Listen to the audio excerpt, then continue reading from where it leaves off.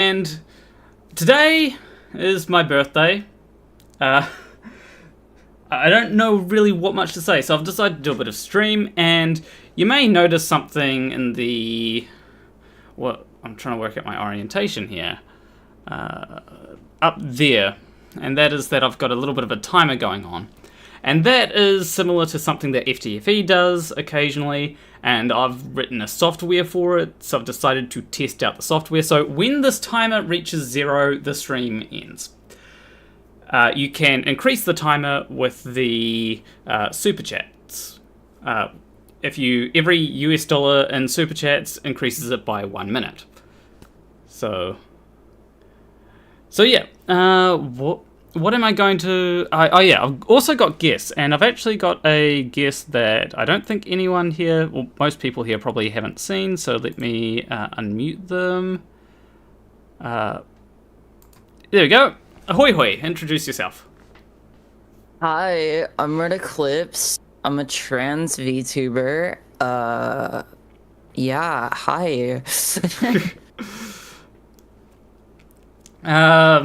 Anything else that you want to share? I mean, it was also my birthday recently. I swear that everybody is having birthdays around this time of year. So I know that Simon Dan has a birthday coming up in, what is it, 20 something days? I know the day is November 19th, but I don't remember the actual... I don't remember how to count days. Mathing is not, in my head, is not my strong suit. I get computers to do that for me. But then there's also... I don't know anything about math. And then there's Creaky, who has a birthday not too long from now. Anyway, I just realized that I've got a super chat, so let me pull up the thing so that I can actually work out. So I can go to here, and hopefully this works. Hopefully this increases the timer. Let's do that. Did that increase the timer? I think it did. Anyway, the super chat says, "End the stream, not on my watch." Yeah. Oh, I need to mention, because otherwise people might get disappointed, this stream can only go for 5 hours. I have things to do later in the day. I'm not spending the entire day streaming because I know that is a possibility for it to just go on forever. That's what happens with that's what happened with FTFE. It nearly had to go on forever. But it's funny. It is funny. That is true. But I have stuff to do. I want to enjoy my birthday. Understandable, honestly. Ned Silver for $5 just gave $5. I guess people want to see the stream go on for longer. Yeah, more than likely. Actually, feeding into the trans femme stereotype, I think I mentioned this earlier, but essentially I wrote the software that's displaying the thing that you see up in the top right-hand corner. It's the idea... So I was initially going to write this... I don't know when I was intending to write it. Probably sometime next year when I was going to do a live stream where every... basically the same concept as this, except it was going to be much more... How do I put it? It can go for much longer. And I'm still going to do that eventually. But I decided now would be a good time to test this out. But I've also increased the scope of what I'm making. So this is not just software that I can use. It is software that someone like FTFE will be able to use for their streams. Mm-hmm. And Lilycats asks, will it automatically end the stream when it gets to 0? No. That is not something that I've built in, unfortunately. This is just literally what's happened, what I've got here, and I might... so, I've got a bunch of stuff here. I don't know. Let me try to show people what I mean, what it's doing. And this is currently a little bit jank because the code here has been written. So let's go screen. So this is a little bit jank at the moment because the code has been hastily put together. I'm using the membership side, not even the super chat side, and there's literally buttons here that do not work. The reset button does not do anything. The pause button does, fortunately. I'm not going to press it because I'm not sure how well that will work. I don't want to accidentally break it. Yeah, this is more of just a test to, just see how things work. Theoretically, it should pause it if I press the pause button. The reset button, what that's going to do is just going to reset everything to 0. And also, it's for future use as well. So the way this is going to work is it's going to have some protections against computer crashes, because FTFE's computer crashed during his live stream, and I can understand. There's also some things that are unlabeled. You'll notice that this number here, total 6, does not line up with this number here, 11. And that is because of the conversion rate. This is using New Zealand dollars. This is using US dollars. A lot of things are currently jank. That is going to be fixed. If someone donates $600, would you stream for 10 hours extra? Not today. Yeah. They just said that they have stuff going on. Yeah. The max time here is set to 5 hours. I can increase the max time to, like, let's say I get a call or something saying, I'll be around at yours at like 12, right? I could change the max time to, let's say, 6 hours. But yeah, this is stuff that I've written, and there's also a bunch of options. Basically, I've written this. If I was writing this just for myself, it would not have been as complicated as I've made it. But because I'm writing it for other people to use, I've had to make it a little bit more complex and adding different options.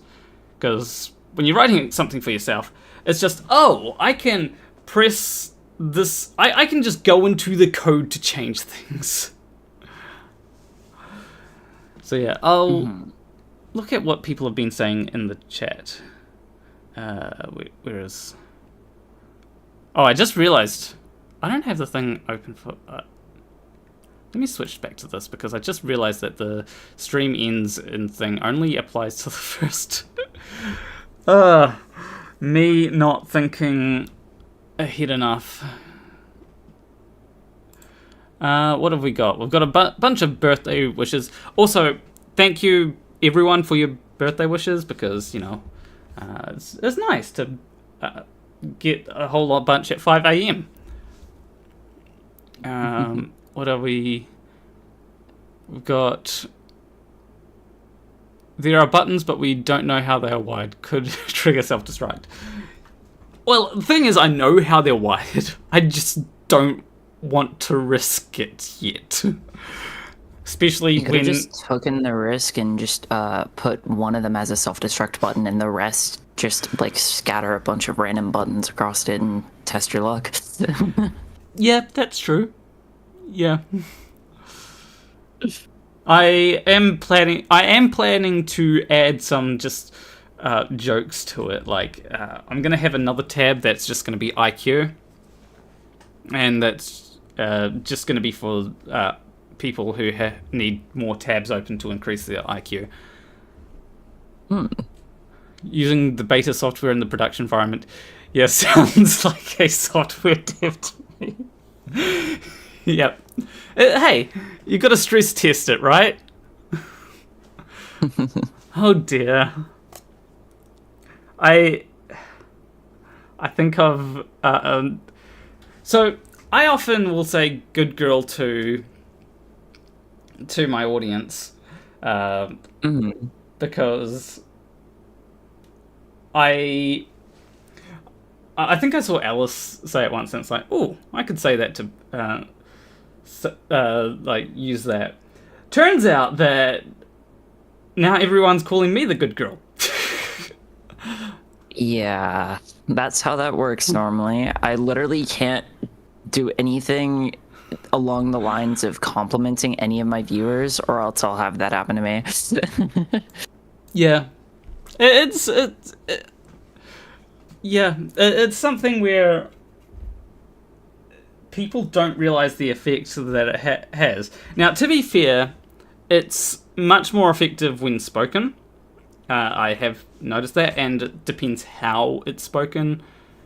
But yeah, I'm going to add, because Inciter said, happy birthday and good girl.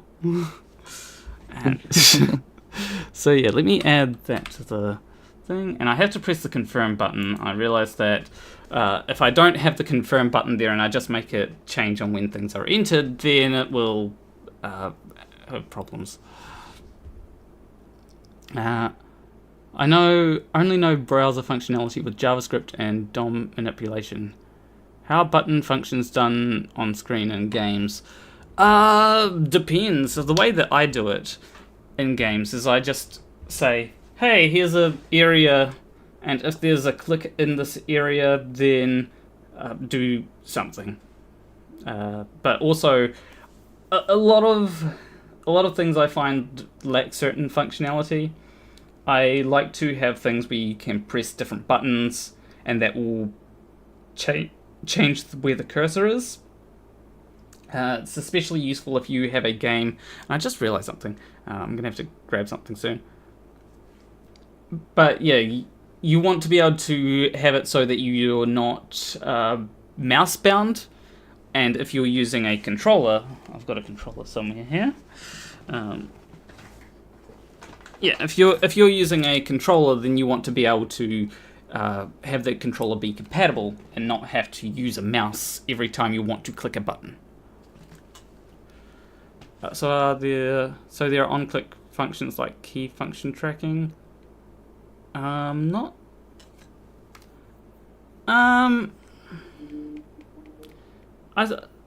It depends what you mean by that. I just, like, here's the thing. I don't always know the, when it comes to certain things, I don't always know the technical terms, because when you get into something as vast as computer stuff, it's like, there are so many technical terms. I just know that I can press a button on my controller, and that will change where it is. Usually I have a sort of global thing that says, hey, this is where the virtual cursor is located, and press buttons and go up and down. Also, I just saw something earlier. Silver Slayer, did you get invited to join the Silver Experience? Join the final experiment. And what are your thoughts on it? Yes, I did. And at first I was skeptical of it because I thought it was an April Fool's joke. But then when I realized it was a legitimate thing, it was like, okay, cool. Hopefully it goes well. But I also think that it is very telling how many flat earthers have decided to say, hey, I'm not going to do this. I'm not going down there. Arrow up, arrow down, then bind to a function. I'm rather noob in programming, mainly do web development. Oh yeah, that's something that... Yeah, I think I actually, in a game that I've made, you can press arrow down or down on this, and it'll trigger a function. That function may or may not have been... No, actually, no, I don't use overrides. I just, have a function, and then and then in that function it calls another function which may or may not have calls another function which is supposed to be overridden, otherwise it's a blank function that does literally nothing. Because sometimes you want something to happen when you press something else to happen when you press up and down, aside from just whatever it is. I think, yeah. Unflat Earth for 20 New Zealand dollars says birthday beers are on me. I don't drink beer. I just don't like beer. Does anybody else feel that way? I don't drink beer. Yeah, it doesn't. I don't know. I've just never really liked beer. I will drink it occasionally. I was out a small while back, and I got a. So I got a gin and it wasn't gin and tonic. It was like a gin and something else, and it wasn't great. My favorite is gin and orange, by the way. Gin and orange, peak alcohol. But then I got a vodka. I think it was like vodka shoe or something like that. That was a bit nicer. Definitely enjoyed that. Also, the first one, I don't know why. The first one really knocked, I wouldn't say knocked it out of me, but like I was feeling buzzy after the first one. I remember going up to get the second one and was like, how has that affected me already? But then after that, my friends, or my friend and my partner, were getting some beer. It was something on tap, and after I've had a bit of alcohol, beer is then tolerable. But before I've had some alcohol, I'm not a big fan. Unfortunately, beer is like the cheapest alcohol you can buy. So it is one of those things where I have a bit more of an expensive taste, but it doesn't have to be the fanciest thing on the shelf. Honestly, alcohol just doesn't interest me at all. Like, I've tried a bunch of different ones, but I just have never found one that's actually good to me. Yeah, I've tried a few, but it's one of those things where I get annoyed that I can taste the alcohol sometimes, because the alcohol itself does not taste great. You know, if I wanted to have something that, if I wanted to taste alcohol, I could just drink hand sanitizer. I'm not going to drink hand sanitizer because it's a bad idea, but you know what I mean? It's like, alcohol itself doesn't taste great. That's why we need other things with it to enhance the flavor. That's why cocktails are a thing. They change the flavor so that you can't really taste the alcohol itself. Yeah. But I mean, even when mixed with things, I just never found interest in any kind of alcohol. Yeah, for me, it relaxes me a bit, and that's quite important if I'm going to be dancing, because I'm not a good dancer when sober. I'm probably not a good dancer when drunk either, but like drunk me At least doesn't. you don't notice it when drunk. Exactly. Baba Ali says, "What's in the bottle?" Just water. I actually should go grab another thing because I got given a can of something which I've already drunken like half of to keep me awake. So I'll let you take over. Talk to the chat. Hi, chat. How's everyone doing? This is my stream now. I have claimed the channel.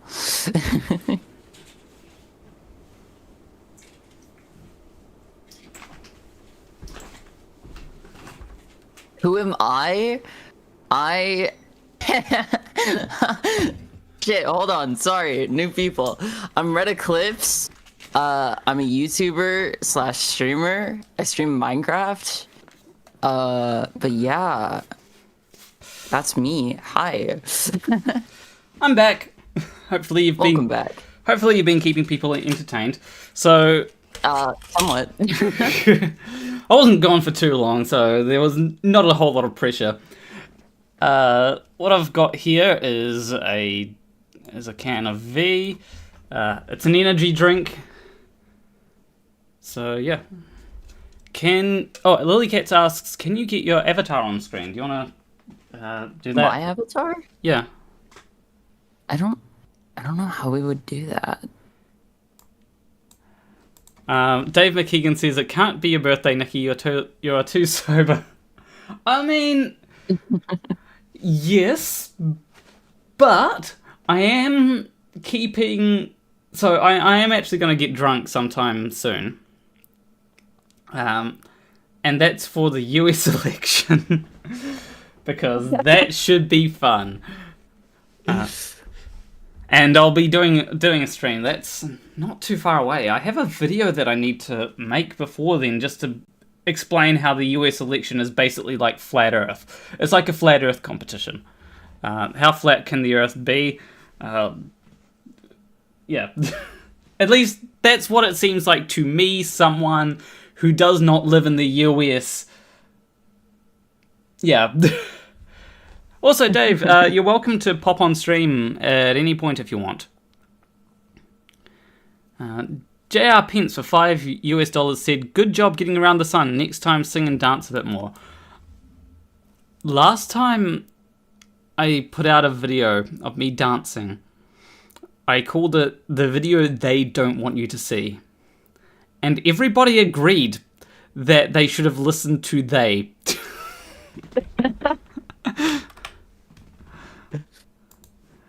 So I might hold off on the dancing for now. No, I think you should totally do another one, but name it They Want You to See rather than They Don't Want You to See. Could you please spell your guest's name? I can't find the channel. I should. There's a lot of buttons that I can press. So... what I can do is I can edit the description live. So I can add a guests section. There you go. And I can go at...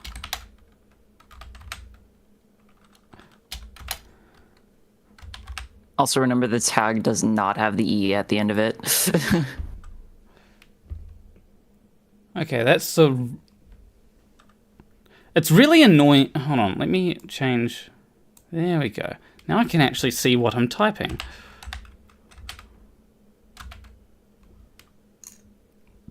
Hold on, give me a second.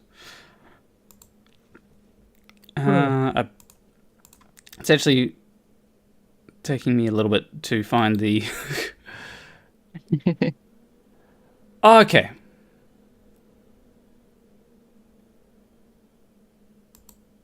Now this is tough to type and try to talk at the same time and make sure that I've got everything and keep track of everything.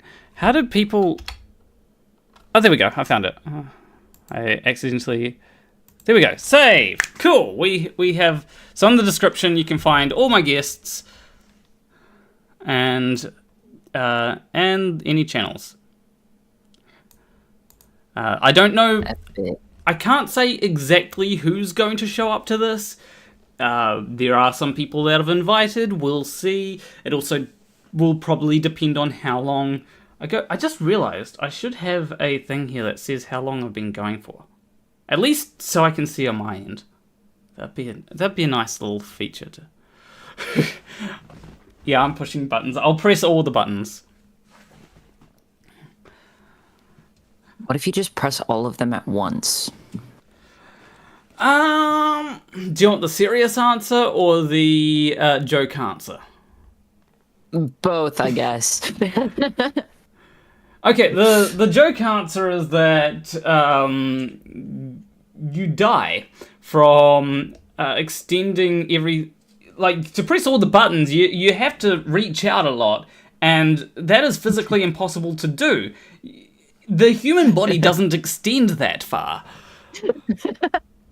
The serious answer is that it depends what type of buttons. Like on a keyboard, if you're using a mechanical keyboard, then you can press a lot of buttons at the same time, but a non-mechanical keyboard, it'll just only register some of the buttons, not all of them. But sometimes you can't press all the buttons unless you try some moving the buttons around in code shenanigans, which sometimes they don't like you doing. I think that is just quitter talk. Somebody said push the big red button. Look, the end stream button is not red, it's white anymore, so that doesn't really work, unfortunately. I don't have any... Oh, I do see a red button. It's the disconnect button. But that's on the call, not on the stream. I was so confused at first. So, what else have we got? I did see something about V. I can't... Oh, Can of V, the energy drink from New Zealand. Yes, it's a lot of people have their own favourite thing, own favourite V drink from New Zealand. Mine is raspberry lemonade. Tastes pretty good. But then there are some people that don't even drink V, like my partner. She drinks Monster. Ew. There's a lot of flavours of Monster. I've had almost every flavor at least once, and I have not found a single one that's good. The flavour that my partner gets is very much an interesting flavour, but I do like my raspberry lemonade V's a lot better. I don't drink energy drink that often. And it's something that I only drink if I need to drink it. Need to wake up early. I also... Okay, I suppose I've been drinking energy drink a little bit more often lately. There's been these little sachets that I get, which have some caffeine in them, but it's not as much as you'd get from a can of V, let's say. What flavour of Monster does your partner drink? Trying to think. I can't remember the name. It comes in a pink can, of course. It's like... I think it's like peach or something like that. No, strawberry. Strawberry flavour. Utterbird says, since Switzerland is not that far from here, I mostly drink Red Bull. Red Bull is okay. It's good for... It's good for if you want to make bad decisions and get drunk while still being awake for too long. Though, to be fair, last time I had... There was a time recently, and by recently I mean last 6 months? Yeah, last 6 months. And I had 2 Red Bull and vodkas. I was up till like 6 a.m, but I fixed Twitter. I fixed Twitter. Is that much of a compromise, though? It was fun. Like I remember getting home, going onto Twitter, and just like fixing it. By the next day, my Twitter timeline had been fixed to the point where like I wasn't getting all the I wasn't getting all the right-wing propaganda accounts and all that kind of stuff. I was getting like fun things to actually interact with. Okay, honestly, that is a good compromise, I gotta admit. Yeah. Unfortunately, the algorithm does tend to try and revert it. But which most algorithms do. But yeah, it was fun. I now know how to fix Twitter, which is a good thing. Not even Elon could fix Twitter, though. To be fair, he's mostly responsible for breaking it. So True. yeah.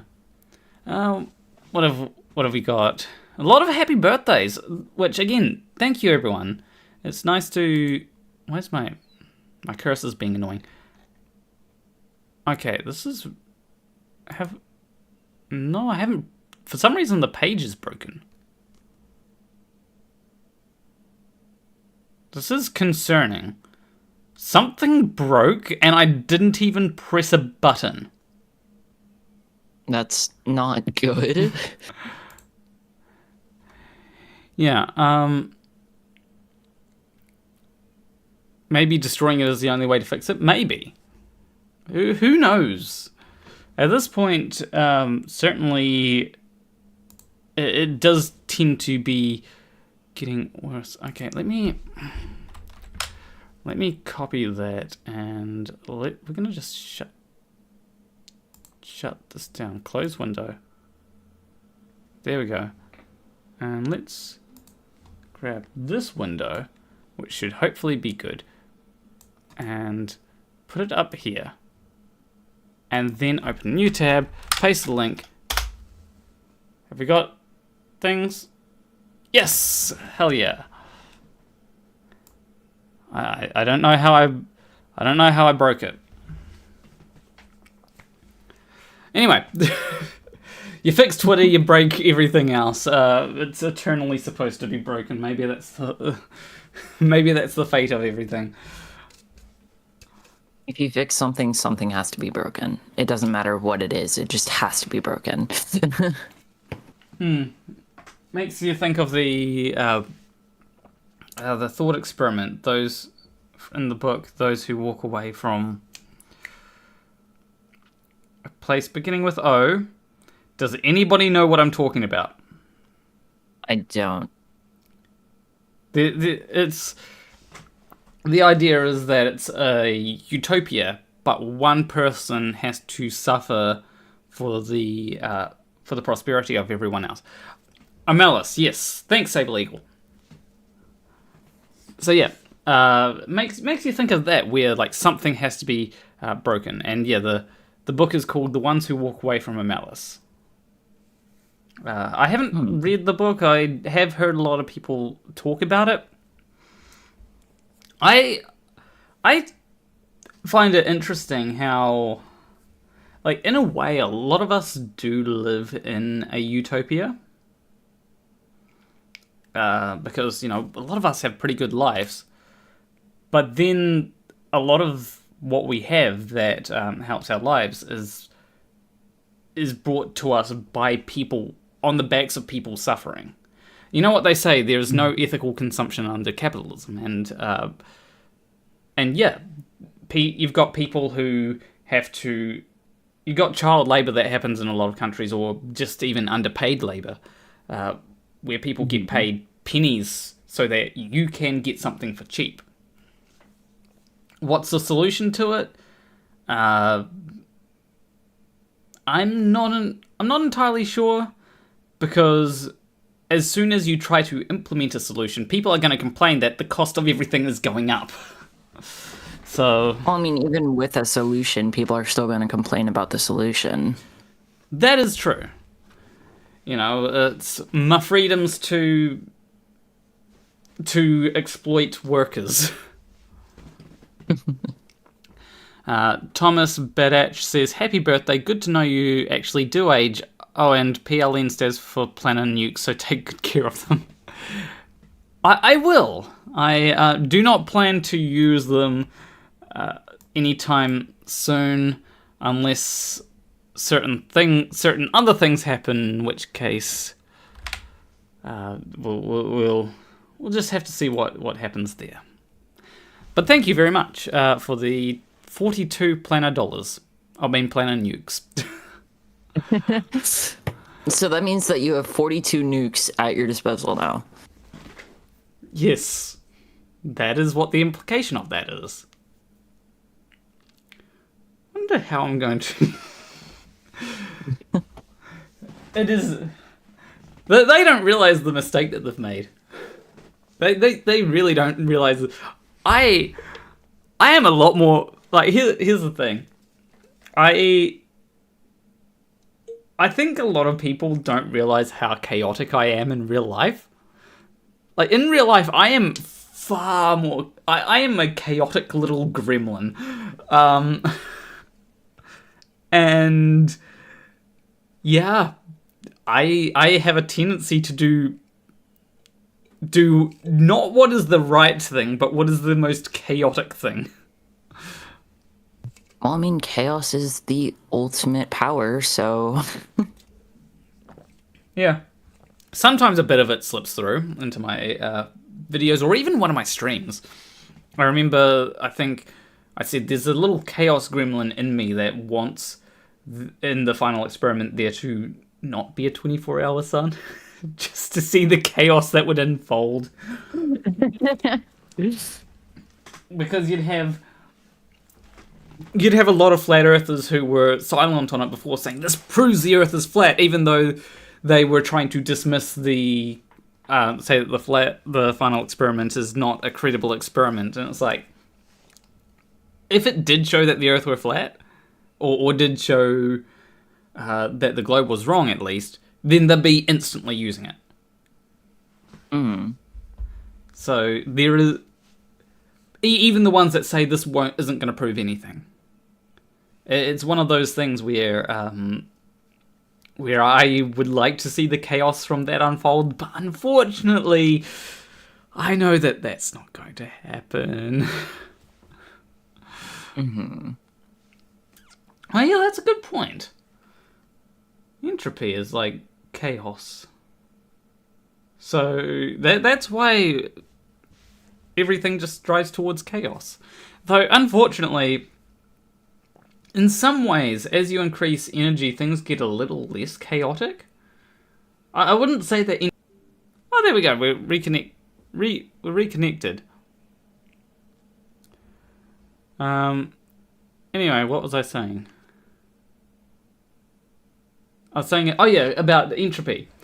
I find that like things are a little bit more like back at the start of the universe, very chaotic. Not a lot of entropy, but very chaotic.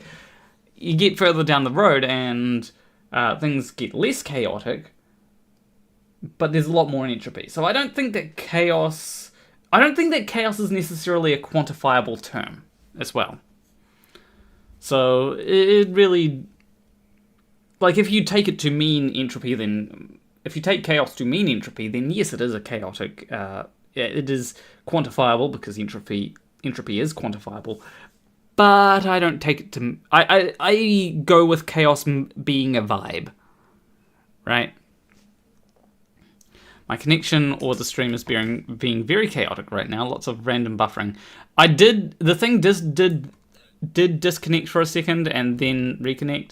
Yeah, I'm pretty sure that's what happened because on call you also cut out, and so I think that's might be what they are talking about. Yeah.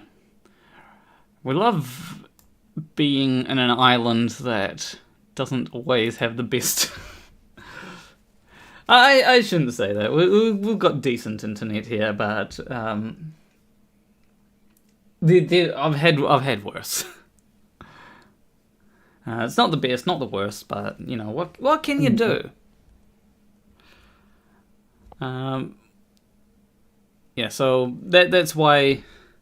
Also, it's saying excellent connection, and I actually had a thing a small while back where I was getting, I wasn't sending enough data, so now I've upped it to send a bit more data. So yeah, bad internet in New Zealand, really, it's not that bad. As I said, I've had worse. I've had internet where I could not stream. I've had that. So, internet where I can stream? And why is it saying no data? Okay. OBS, tell me what's going on.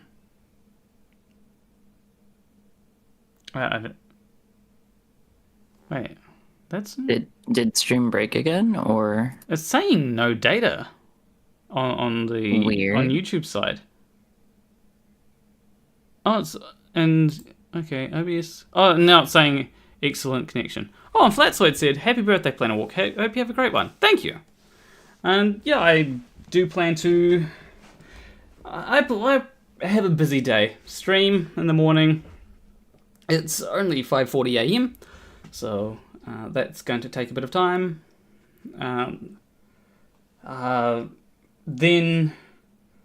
probably have a shower. I'm going to be meeting my parents. My parents are going to be meeting my partner. Then after that, it's vibes for the rest of the day. So yeah. We've got... There are physical systems that are described as chaotic, but that has nothing to do with entropy. Yeah, like the double pendulum. Yeah, that is a very chaotic system, but that's not... Yeah, I definitely wouldn't describe that as entropy. Some people might because of the amount of different possibilities that it has, but yeah, it's just like a very small change would change it. But yeah, I wouldn't really say that it's too... Like in some instances, it can be quantifiable depending on how you're defining it. For me, I just go on vibes. A lot of happy birthday wishes, and again, thank you everyone for the happy birthday wishes. I just realized I haven't wished you a happy birthday. Happy birthday! Thank you. I wanted to join in on the fun. I do find it funny though, how technically, in a lot of places, it's not actually my birthday yet. But it that depends on how you think of someone's birthday. Like where I am, certainly it's my birthday, but over in America, some people just base it on the time that they were born rather than anywhere else in the world. Yeah, even then, like in America, like if you base it on the time that you're born, then in some places it'll be the still next not my day. Yeah, because I was born at something like 10 p.m. So I'm technically not 28 yet. I am technically still 27, but if you try to account for leap years and stuff, then it gets even more complicated. Have I made 28 full things around the sun? And technically I have, because of the fact that I existed before my birthday. Yeah. There's a lot of things. Age, whilst being age as the way we define it, is a bit of a construct. You do have an age that you are, but when it comes to like me being 27 or 28, you can make arguments for me being 28. You can make arguments for me being 27. There are places that try to base it on when you're conceived. There are places that base it on when you're born. And then how we don't define it down to the very second that you're born as well. 28 soon, awesome. Have been 28 for like years and years and years. Yeah, I'm okay. Windows, I don't need to update you. I pressed snooze, but hoping that you'd go away for like a day, not an hour. Most of the time, they only go away for like anywhere between 10 minutes and an hour, even though you expect them to last longer. Age. So someone said age is just a construct. Oh no, ANCAP plan. Well, okay, I am not saying that the entirety of age is a construct. It's actually very useful for certain things. But there are there are aspects of it that are definitely constructed, and it's like whatever you choose for age comes down to what you're trying to do with it. Because there can be a case made for it should be at time of conception. There is also a case for it to be made for time of birth, because you don't always know when someone was conceived, right? So it makes it tricky to define it one way or another. And then there's also how we define the actual number, which we base on years. You could base age on months, but there is a time that you have been alive for, which is very important for a lot of things, right? Like if we decide to do away with, if we just say that age is completely a construct, then there are some things that we lose that, in some respects, might help with certain things, but I think that especially in our current society, getting rid of it would be a very bad thing. Oh, yeah. Yeah. You cannot base age on months. No one can count that far. It's true. Can you imagine, asking a flat earther, hey, what's your age? And we use a system where we use months instead of years. Oh, that's bound to go badly. It gets even worse if you use days. Maybe then people will finally get into their hundreds. Oh yeah, like if you use, to be fair, if you use days, then you would be able to accurately, like flat earthers not being able to count too high would they'd say, I'm 1, 2, 3, 4, 5, 6, 7, 1, 2, 3, 4, 5, 6. I think I'm 6, they'd say, and then you'd be like, so you accurately ascertained the how old you are mentally. Although that might be an insult to people who are 6 days old.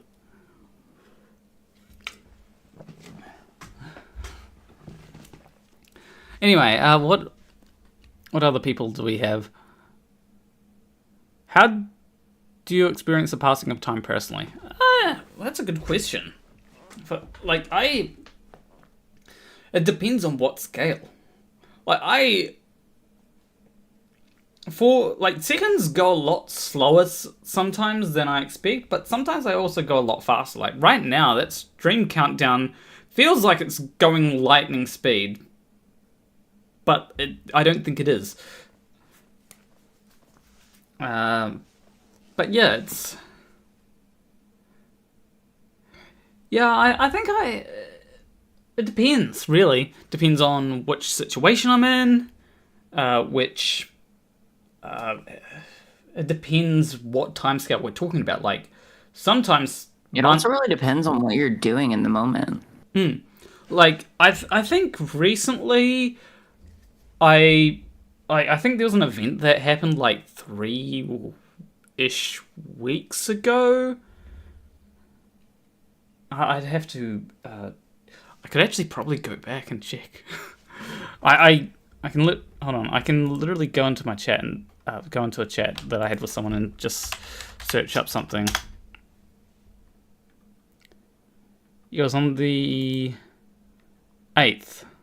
So yeah, that was only like 3 weeks ago, but it feels like it's been more than a month at this point. So it's like one of those things where sometimes it feels like a lot more time has passed than what really has. But sometimes it's also, it doesn't feel like that much time has passed. It's weird. Time, the way we experience the passing of time it's so weird to me, and I'll never understand it. But it is something that's very important. It's important but confusing. Yeah, but it is important to make sure that however you experience the passing of time, that you have fun. Like, it it's one of those things where I don't like getting caught up on things to do with, how do I put it? I don't like getting caught up on, oh, you're wasting time, because everybody has their own definition of what wasting time is. Like if I, play a video game, I'm having fun, but I could be doing more in some instances. But then there are times when I just don't want to do anything. ADHD. Yeah. Someone asked me, what's your overall with flats? What's my overall opinion with FlatSword? Positive or negative? I'd say that there are times when I don't like the way that he talks.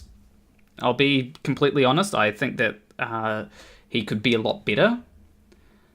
And I do think that he needs to think about things a lot more, especially when it comes to, the stuff that he talks about, like Flat Earth.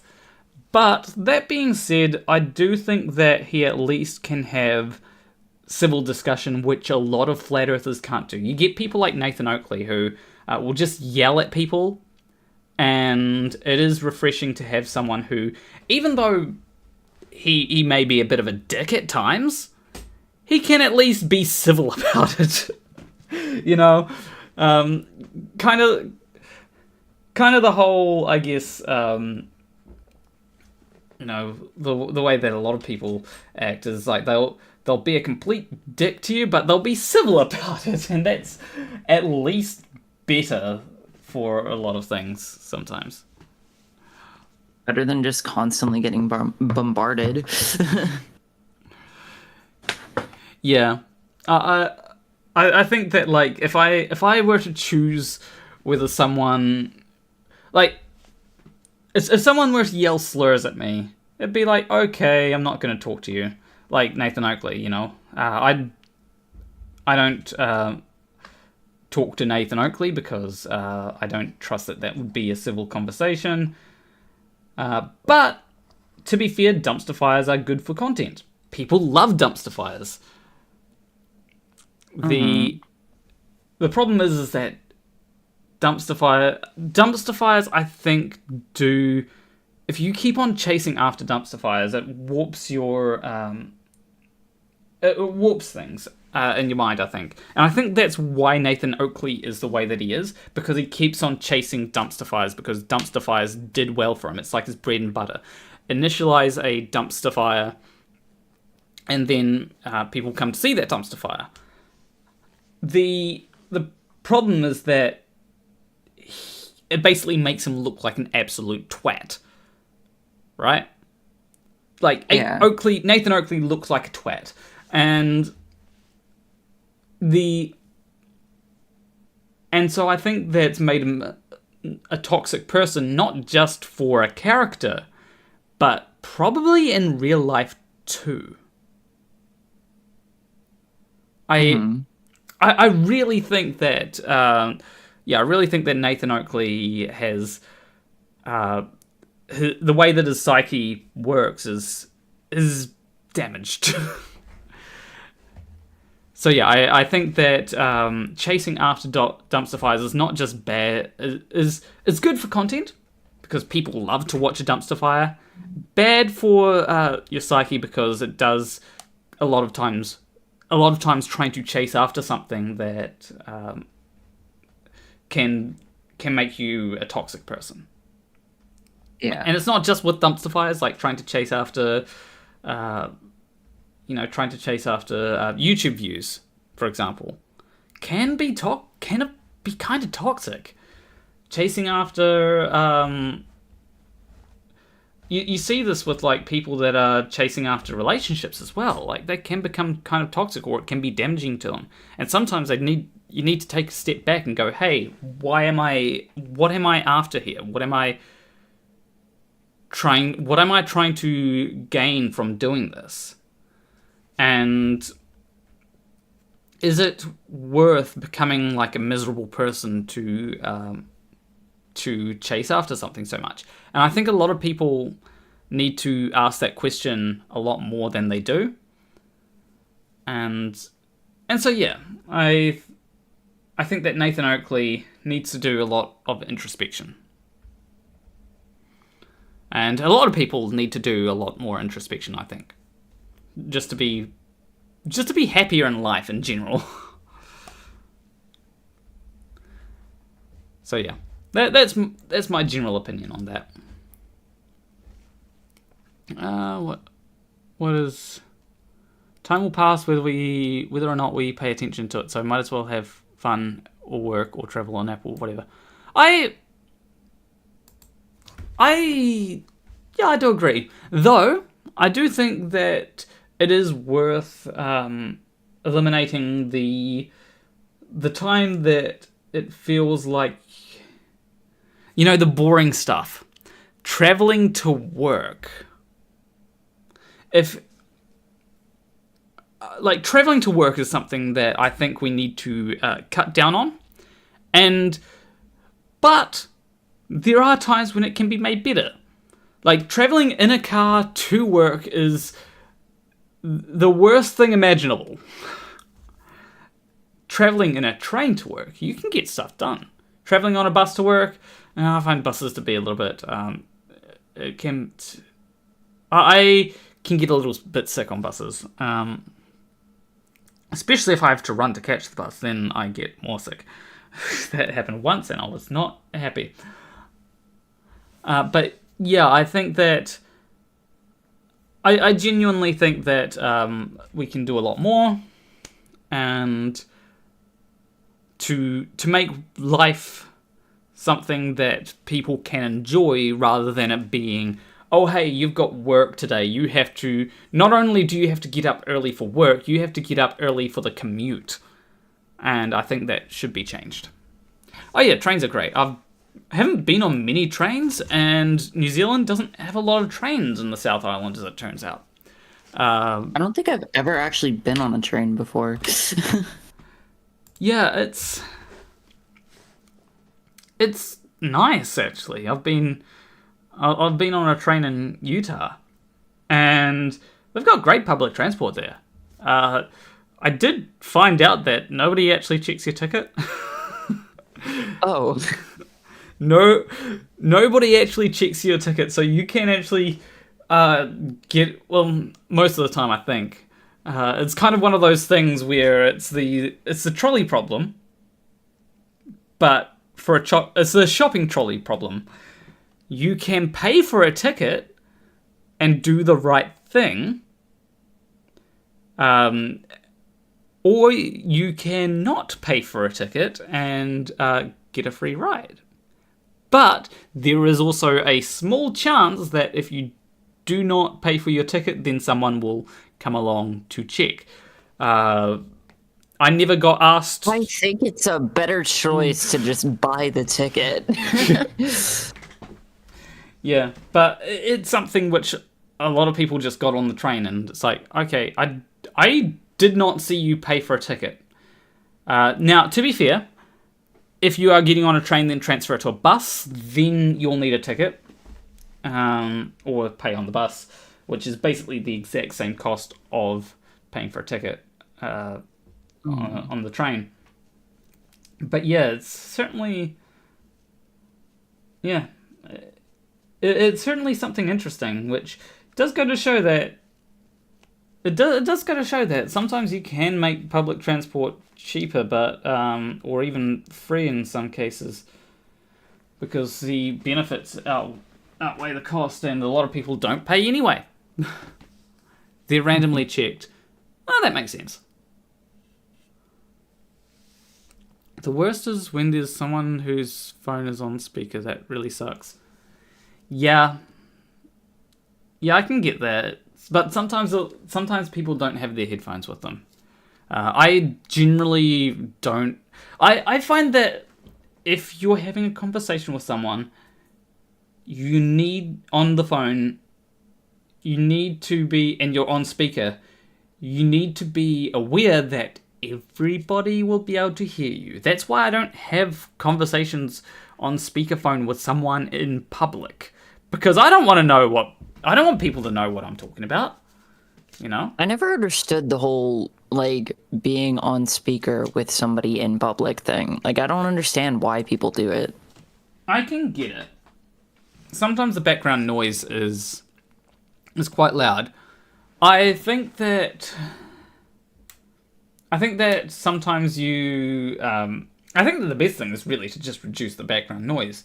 Like, if I'm around cars, I will have to go on speakerphone. But also, I am not going to try to be around people if I'm talking to someone. Or usually if I'm on speaker in public, I will be trying to meet up with them and be like, hey, I'm on such and such street. That's where I am.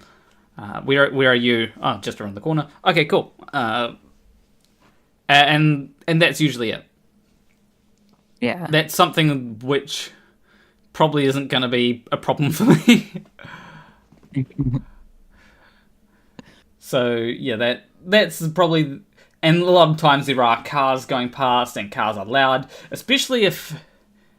The worst is when someone has a very loud car. Oh my god, don't even get me started with loud cars.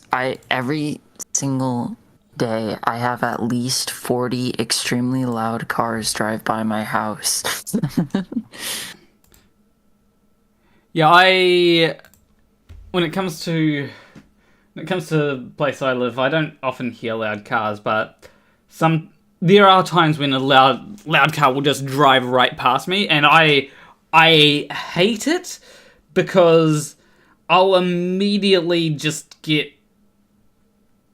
It does something to my brain, and I do not like it. Like, just do something else to compensate for your small dick, please. Exactly. PJ, also, I don't think I've read this chat out, but PJ for $20 said happy birthday. Thank you, PJ. And I keep on getting like heaps of happy birthday messages. Like, there's a lot of people that pop in and say happy birthday. I need to write a scraper for YouTube live chat. It'll also help with the thing that does up there, because it will automatically be able to update. But I just need to write a scraper for YouTube live chat and maybe be able to like say, hey, how many times has this term appeared in the live chat? Might do it for next birthday.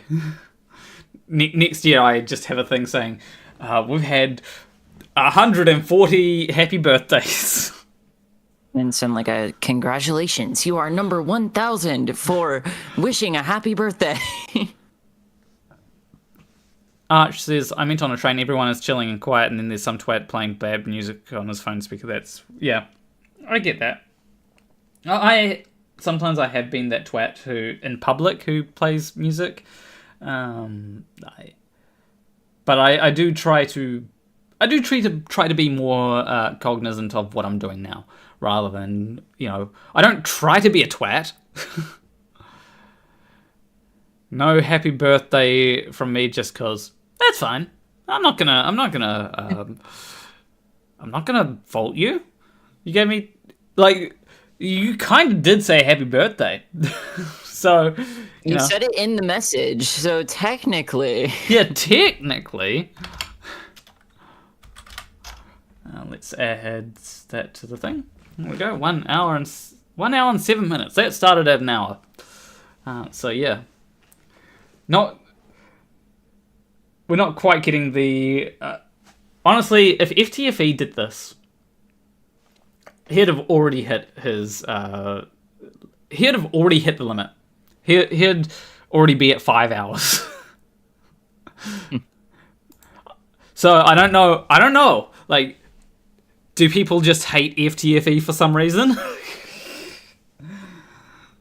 Do they really hate them, though, if they're paying money for it, though? I think it's something where some people will hate someone so much that they're willing to pay money just to see someone suffer. Honestly, fair. Yeah. But also, like, I have set a hard limit on this. There is a hard limit of 5 hours. Which is, it could be the cause of why the timer isn't going up as fast. Yeah. Like, I've made it impossible for people to punish me. You are not allowed. You're not allowed to punish me. That's just the thing. This is it. This cannot go too high. I can change. I do have settings here that allow me to add like another hour if I want to. But that's if you want to. Yeah. I might. It depends how I'm feeling, really. But then there also might be no point of adding an extra hour. Like if we finish before before that hour happens, then yeah, then there's no point of adding an extra. There'd be no point. But it is something where also the genius of what I've done here is that the way this works is if I decide to add another hour, everyone's super chats would automatically get added in. There are features that this does not have. Like I could, later I could make it so that once we get to like let's say 5 hours, then every super chat only adds half a minute. So that is something that I plan to add later on. Currently, this is. I could change it. That is something I can do. I can literally just go into timer settings and I might do that. That's for later. That's a decision for future me. If we reach a point where future me has to make that decision.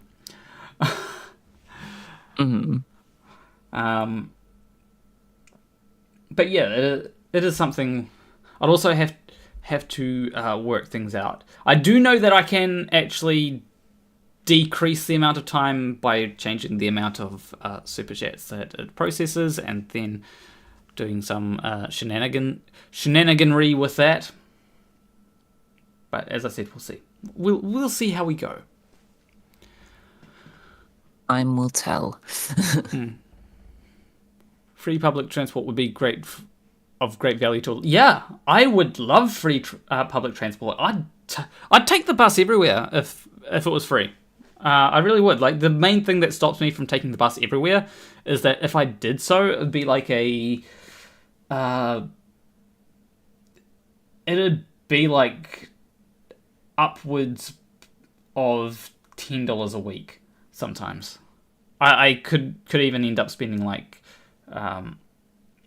And also, some places are too close. I don't need to take the bus. But if I did take the bus everywhere just because I could, then I'd save a lot of time. Like going to the supermarkets, it's like a 10-minute walk.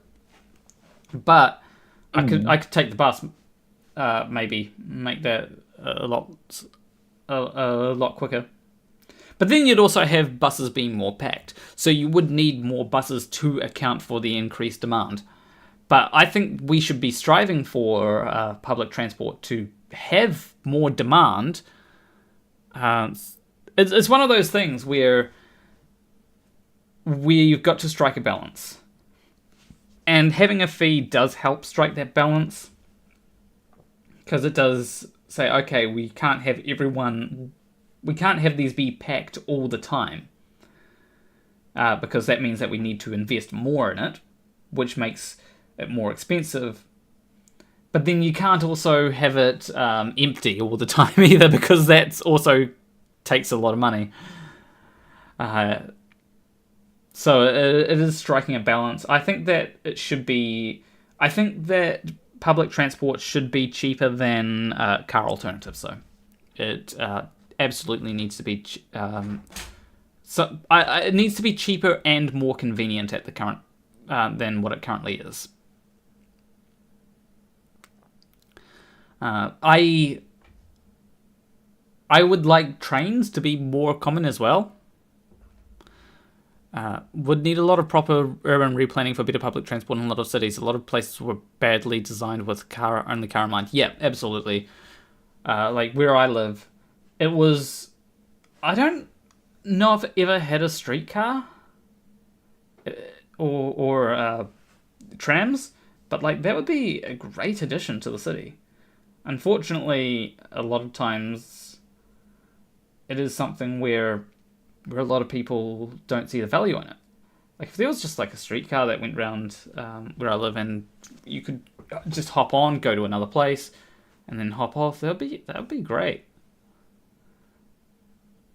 And here's the thing: a lot of people like to bring up the fact of there are disabled people who get benefits from cars, and that is true. But I do find that making everything so car-centric does not help all disabled people. There are... You can still have cars, and even if that kind of thing does happen, though. Yeah. I would actually argue that it's saying that saying that cars help disabled people, so we should have everything could be car-centric. It's ignoring the complexities of disabilities. Like if you're disabled from the if you're paralyzed from the waist down, for example, that makes driving a car a lot harder. Not only that, but it makes getting a job a lot harder. So you've suddenly got like people who are disabled who can't afford a taxi everywhere, who can't drive, and so what are they meant to do? A lot of people like their own independence, don't want someone around all the time, and instead of focusing on making everywhere accessible for cars so that disabled people can drive a car everywhere, how about making places more wheelchair accessible? A lot of wheelchairs, they have sometimes they have motors in them. Making it more accessible for wheelchairs with motors would be far more accessible than cars. It's very much thinking that I know a disabled person who would benefit from this, so therefore everybody who's disabled would benefit from that. And yes, sure, there are disabled people who do benefit from cars, who do benefit from being able to take a taxi. But that is certainly not every disabled person, and a lot of disabled people are actually negatively impacted, especially if you've got especially if there's people with multiple disabilities and not just one disability. If you got, or even sometimes one disability can really take it out of you.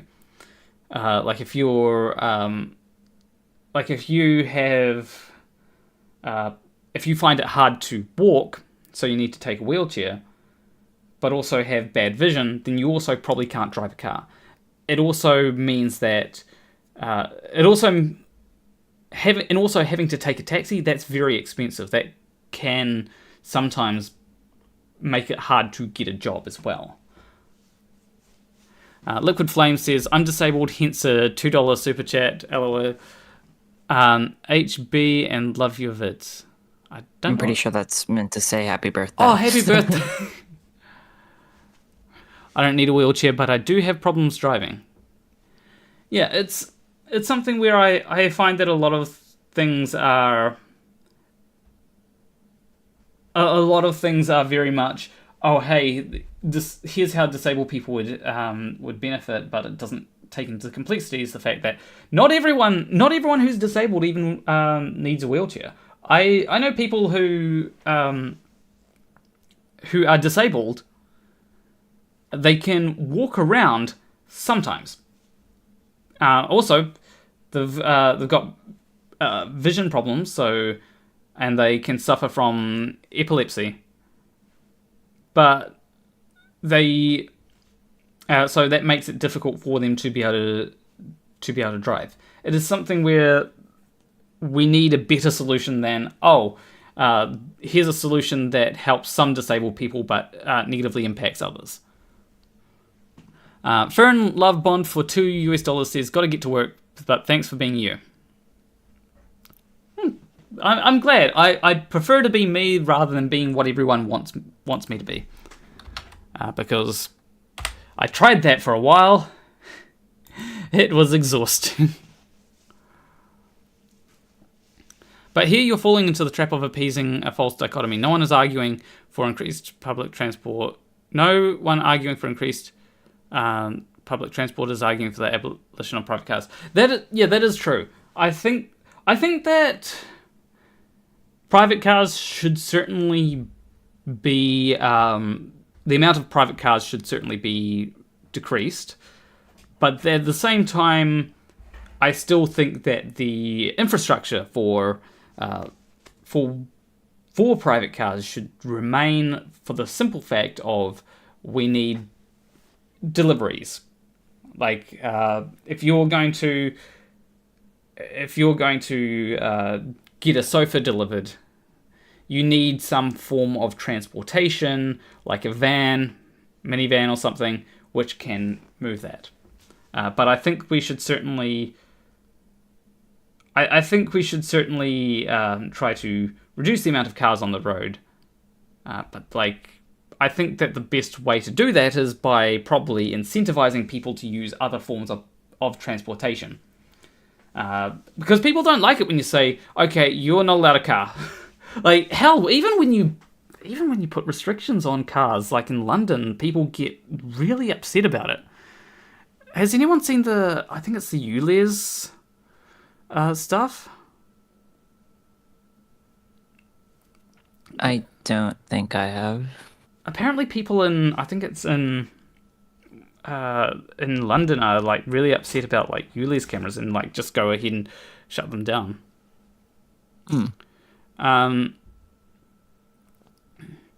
Otaku Senpai said, I also see a continuing need for taxis, Ubers, etc.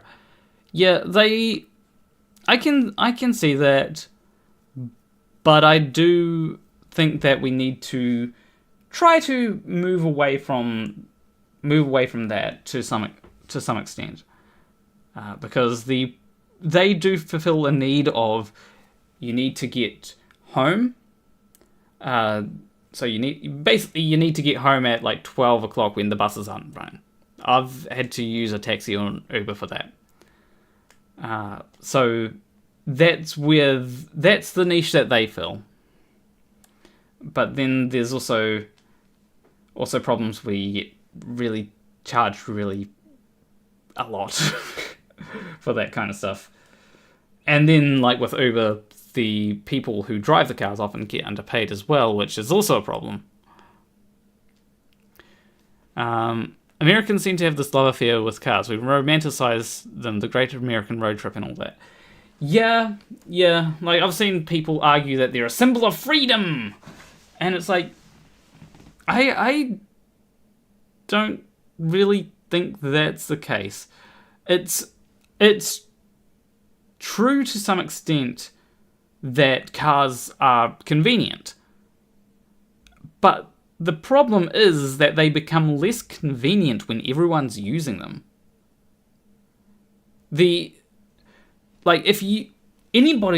Everybody should be in favor of better public transport, but better public transport increases the amount of, or decreases the amount of cars on the road.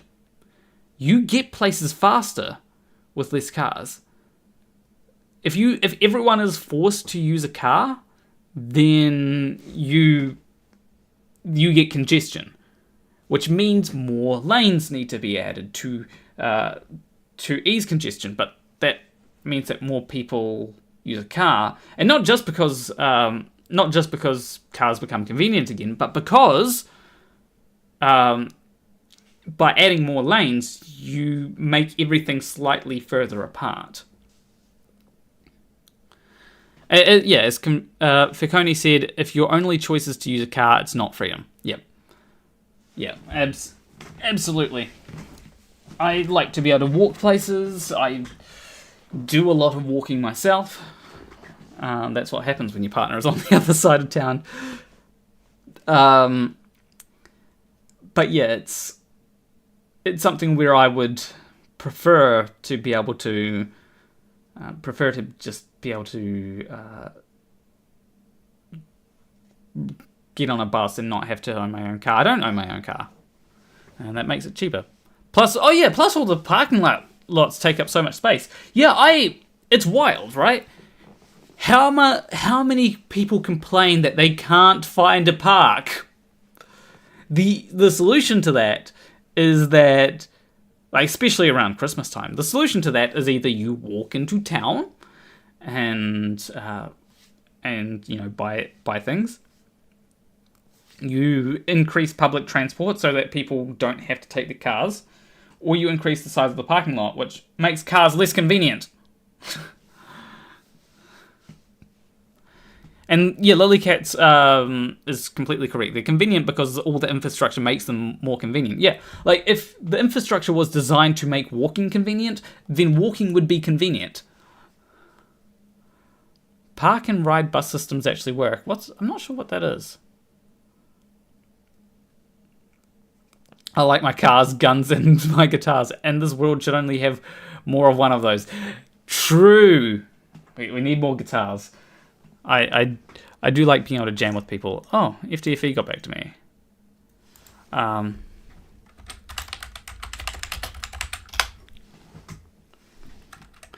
just going to... apparently the park and ride thing is a system in which people drive to a place where they can leave their car and get on a bus or a train. Okay. I have heard about that. But I do think there are... I do think that there are potential issues with that. And yes, carpool is another good idea.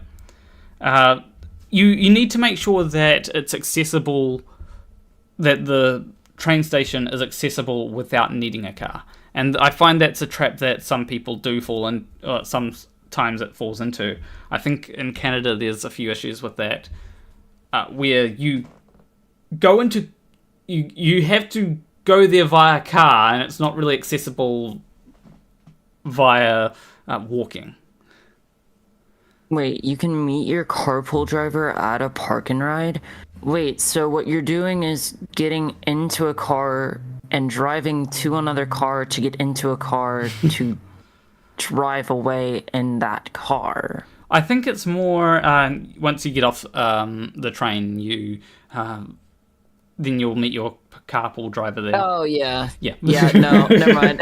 I thought you were just driving to the lot to just get picked up by another driver. Oh. It's inefficient. You need a lot of parking space to fill a single train. Yeah, that is a problem. But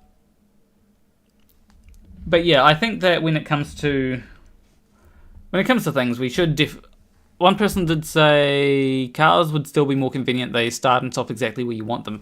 Except they're only convenient in that way because we have designed the infrastructure for you to start and stop them where you need them. If we got rid of on-street parking, how convenient do you think a car would be then? If you're not allowed to park on the side of the street, convenience of cars would go down a lot. With walking, you don't...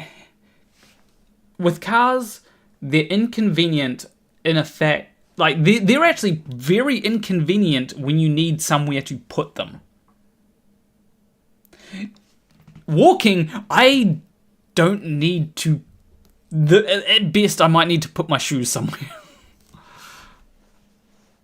Well, I mean, even then, you don't really have to put your shoes anywhere in most places unless you're in a specific country where it's customary to take off your shoes in specific places. Yeah, in New Zealand, it's very much a thing of every household every household can change things. Like, my partner's place, I've got to take my shoes off at her place. My place, you don't have to. My parents' place, you don't have to. It depends. Counterpoint, I can drink and watch Netflix on a train. The police don't like it if I do the... True! True. I'm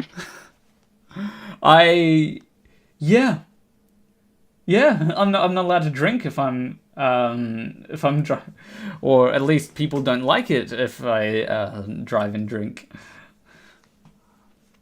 Well, I mean, the bus thing, though, is that at certain points that doesn't really work depending on how drunk you get.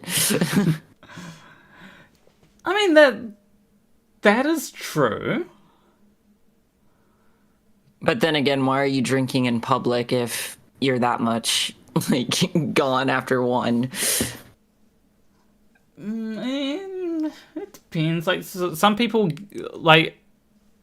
people here do get blackout drunk and at bars or nightclubs. True. So yeah, it's something where I'd argue that at least being able to get home is a good thing. But sometimes you can call an Uber for that, which is probably sometimes a bit better than getting on a bus or a train.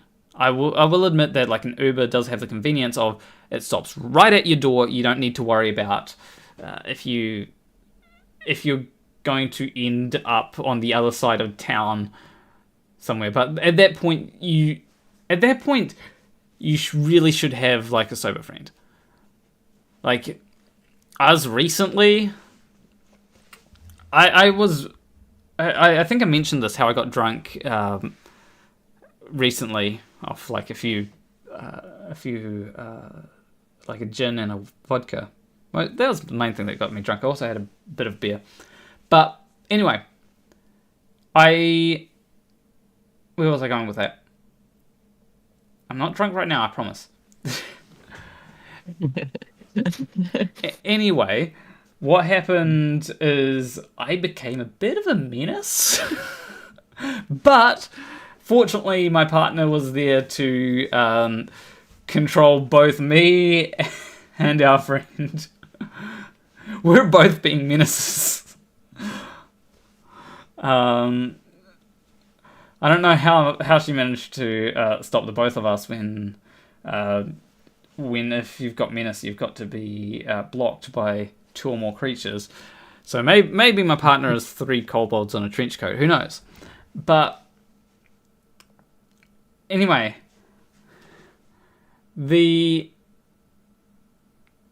it was good to have someone who was maybe not completely sober, but not as drunk as the rest of us.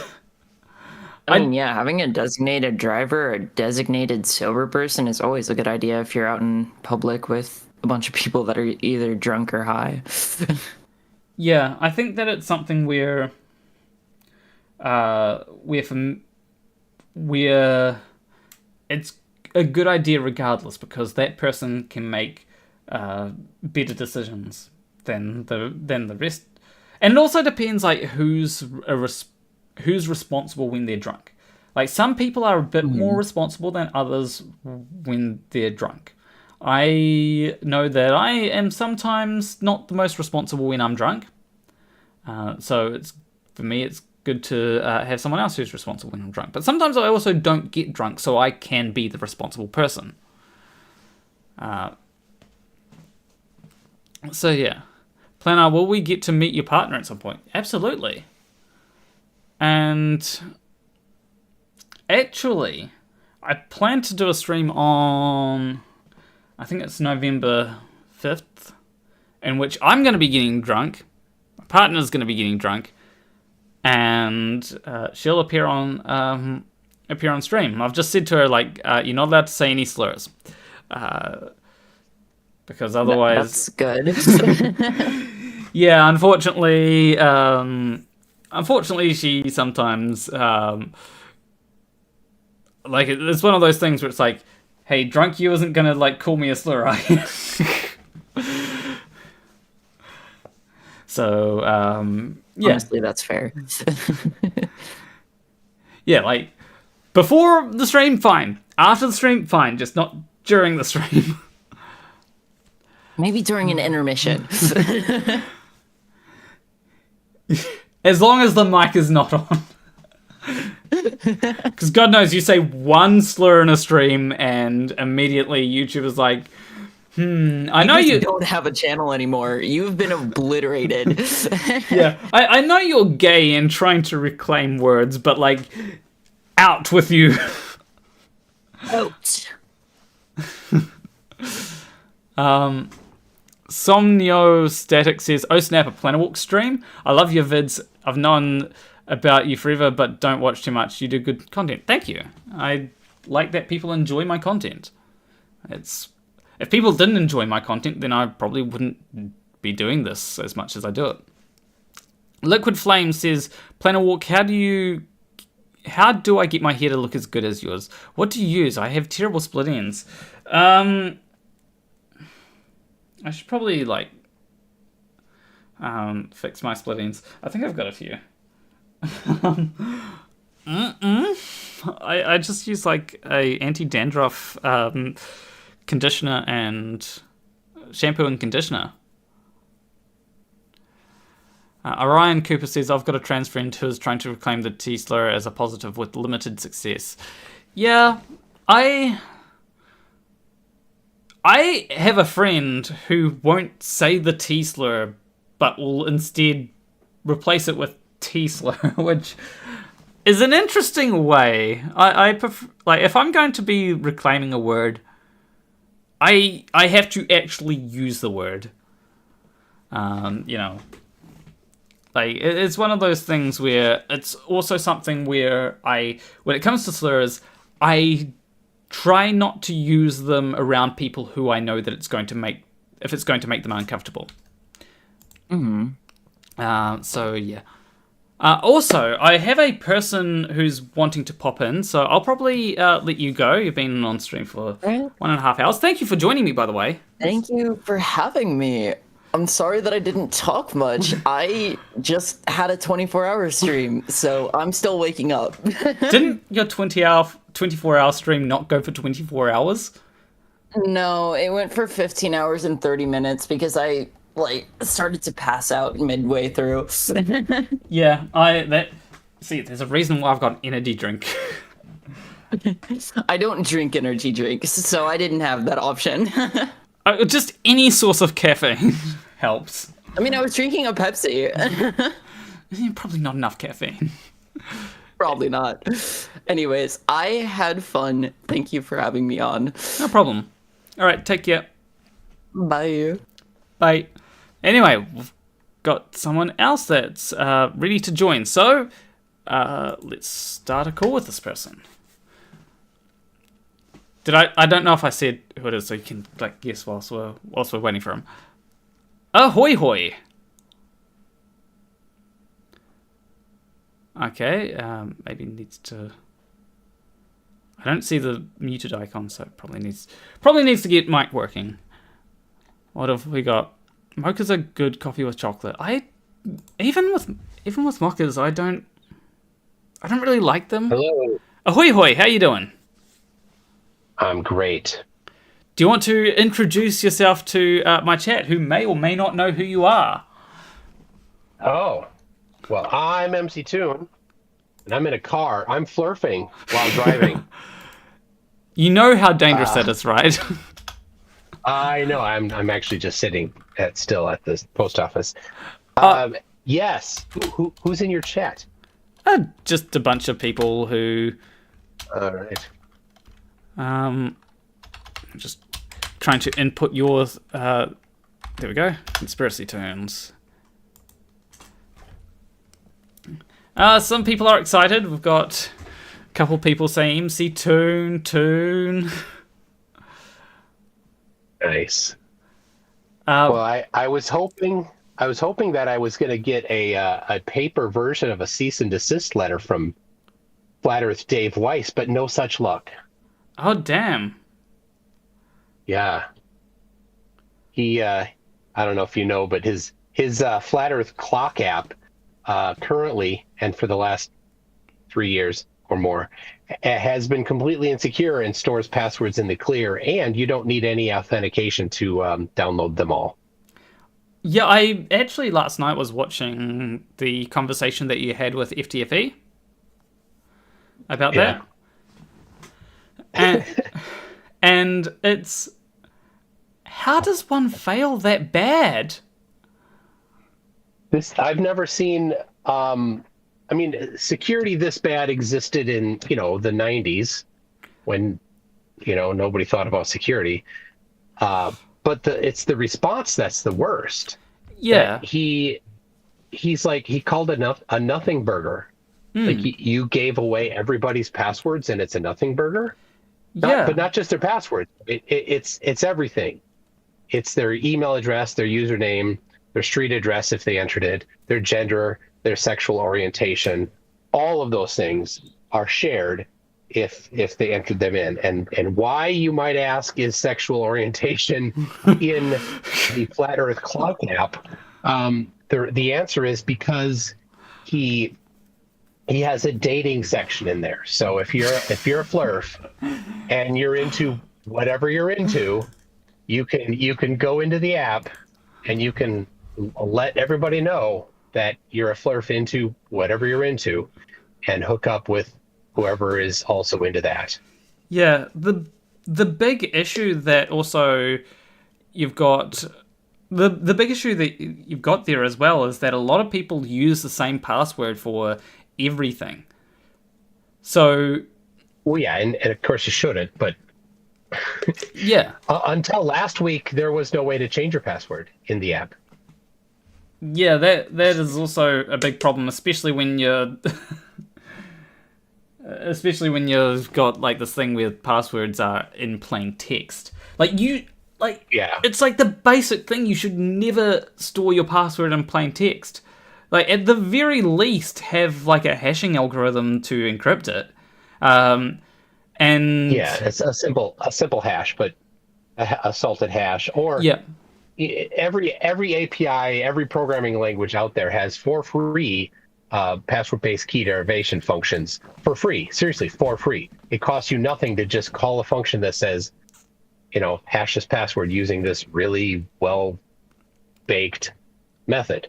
But no such thing. And it's been 2.5 weeks, I think, week and a half. I don't know. It's been long enough that day one they should have said, "Oh, oops, all new passwords get this." Yeah. But no, they're still stored in the clear. And today, right now, at this moment, all these days later, with zero authentication, all you need to do is enter a URL into your browser and you can download everybody's password. Yeah. It's just so baffling to me. Like, even if you were to use something like, I think it's...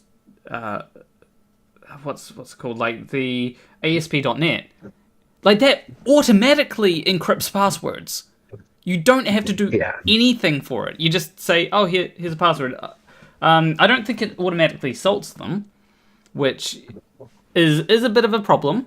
But at the same time, like, hashing it is, like, even just a hash is better than plain text.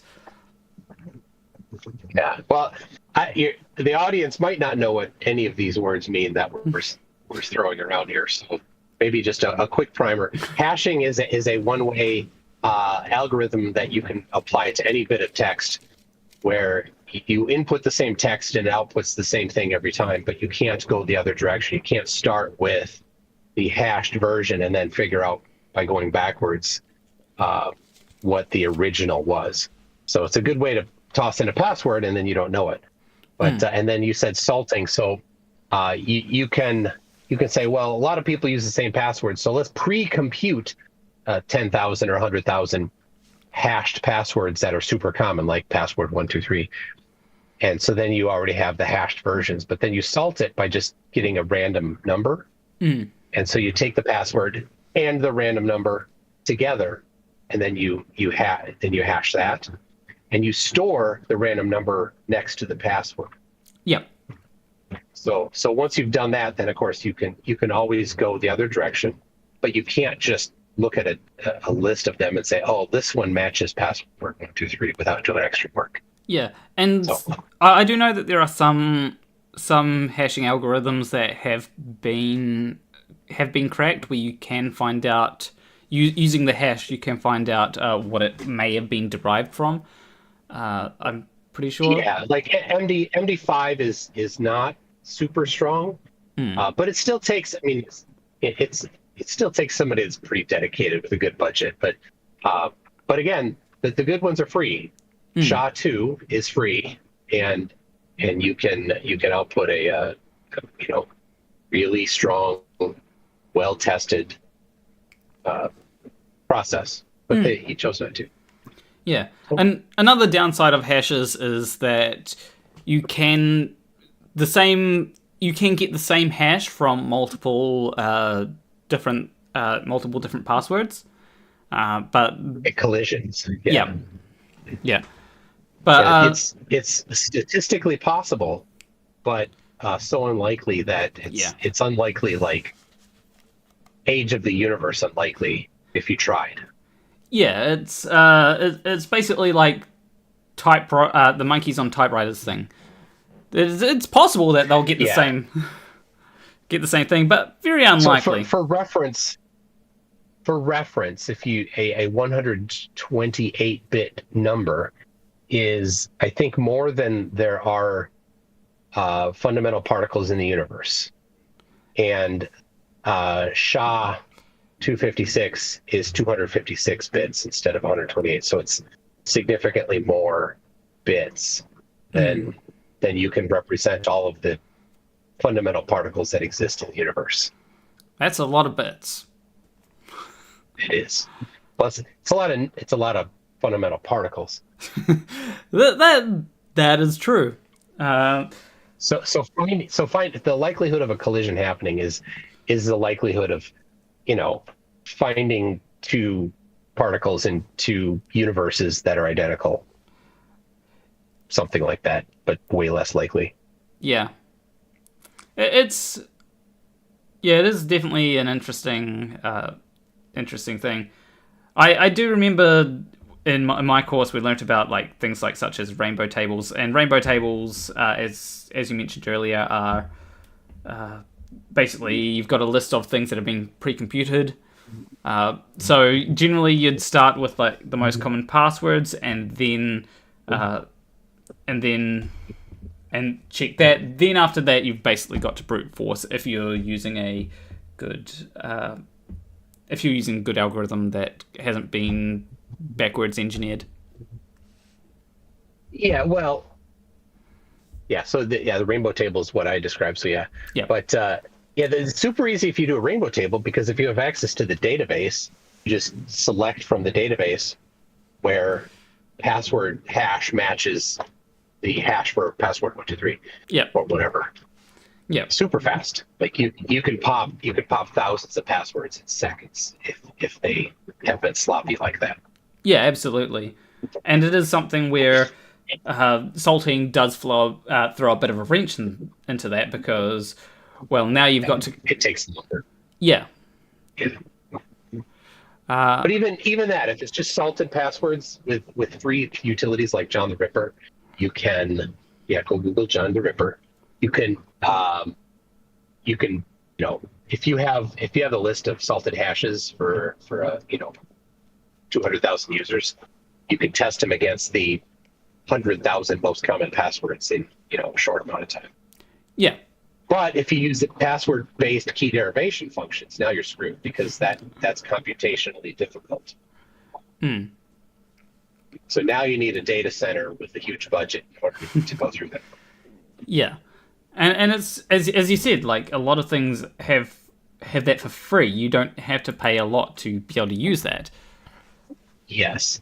But never mind.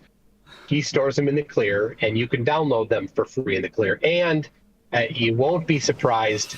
I haven't personally done any of this, but I'm there's a group of security researchers that have done this. I'm like, I'm keeping my hands off in case it gets upset at me. They're like, here's a list of passwords, and here's, it's password 123. It's, it's flat smack 2024. it's Earth is flat. It's God's flat Earth. Seriously, these are the passwords. They're so dumb. These people are idiots. Yeah. And for Dearth, by the way, his password, he's like, in his first responses when he called it a nothing burger, he's like, well, everybody knows you should use good passwords. You shouldn't use passwords. They should be unique. His password was six letters and one number, and it was the name of an island. Okay. Best not to say anything more than that. It was posted on Twitter. Somebody posted a screenshot of it. Like, I didn't tell anybody how to do it. I just said it's insecure. And people are like, oh, let me poke at it. Holy crap, that's really insecure. Yeah. Here's a screenshot of Dearth's complete information, including the location of his house. Like, so I told that guy, I said, you should hide those things. Said, okay. But it was done. It was posted. It's not. Yeah, it's one of those things where, like, if you get a breach, you should at least just stop things from working until you've fixed that breach. There's generally a process. You shut everything down. You shut down the leak immediately. And we're, I don't know how many days in, and the leak has not been stopped. Yeah, it's like it's still happening. It's like if you've got a boat and you're at shore and you've got a leak in it, and it's like, it'll be fine. Meanwhile the boat is just sinking. At shore, this is a boat at sea. It popped a hole and Dearth left. Yeah, and it'll be like said everything's fine. You're all good. Yeah, and he's going on to podcast saying, "Hey, go download my app." He's telling people to jump onto the sinking ship. Yeah, it's insanity. Like, he's doing, like, this would be something that I wish someone would bring this up to Pirate Software. Well, somebody can. I don't know who Pirate Software is, but Pirate Software is a YouTuber who was like an offensive security specialist for a while. Can't remember how long, but yeah, he's also known as Thor. And yeah, he's got a lot of good content. His content ranges from utterly chaotic and deranged to like good advice to just like little tidbits that can be interesting to know. Like I think he worked at Blizzard for a while. That's cool. Send him a message. Okay, I might. Somebody go there and say, hey, tweet at him or email him or whatever. Or everybody in the audience can simultaneously do it. I'm just going to send FTFE a message. Okay. I think a lot of people look at it and they're like, oh, it's an idiot flat earther who's leaked the PII for all of his idiot subscribers. Oh, well, they're all idiots. And so I think a lot of the security, professional security people are like, whatever, they're dumb. But it continues. This is the worst response that's ever happened that I've ever seen. It's not actually bad. Yeah, it is the response. I feel like that's illegal in some way. Oh, it's 100% illegal. Yeah. But the agencies that are responsible have to also take note, which is they're busy with whatever other things are going on, because there's breaches that are larger in scope than this. Yeah. But not larger in mishandling. I've never seen a mishandling like this before.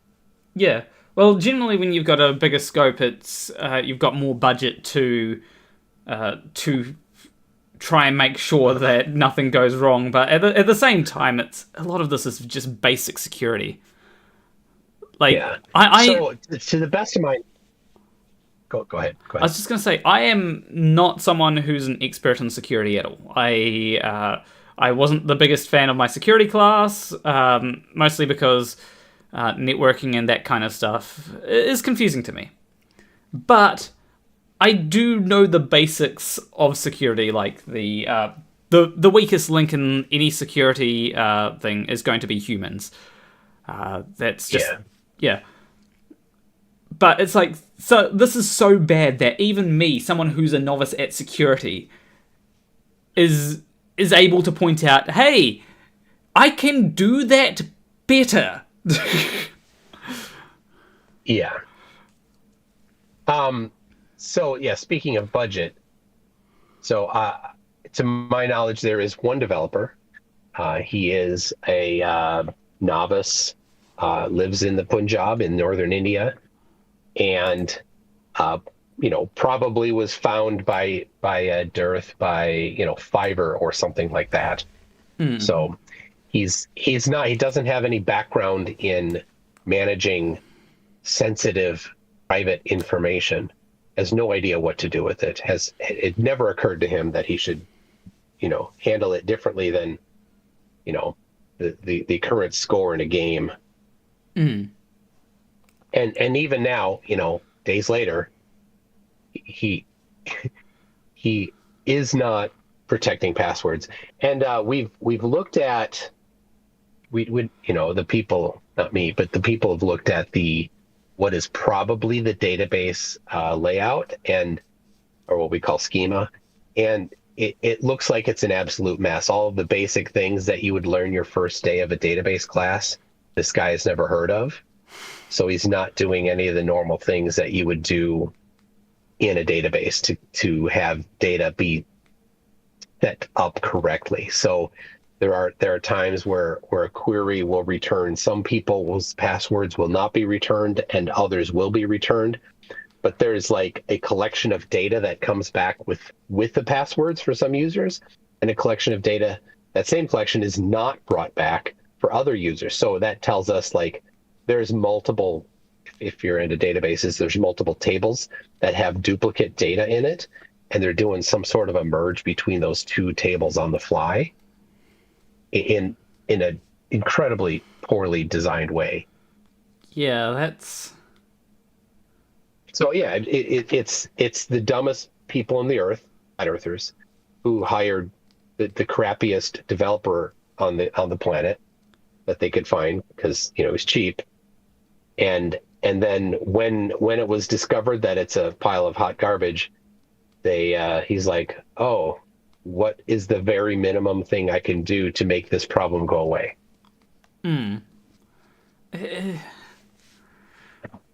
This is a fluff. This should be getting like media attention, I think, at the very least, so that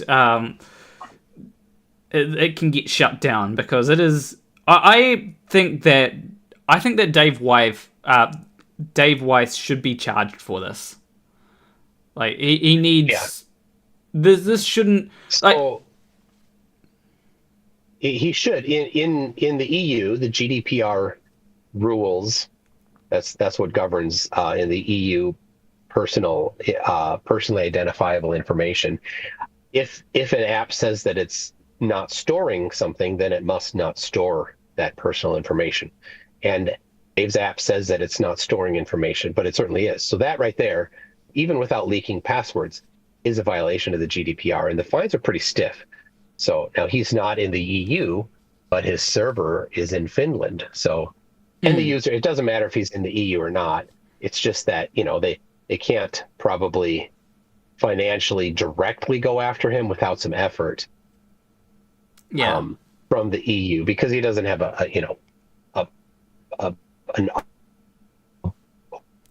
company in the EU, like international corporations do. He's just an idiot in a townhome in Connecticut. Yeah, I'd hope and that if you wonder what his actual address is, it's easy to find because his app is currently leaking it.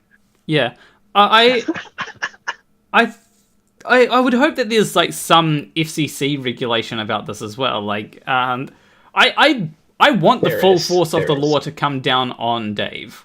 Like this, I generally don't have much sympathy for flat earthers because they have been conned into something, and it's something where it's like you should know better. But at the same time, like this is beyond. Like this is like your grandma, getting conned out of money, and it's like something which it's like, yeah. At this point, I do have some sympathy. Well, Dave is the con man. That's the important thing of this. Dave is the con man because the app is a scam because it uses the globe for everything. What time will the sun set is in the upper right-hand corner of the screen. Well, that goes out to a query from NOAA, N-O-A-A, in the United States, that uses your location to determine, and the geometry of the globe, to determine what time the sun will set. It's not a flat Earth determination. It's a globe determination. Then the Flat Earth Friend Finder plots everybody's position on a globe map. It's actually Google. And then when you're like, oh, who's close to me? It sends the latitude, longitude, spherical coordinates, and the radius of the search query, which then applies the Haversine formula to get the users that are within that certain radius. It's all globe based, so the app is a scam. It says flat Earth, but it's a globe app. Yeah, it's wild how bad this is. Yeah, I'm just gonna. I might actually get anyway, Ficoni on. Player Walk. I'm here. Hold on, I want to say I'm here to say happy birthday, Player Walk. It's been super. It's been 6 years since our first collaboration, and it's been great. Yeah. So, I'm glad you invited me to stop by. Absolutely, it's nice to have more people on. I'm actually just sending a message to Ficoni right now, just saying when would you like to come on. I won't kick you out if I won't kick you. I can probably like create a group chat or something, but there will be the thing of people. I have to kick myself out. I went to the post office, checked for that I was actually mailing something. So while I was there, I picked up I checked my mailbox to find nothing from Dearth. He did send me an email, a garbage cease and desist in email, and he signed it, "Get a life." Sincerely, get a life. Like, okay, well, we will call you Get a Life from now on if that's what you want. I do want to ask a question. Out of you and me, who's older at this point? Well, I'm 13, and you are how old? 28. Okay, you're older. Okay. Are you sure? Got it. Because flat earthers might struggle with working that out. Well, most flat earthers, unless they're diabetic, can count to 20. Some subset of flat earthers can count to 21, but they have to drop their pants. That's it. That's about all they can do. Yeah. McFlatty can only count to 21, but his mom says that he's not allowed to in public anymore since the incident. Yeah, I think I mentioned earlier how about if we decided to change how we measure age to like days, then when a flat earther says their age, you'll immediately be able to tell their level of cognition by what they say their age is. Because they wouldn't be able to count above 20, right? So they'd say, "Oh yeah. I'm 20 days old." Everything past 20 is the same. Yeah. Unless they're diabetic. If they're diabetic, they might only be able to count to 10. That is true. So that is a really good case. I don't know who gets that, but if you do, good job. That is a really good case for a really good case for switching it to what was it? Switching it to days, counting days. Though, yeah. I think I would actually start to lose count. So maybe months instead. Flat Earthers would still have a hard time with that. For some reason, mothers like to count their children's age in months, even when it's multiple years. That is true. How old's your baby? 53 months. What, you mean 4? Yeah. Why did you just say 4? Because he's 4 years and 5 months old. That's 53 months. Okay, thanks. He's 4. Yeah.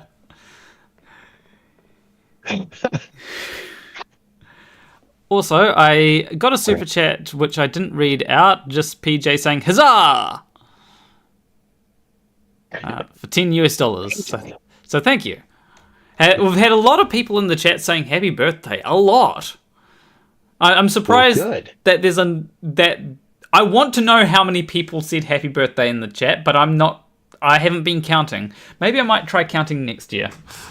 I've got a little. All right. Well, here, people in the chat, your happy birthday wishes only count if you spend at least $1 for each year he is old in your birthday wish. So, you know what that means. Chop chop, people. Yeah, well, we're below 25 minutes. I've basically. So there's a hard limit on the stream. It's not going to go for any more than 5 hours. I might be a little bit flexible on that. We'll see. But yeah, I've got the software that I've been working on that allows me to essentially input the amount of money I get from super chats, and that adjusts the stream timer. Oh, well, people, what are you doing? What's your current? You got only like 30 minutes tally going? Yeah, 24 minutes and 22 seconds. 24? Oh my gosh. All right, I'm gonna. What's the formula? $1 per minute? Yeah, $1. 1 minute for $5. $1 per minute. It's essentially it's essentially a very easy thing. I'm eventually going to add. Easy, people. Make it so. But it also does have a 5-hour limit. So if we reach 5 hours, then it stops adding more things to it. Though I might. 5 times 60 flatties. What is that? They don't know. That's more than 20. Though to be fair, the first hour is free. Oh man. Yeah, so it's actually 4 times 60. 4 times 60 flatties. Good luck. And we've already got 86 on the clock. All right. Well, here's what I'm gonna do. I'm gonna head into work, and then I'm gonna make sure that your tally goes up. How about that? Okay. Take care. Right. I gotta go. But yeah, thanks a lot. Happy birthday. We'll see everybody later. All right. Bye-bye. Bye. Have fun. Oh wait. Oh damn it! Forgot to ask MCToon a question. I wanted to know how his thing for Antarctica is going. Anyway, I'll start a voice call with Ficoni. I don't know if I'm saying it right. Oh, MV. Ahoy hoy. Oh, well, hello. Hello. It's been a while. Yeah, it's been a while. Happy birthday. I said that, and I didn't actually mean to read out that super chat, but I actually. Yeah. Happy birthday. Well, don't worry.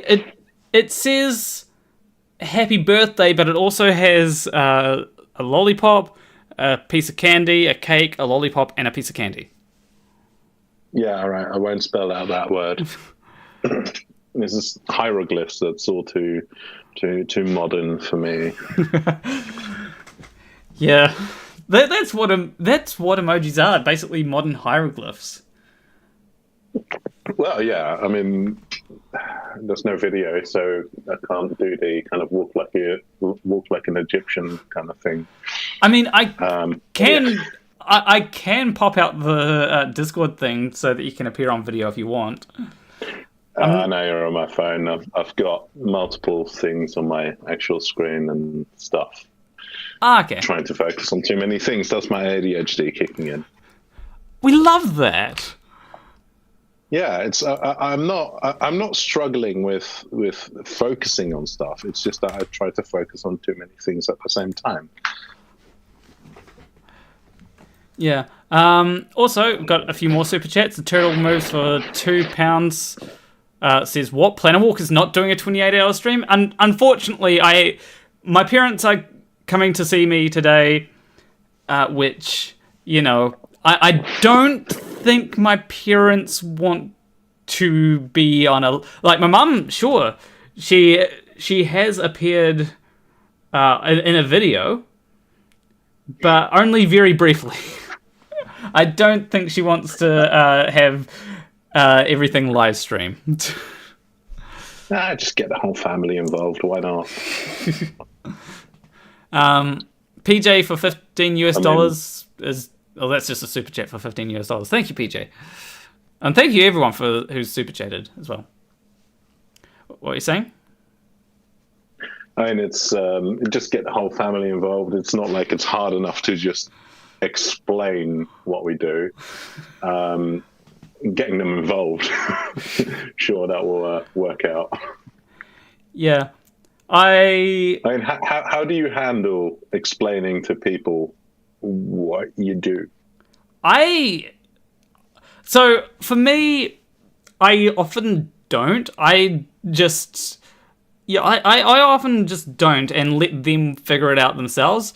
Like, you know, someone will walk into my room and it's like, are you a live streamer? It's like, kind of. And that's usually how they find out. Yeah. Fair. No, I had a interesting interaction with someone who I haven't seen for like 20 years or something like that. And we were just discussing a few things. I think we were discussing Twitter, formerly known as X, about how I used to have, just without really context, we were just discussing how it degraded. Well, I used to have a special secret account where I just followed like the worst people imaginable. I just followed like explicit Nazis or all of those people. And now I see no difference between my normal mainstream account and that weird account.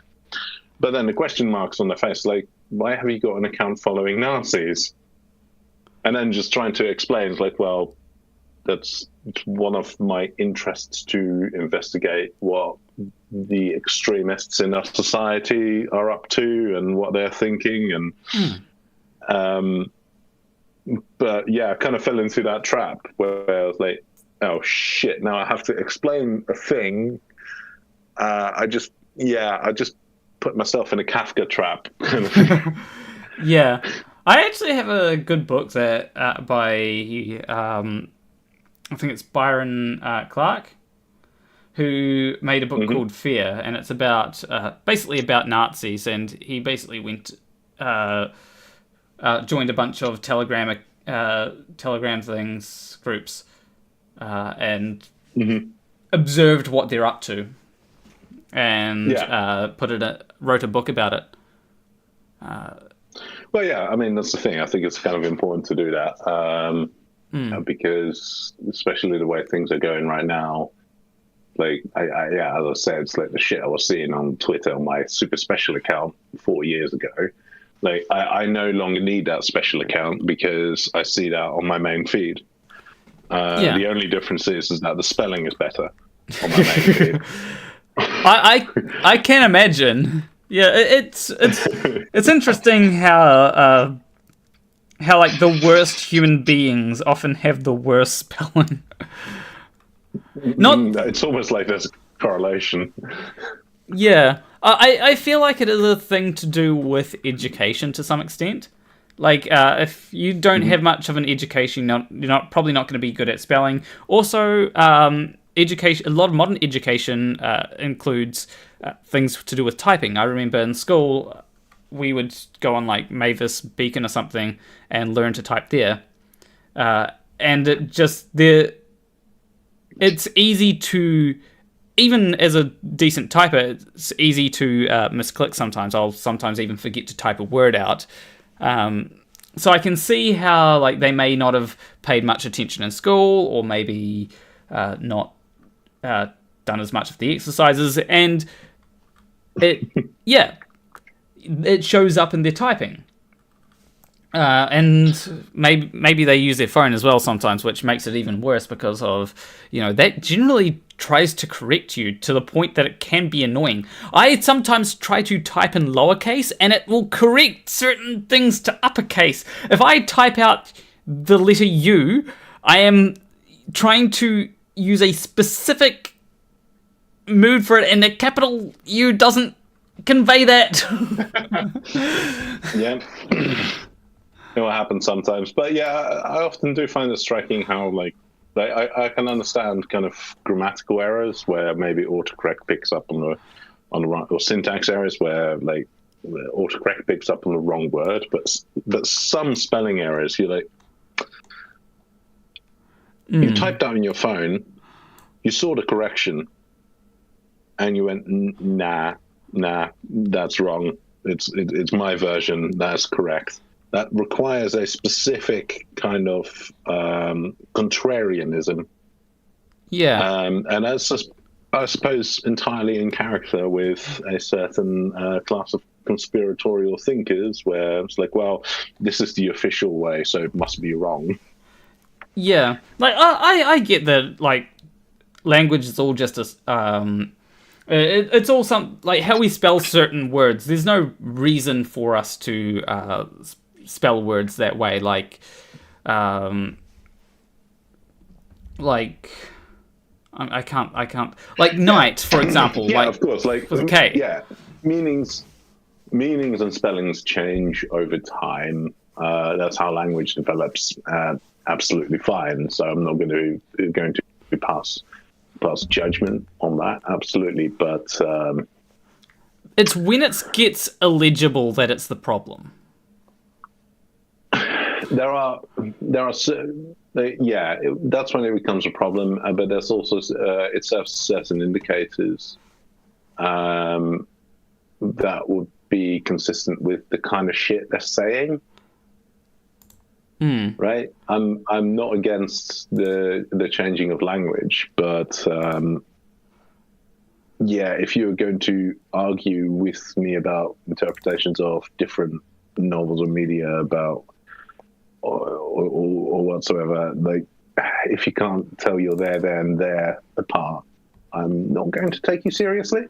Yeah, it's like I'm going to try and find a particular comment.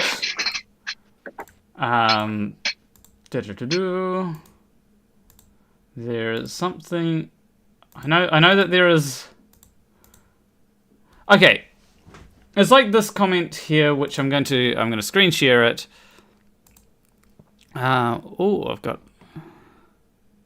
So if I go to here, this comment here, you a man cannot fictional for to been used thing less. If you feel like a woman, then be that. But you're a man. Deal with it. It's like the last half of that comment is better, but the first thing is like, what does that even mean? The point of language is to convey meaning. If I cannot tell what your comment means, you're not doing language good. Yeah, but that is a fascinating comment, because let's transport ourselves to this person's world and go, you're a man. To be honest, syntax on that doesn't make sense. So let's look at the second sentence. If you feel like a woman, then be that. But you're a man. Like, yeah, it's one of those things where one clause is diametrically opposed to the other clause. It sounds like, no, it's okay to be that, but don't be that. What? Yeah. What are you talking about? Yeah, it's a lot of people, I think, don't realize how much certain people struggle with, like transphobes. They often struggle with keeping things consistent. Like, you'll have a lot of people who will say, I don't care what you wear, just don't call... Like, they'll say to me something like, I don't care what you wear, just don't call yourself a woman. But then, at the same time, they're like, you're making a mockery of women. And it's like, so do you care whether what I wear or not? You know, like, if I want to wear something that... if I want to wear women's clothes, you suddenly say that I'm making a mockery of women, but you don't care what I wear? Those are two contradictory things. Well, I mean, we can look at these in terms of contradictions and stuff, but I think a universal theme, I mean, we can talk about this contradictions, hypocrisy, and everything, but a universal theme among kind of anti-progressive or even fascist movements is that contradictions and hypocrisy are not a bug of the ideology; they're a feature. Yeah. Because it removes kind of any notion of truth, of any consistency, and being able to introduce this kind of hand wavy and build an acceptance of a hand wavy explanation of why these things are not consistent. But then a deeper analysis would actually tell you actually there is absolute consistency. When we're saying it's like, oh, well, you said this for this situation and you said this for that situation, they're contradictory, blah, blah, blah. Actually, if you do a deeper analysis and look into what is not being said, it all comes down to a simple rule, is that people of this ilk, they want laws to protect them, but they don't want to be bound by those laws.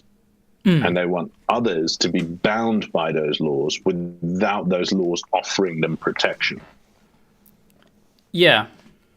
And that is the consistency throughout. And if you start seeing things through that lens, you start seeing that supposed contradiction. You see that evaporate. And I'm using the word law, but it could just be kind of logic, rules, whatever. You can replace that word with whatever you want. Yeah, and that's the lens you can watch this through. Yeah, I think that, like, a lot of times you, like, let's take something like J.K. Rowling, who a lot of people who get called TERFs, I would say, aren't actually feminists. J.K. Rowling is someone who I'd say tries to be a feminist, or has at least tried to be a feminist in the past. So I am fine with saying, okay, J.K. Rowling is a feminist, but her feminism, I find, comes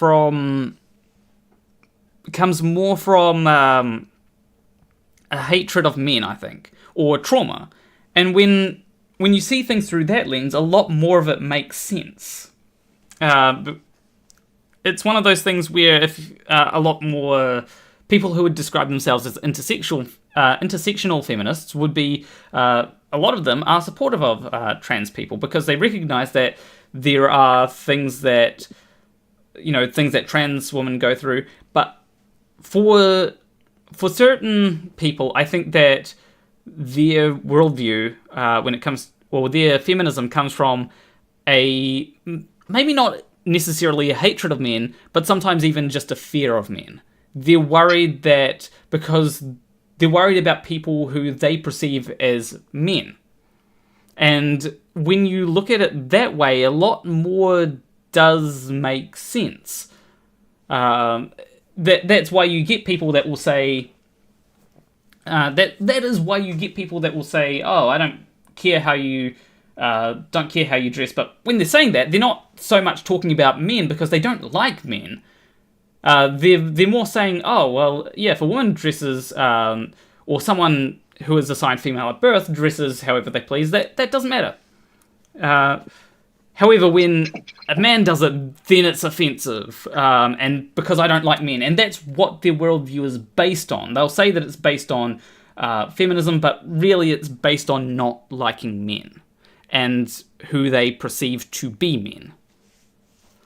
Yeah, but how would you, in that framework, how would you marry that with...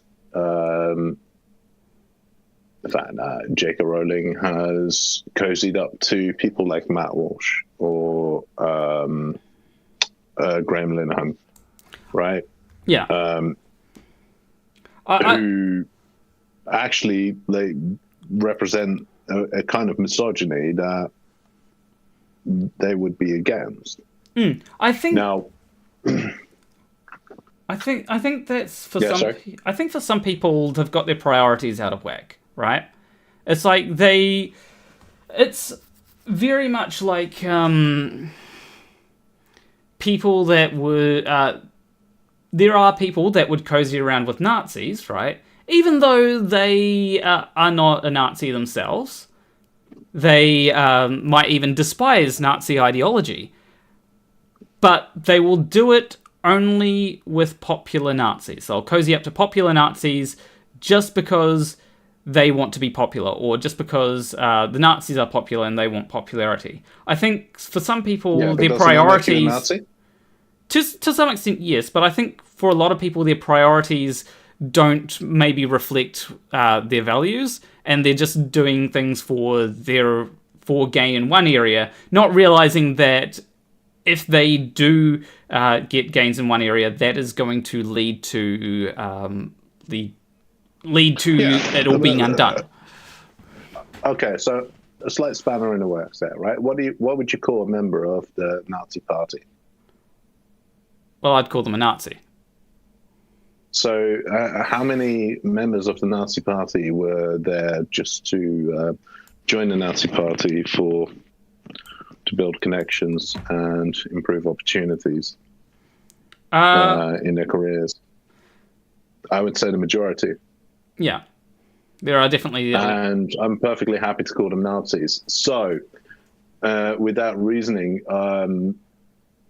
J.K. Rowling starts off as a feminist, and she is willing to join these absolute horrible misogynists. Yeah. Is she still a feminist? Yeah, good. I would say no. Yeah, that's a good point. When I said yeah, by the way, I mean I'm agreeing with you. Yeah, I got that. Also, right? Is that if you are willing to cozy up to an ideology to push your own agenda, you have to recognize that your own agenda and your own opinion lines up with that ideology, right? You are not going to find me on a Nazi podcast to promote my certain brand of anarchism.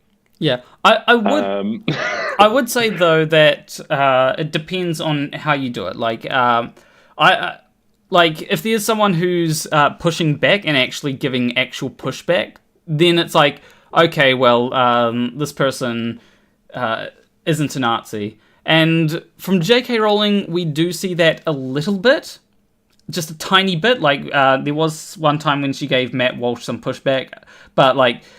This was after she received a lot of flack from people saying, hey, look, Matt Walsh is not the kind of person who you want to be palling around with.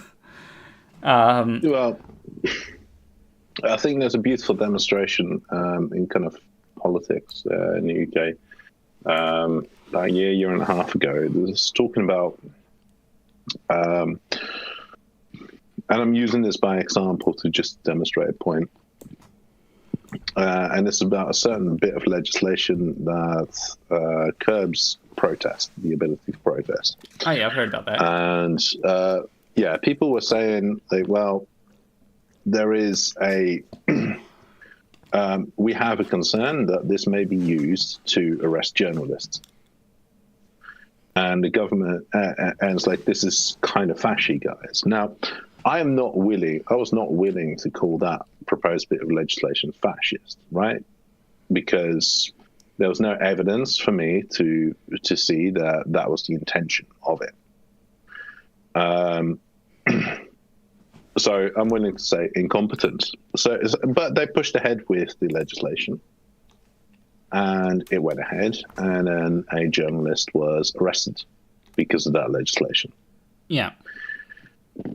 Now, my political camp, let's be honest, kind of said, it's like, well, look, we told you this was going to happen. It happened. Why aren't you listening to us? This is kind of fashy. And at that point, I was still like, well, no, they were just being ignorant, dumb, and stuff like that. That's not fascist. Journalist was released and everything. But then came a key point where amendments to the law were proposed. Where I said, well, actually, we need to add some clarity to the law to ensure that this doesn't happen again. Mm. And that's when the pushback came. And that's when it was for me. It's like, actually, no, that's where it clicked, because that's when I had evidence, like, this law is working exactly as intended. Yeah. Because you're saying this is not going to be an outcome. Then you said, oh, this was an outcome. We're sorry about it. It won't happen again. So let's put in a mechanism to make that not happen again. It's like, no. We're not doing that. Mm. Like, no, it was working exactly as intended. Yeah. So when you're talking about, in that same line, when you're talking about people engaging with these people, you say, it's like, well, you don't want to associate with these fuckers because, well, that's bad. They do it anyway. It's like, okay, fine. They're just being stubborn. Yeah.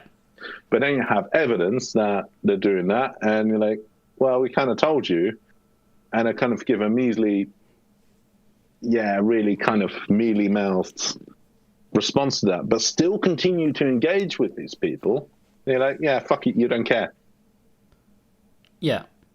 It is one of those things where, like, it's one of those things where I find it okay if you give pushback, but you have to be giving a constant pushback. It can't be a thing where it's like, oh, you give like a flimsy, it can't be like, hey, I don't like this person, but I think they're useful for this. It's like, you have to be a bit stronger than just like a single denouncement. And I think that is the problem that J.K. Rowling has, is that she's not willing to denounce people, like especially someone like Posey Parker, and Posey Parker was unwilling, I think, to denounce the Nazis that showed up to her rallies. And it's like, if you've got, like, you can say, oh, I'm not a Nazi, but if Nazis are showing up to support you, you have to ask why. And, like, that's... If Nazis are working as part of your security team.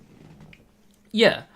And it's one of those things where like, if I had Nazis supporting me, I'd want to know where I've gone wrong. It'd be like, it's actually, I made a point similar to this in a recent video, which was where,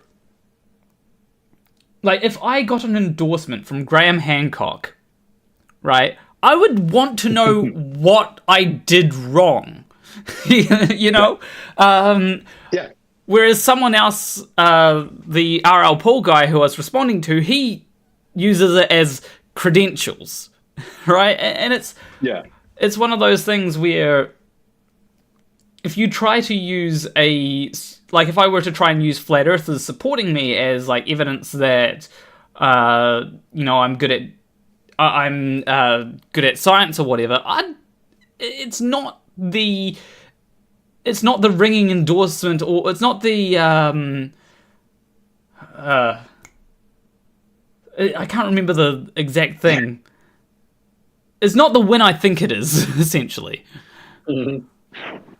you know. Absolutely, but I hate to kind of break it because we've been 26 minutes into this call, and because me is me, we've already managed to derail it into fascism. I've got to go and shoot off now and cook some dinner before we derail this into Palestine and piss off half of the audience. Yeah. So, but yeah, happy birthday. Oh, thank you. And yeah, hope you have a lovely evening, and you will. Well, you've got your mum coming. Well, your parents both coming. So, yep. Have fun. Yeah. I don't just have another way to fill the remaining hour and 20 minutes of this stream. I'm sure I will. I'm sure I can.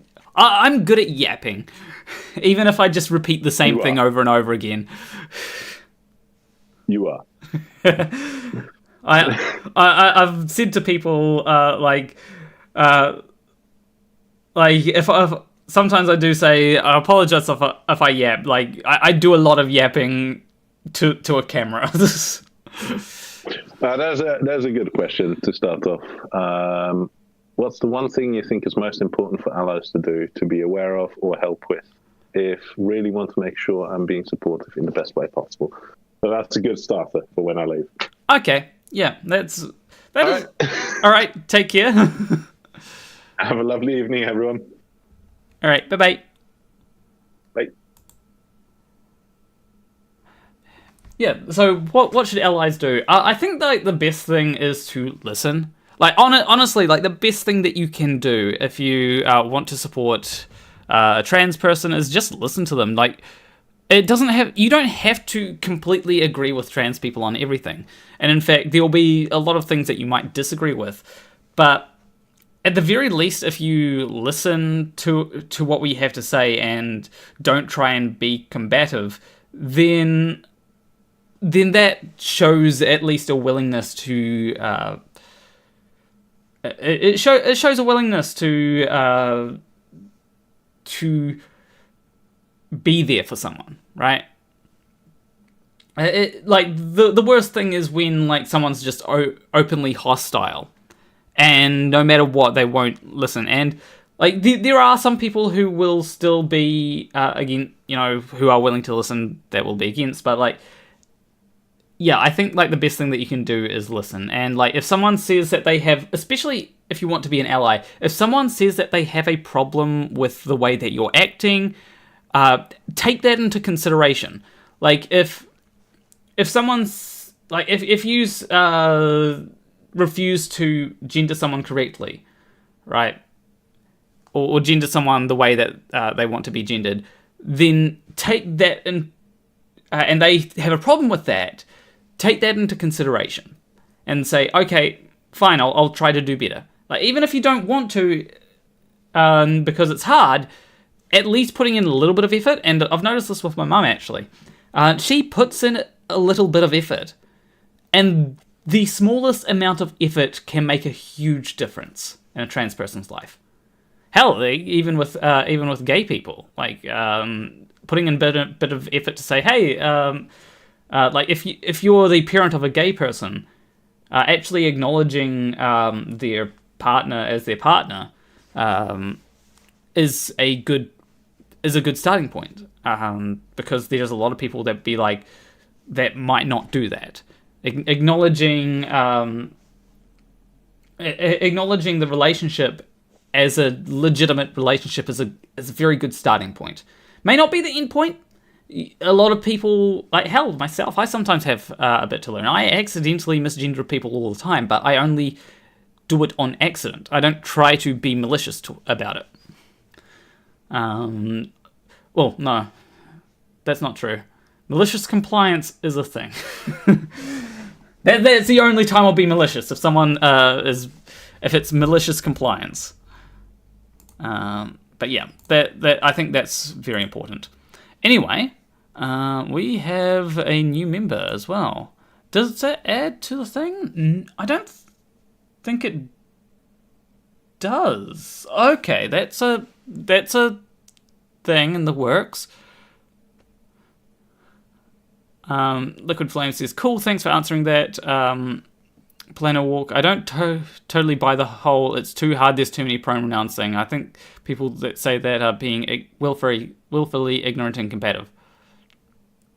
Yeah, I think that it's one of those things where we're like, there's not a lot of pronouns, right? They, them, I can get that it can be a little bit hard to wrap your head around, but like,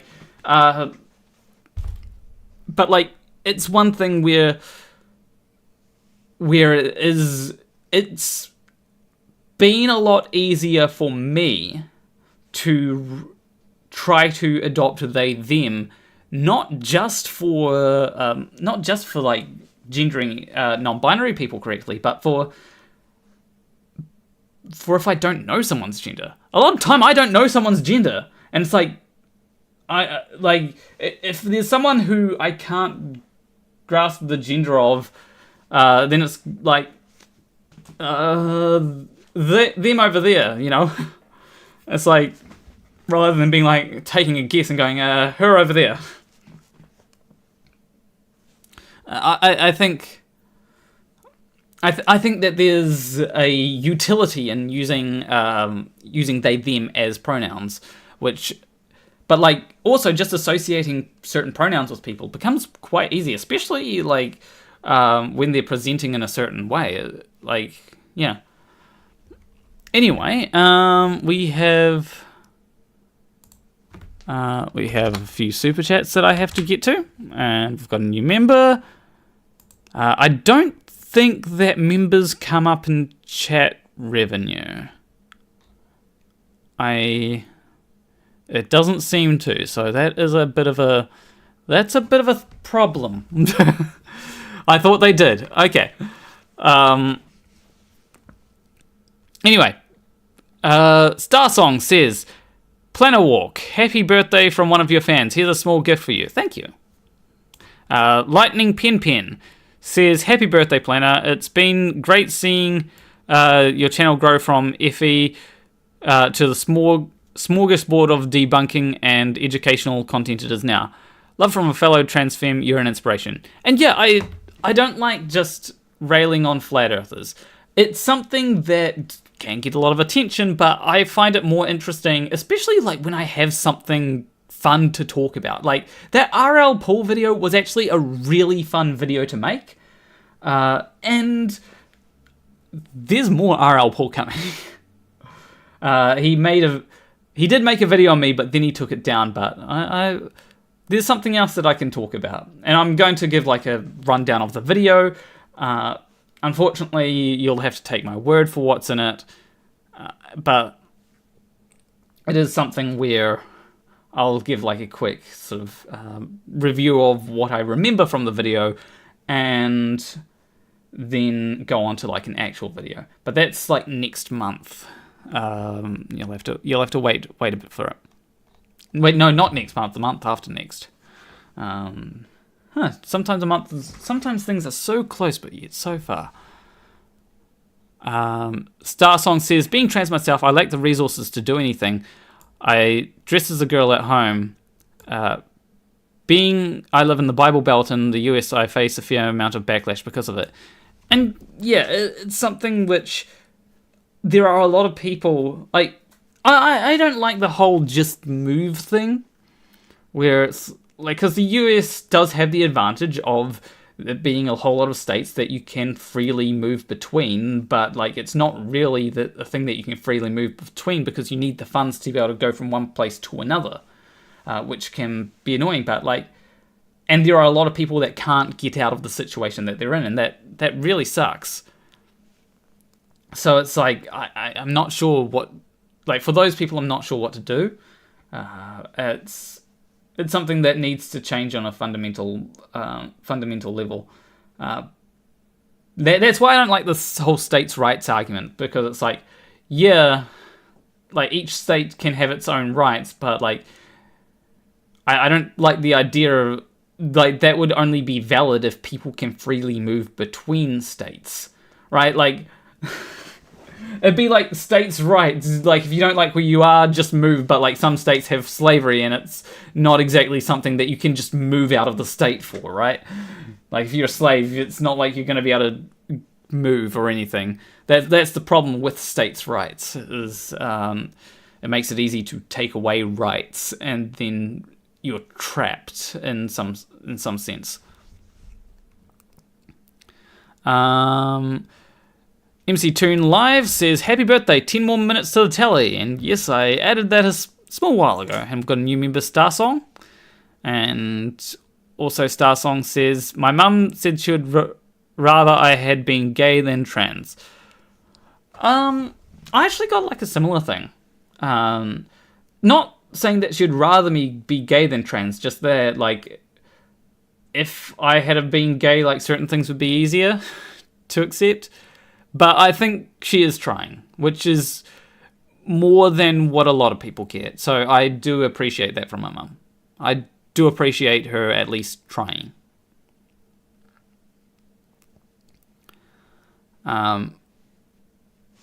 Anyway, what else have we got in chat? We've got Clive Wells saying, happy birthday, Planar Walk. Nick C saying they can move freely between states, though. I don't think that there is really free movement. Like if you're imprisoned, like going back to the slavery example, if you're imprisoned in a certain place, then you can't move freely. Like, you cannot begin to get out of the state. And that I think that's a problem. I think that is a problem with states, the whole states' right. And like, sure, some people can get out of the state, but also you got a job.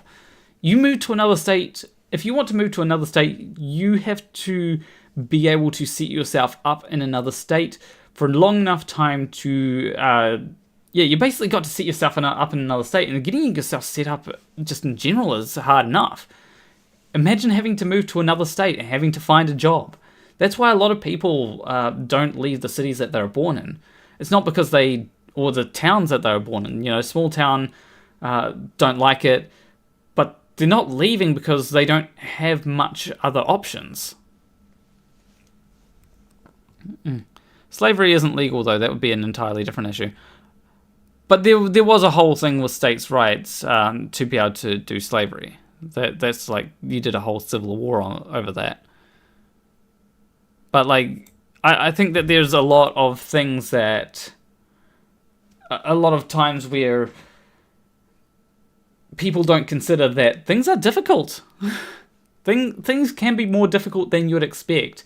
You need money to be able to effectively go across state lines, unless you want to starve while trying to do it, or like you're trying to walk.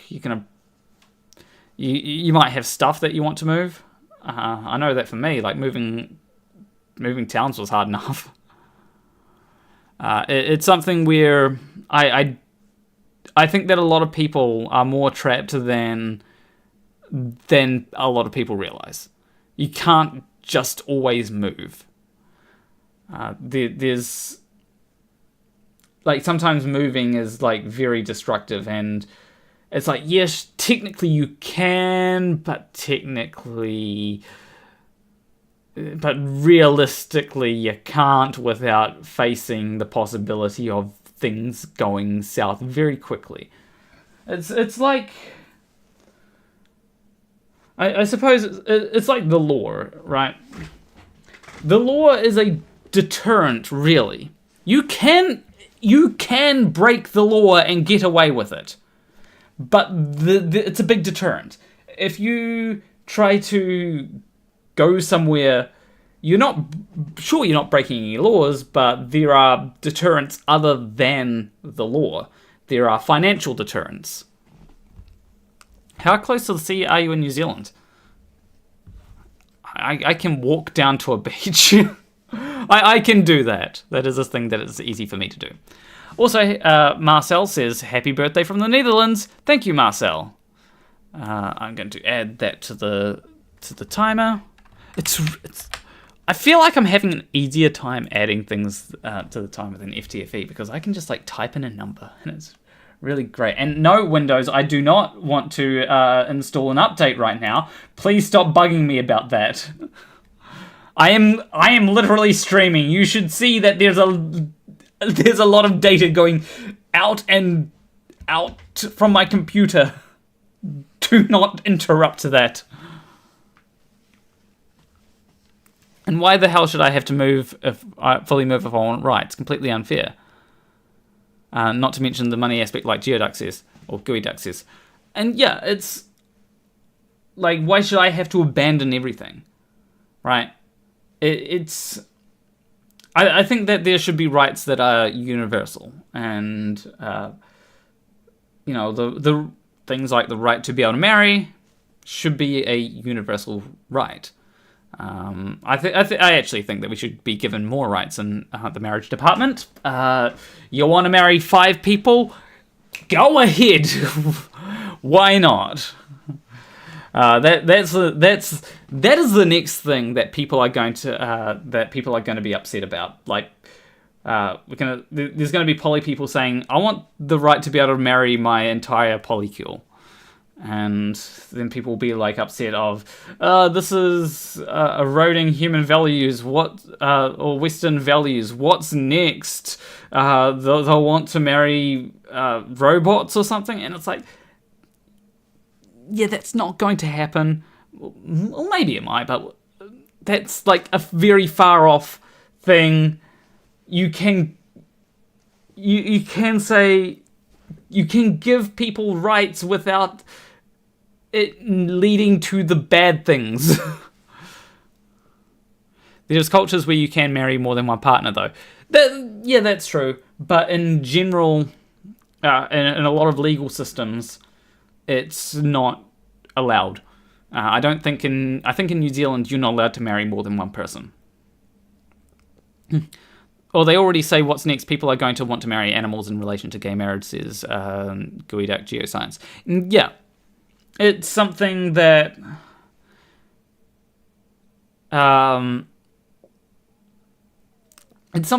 they've already been saying. Like the arguments are all just recycled. It's like what's next? We allowed this, and it's like, and a lot of them are inconsistent.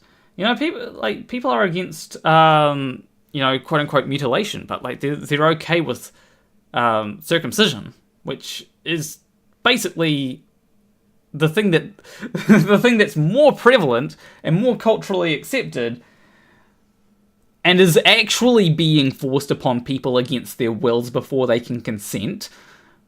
Yet they don't blink an eye at that.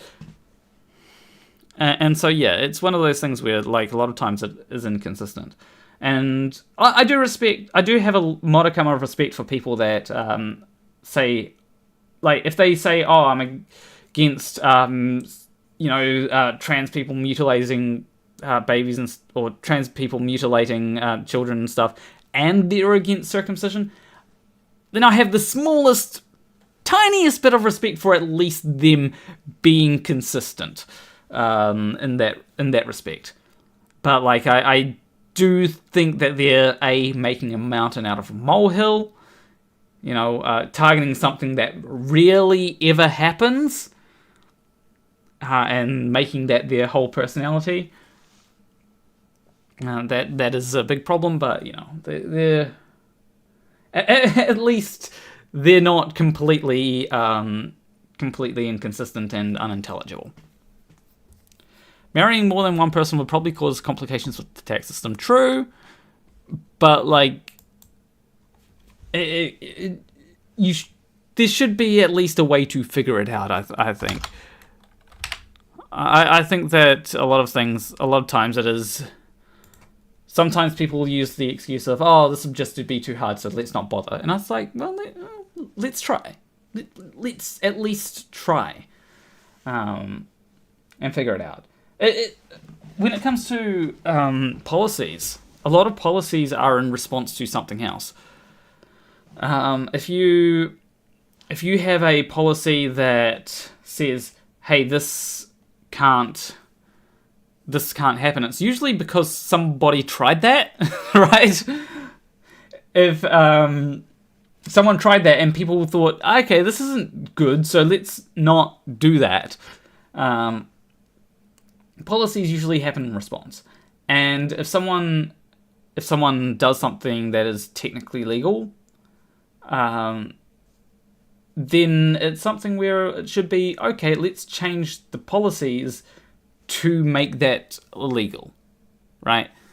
That's why you've got so much regulation in the US, because people keep on trying to find loopholes, and so they find loopholes, and it's like, okay, we need to close that loophole, and that's a lot more regulation added. Star Song says slavery is legal in the state. Doesn't mean it doesn't exist. The problem is it requires people to come forward and report it. I had a friend with multiple wives. He was from Kenya, and that was where his wives were. Yeah, it's... I do think that a lot of places that have allowing people to marry multiple people do have problems. Like I think with Mormonism, the problem is that it was, and it's annoying that this is like, because like when I hear monogamy, I think, okay, the multiple version of that would be polygamy, which no, because even though that's technically the thing that I mean, polygamy is more associated with like one man, multiple wives, rather than a person who has multiple partners. And that just really annoying. But yeah, it's I don't like that association is like the first thing that a lot of people come up with when it comes to that. That's why polyamory or even just use poly in general, because sometimes people have a polycule.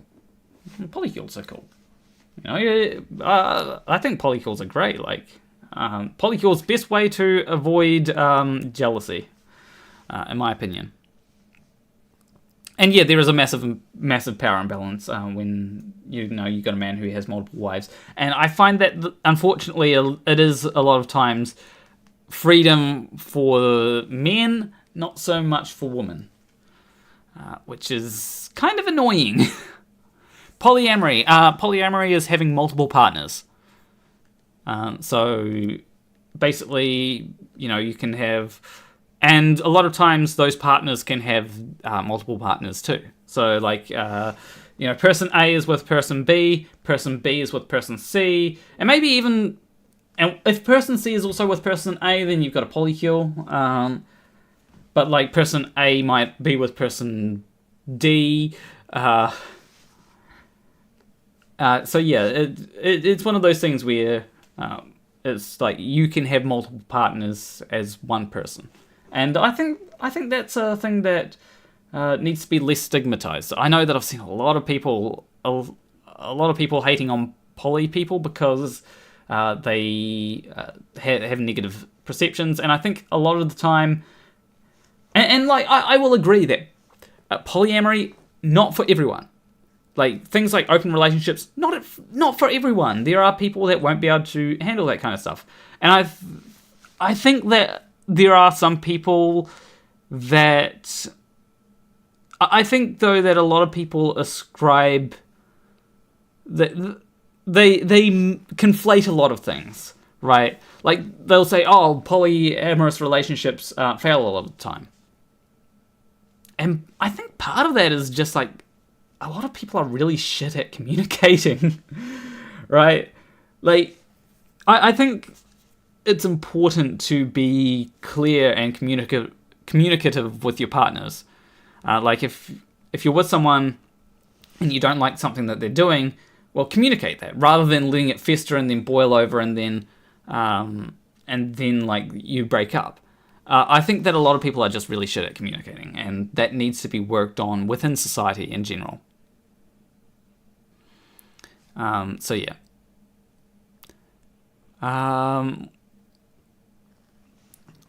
The divorce rate for monogamous relationships is off the charts. Oh yeah, absolutely. It's something that's it's hard to ascertain the divorce rate for polyamorous people because like, you know, can't really marry multiple people, but and it's not necessarily reflected in statistics as well. Like if someone is polyamorous and married, it's hard to find it. But I find that a lot of people have a problem. Like they'll say, "Oh, I've never known a polyamorous relationship that has lasted." Well, it's one of those things where, or they'll say, "I've never known a polyamorous relationship that has lasted over a year." I've known people who are in a polyamorous relationship that, or an open relationship that have lasted a fairly long time. Maybe the relationship was opened up more recently, but sometimes sometimes you get polyamorous relationships or open relationships that come from monogamous relationships because there's a problem in the monogamous relationship, yet they don't want to split. And that's a problem in and of itself with people in relationships, right? If you've got two people that are bad for each other, a lot of the times they'll stay together a lot longer than they need to because they're scared of what might happen if they break up. They're scared of being lonely. And I think that's a big issue with any relationship. Sometimes relationships do need to end. The straights be like, divorce is going up because of the gays. Meanwhile, women only got the ability to open a bank account in 1974 in the USA. I wonder why your grandma stayed with your grandpa, SMH. Yeah, it's one of those things where a lot of people are trapped in relationships. That's why people are so concerned about power imbalances. You know, and this includes financial power imbalances, right? If you've got someone who is making like 20k a year and then their partner is making 200k a year, then the person who's making less is more likely to be abused by the other person. And even if they're abused, the alternative breaking up, it's it's hard to do that, which is why I think that there should be help for people that need to get out of abusive relationships. And I think that, and honestly, it can be hard for people to get out of abusive relationships. Like, especially like if you're working, it's like, well, you've still got to go to work to make money. And I think in New Zealand there was actually a law passed to help people who are in abusive relationships get some time off work to be able to deal with, breaking up with someone, and that kind of thing. So that, I think, is a thing that should be implemented in more places. Samantha Jane says, polyamory has always just made sense to me. I think there's a fundamental difference between people who see loving more than one person as love divided, whereas I see it as love multiplied. Absolutely. Yeah, I think that I think it's actually kind of therapeutic to have, like, multiple partners. Because sometimes there will be stuff that you can't bring up with one of your partners because of, sometimes there'll be stuff that can trigger stuff, and you don't want to do that, right?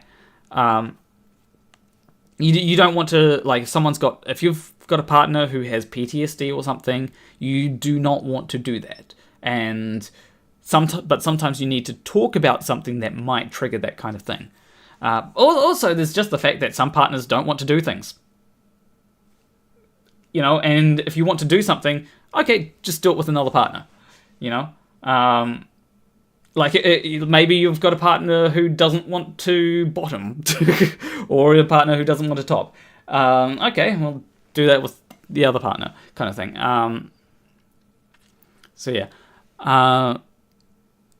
Samantha Jane says, unfortunately it gets such a bad rap because so many people just see it as a license to cheat. And yeah, that's where I think that communication is important. Like, if it is a thing where some people will be like, okay, I don't think that like, some people might be like, okay, I'm just gonna like sleep with a lot of people, and then like the other person's like, actually, I'm not comfortable with you doing that. And there are times when, if you're in a polyamorous relationship, you may be uncomfortable with what your partner is doing, and that is important to communicate and make sure that your partner knows about it. And Gooey Duck Geoscience says, as much as I've never understood polyamory, I have some friends in Wellington who have been in a happy polycule for like 3+ years now. Yeah, like there are people that exist. It's just that there's not a lot of poly people in the world compared to monogamous people. So people are like, oh yeah, like I've never seen any poly relationship last longer than a year. It's like, yeah, because you don't know many poly people. And like some people are also new to polyamory and don't really realize that you do need a lot more communication to be in a polyamorous relationship. It's not just a monogamous relationship where you get to sleep with other people. It's an important. It's more important to communicate things in a polyamorous relationship, which is why it's also not for everybody. Because some people are really shit at communication. Starsong said, back in 1960 when my mum married my dad, everything she owned became his, and if he decided to sell something she brought to the relationship, she had no say in the matter. And yeah, that's like a big problem that that some relationships have, where basically one person is in charge. It's the power imbalance thing, right?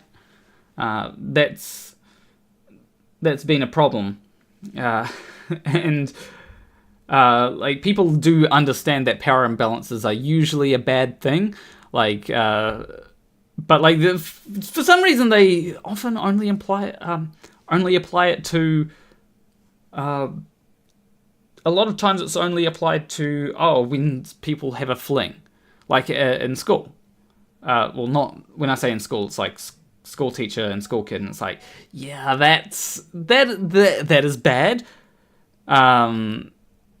But like, also there are other power imbalances that, like, there are often marriage or power imbalances that are brought about by traditional marriage, where like one person's like a stay-at-home partner to the other person and doesn't really have a way to financially support themselves, which is also pretty bad. And both types of power imbalances should be condemned. And the great Shamalama Ding Dong says, happy birthday. I'm almost out of energy dink. Maybe. I'm not entirely sure.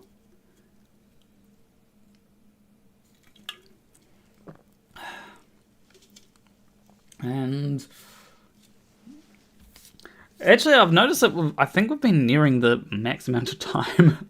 I might up the timer settings when we get to, because currently we're at 204 minutes above the hour, so that would be like 240 minutes that can be total added. So I might be like, every super chat after that adds half a minute. Just to add a bit more fun, because I'm having I'm having fun yapping, and who knows, we might get other people along. I have invited a few more people. One person who I'd be. Did I hold on? Did I say that I'd message him? Great. Oh, I did. I mentioned when I'd be live, so hopefully he messages. How long to your parents' shower? I don't actually know. They're like a 2-hour drive, I think, from where I am, but I don't know when they're supposed to be leaving and when they'll get here.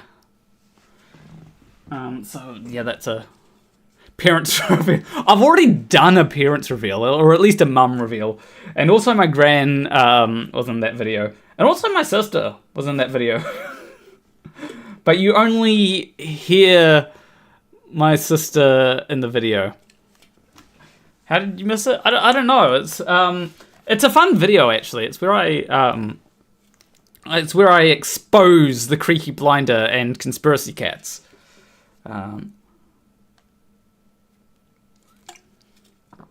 It's 3 p.m.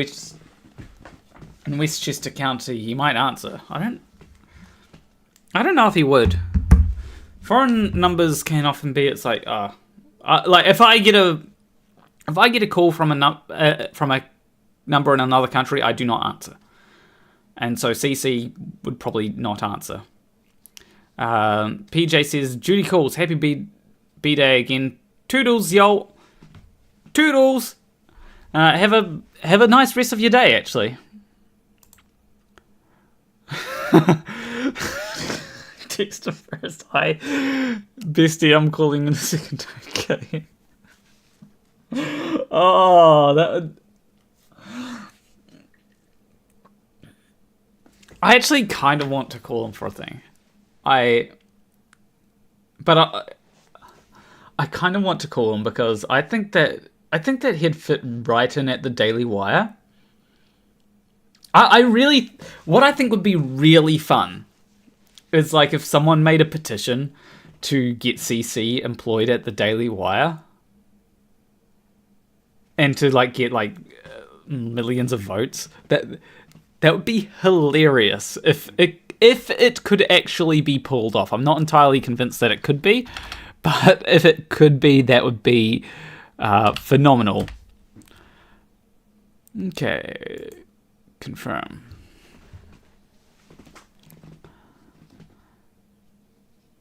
But yeah, that would be because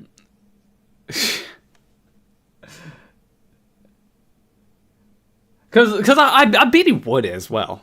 Like I bet he would take a job at the Daily Wire, which would be again phenomenal if it actually happened. I'd love to see that. I mean, Candace Owens is no longer employed at the Daily Wire, so you know they need a resident flat earther. Did anybody see what Candace Owens said? And I did. I saw what Candace Owens said. I think it was on Twitter, and it's like, oh, if I want to, someone has an idea, I want to know about it. How about you learn about leftist ideas? You know, I don't think she's going to like look into that. Like, yeah, if people have an idea, it doesn't mean it's worth looking into. Not every idea deserves or should have the airtime. Yeah, saying I left the cult of science. It's like science is a process. Anytime someone does experiments, that is them participating in science, in the process of science. It's not a cult, it is a process. Sure, there can be problems with the scientific process, especially in where peer review doesn't often get as checked as much as I'd like it to. I do think that sometimes things should be a bit more revisited than they are. And there are things that have been published that should never have been published. Andrew Wakefield's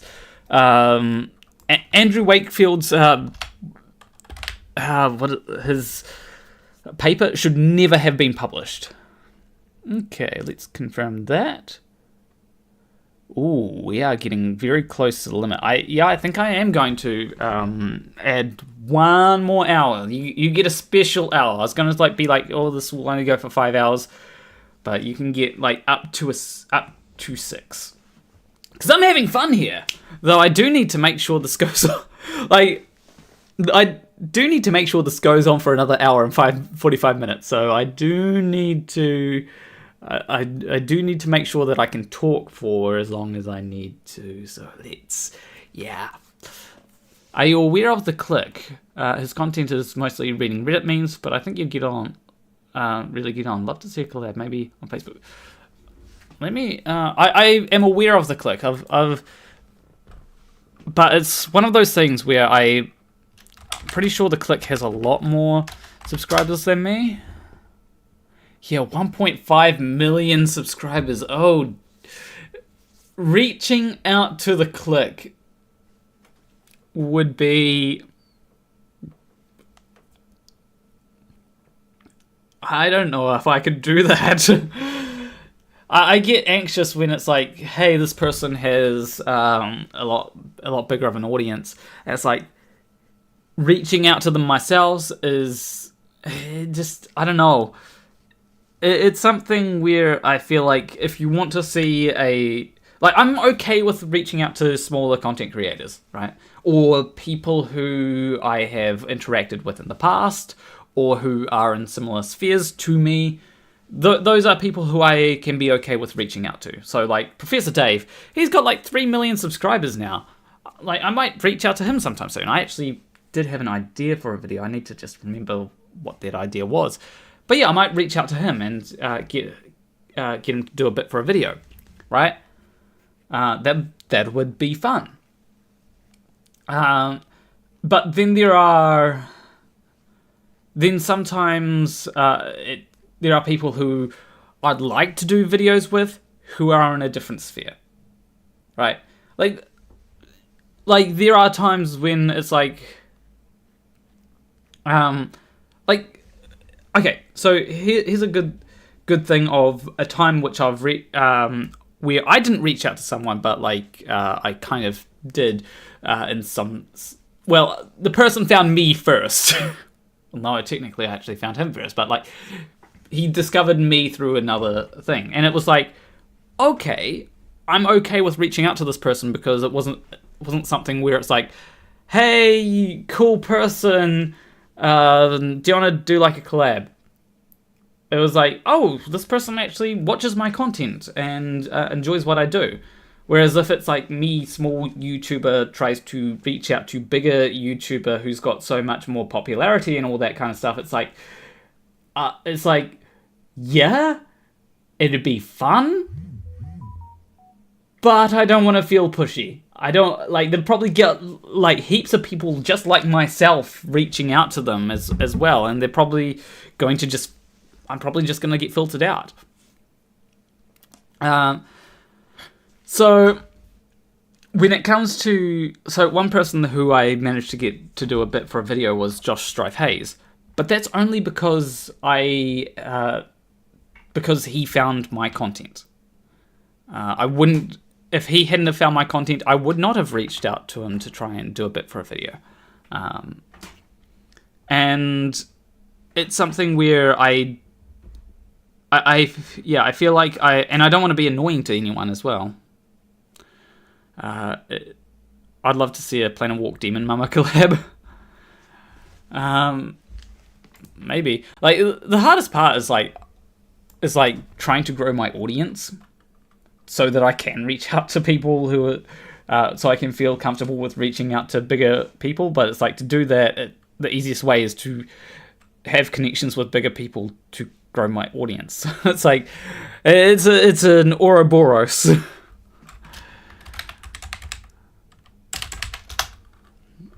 Oh,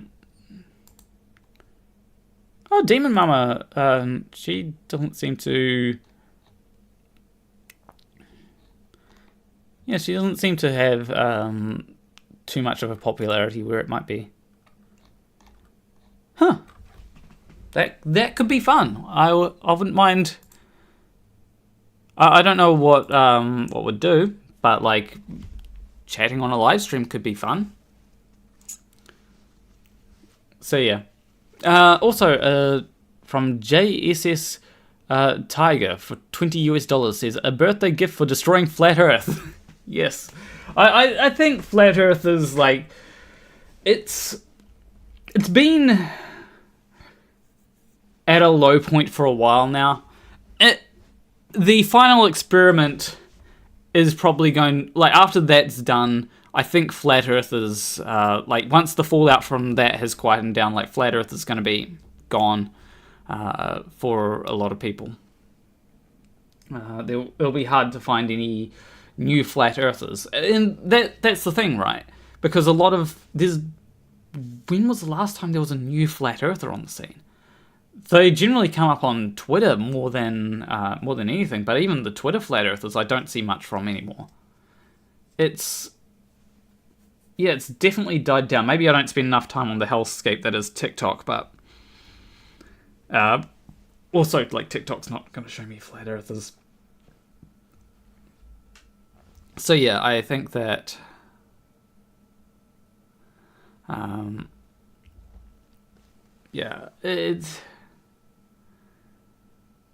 it is something which I think is going to, like, die off soon. Like, people have had their fun with flat earthers, and you can't do the same thing forever. And I've known that for a while, that, like, flat Earth has an expiration date, essentially. It's not going to...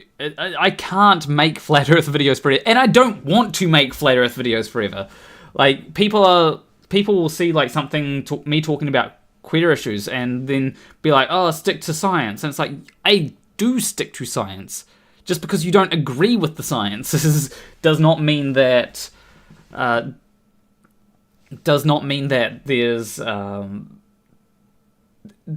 it's not science, right?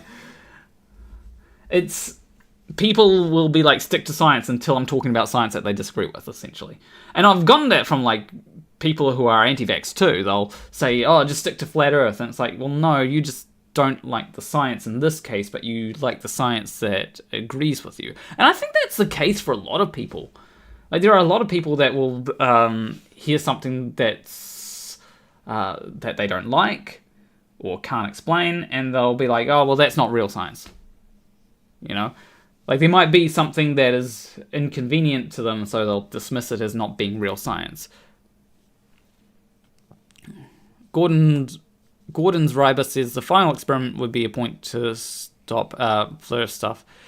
Yeah, I mean, it is called the final experiment after all. I think that there's going to be a fallout after it. And the fallout will be fun to see.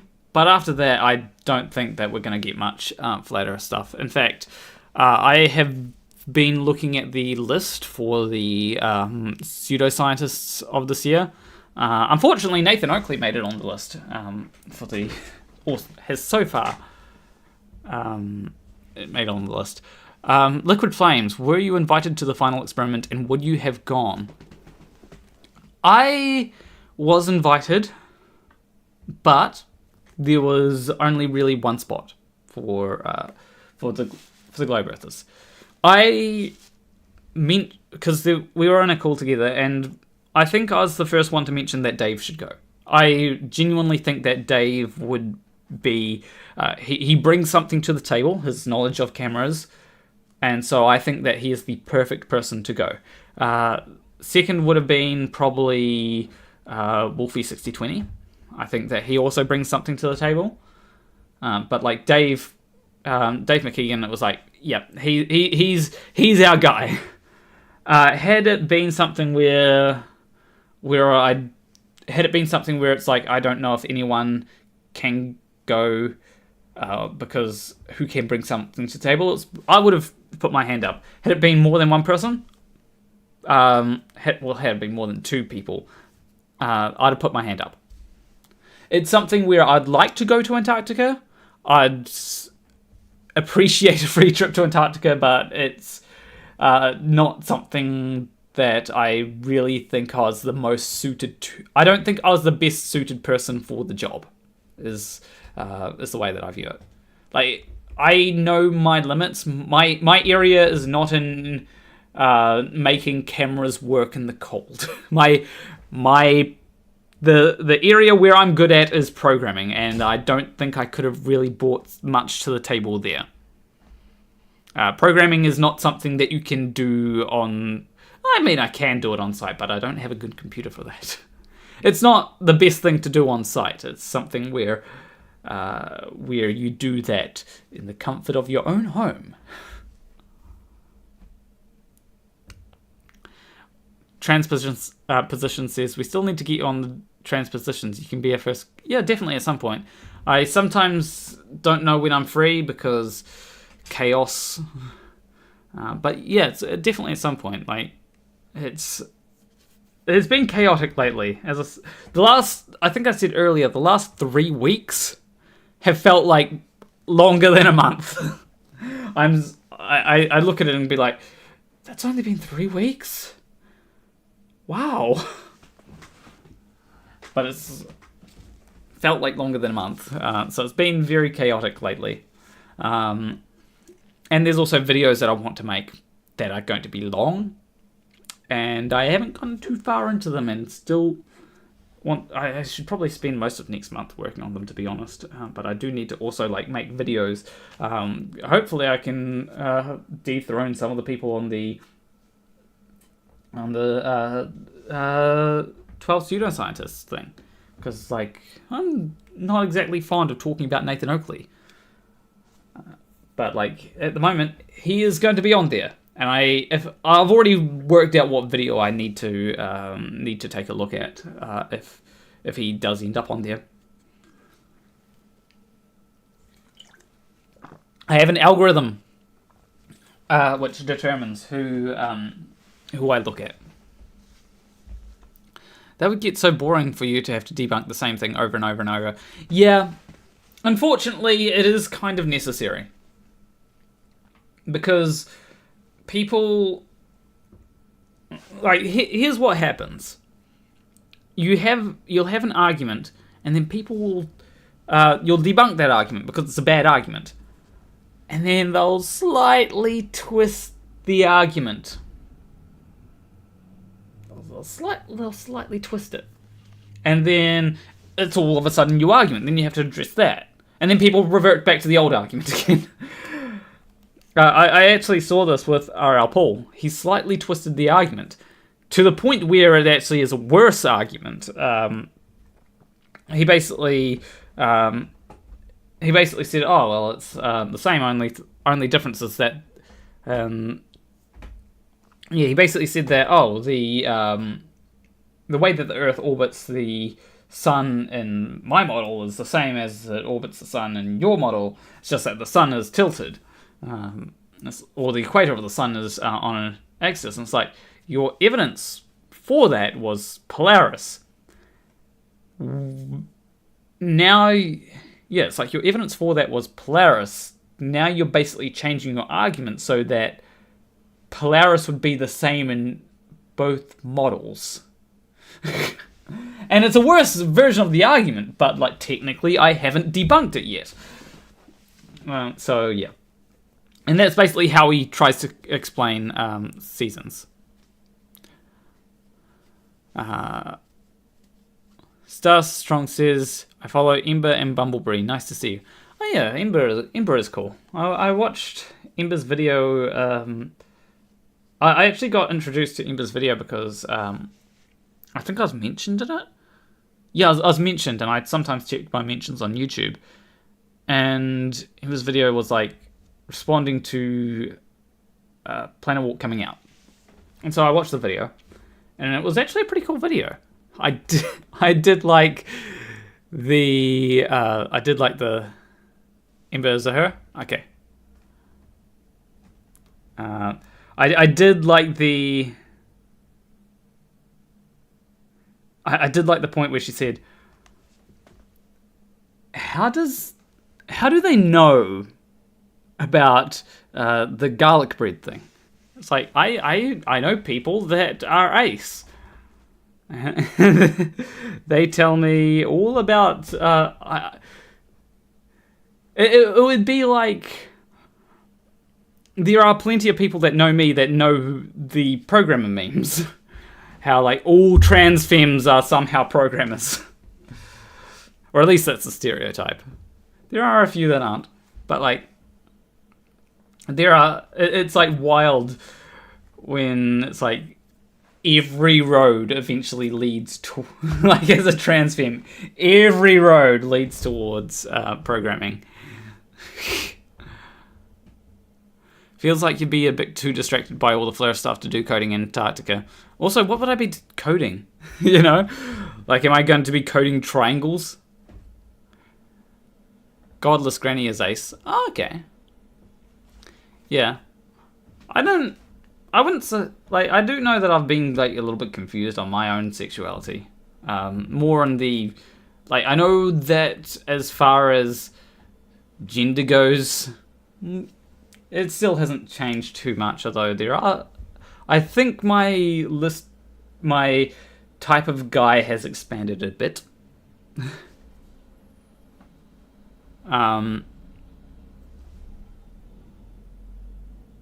And that something crashed. There we go. I can see things again. I do know that my type of guy has definitely expanded a bit, but it is something where it's something that I don't.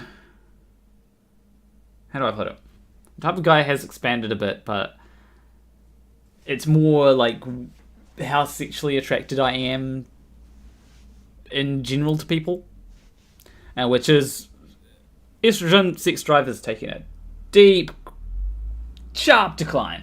And it's like not my favorite aspect of HRT. Like maybe if we can compromise and have it half, you know.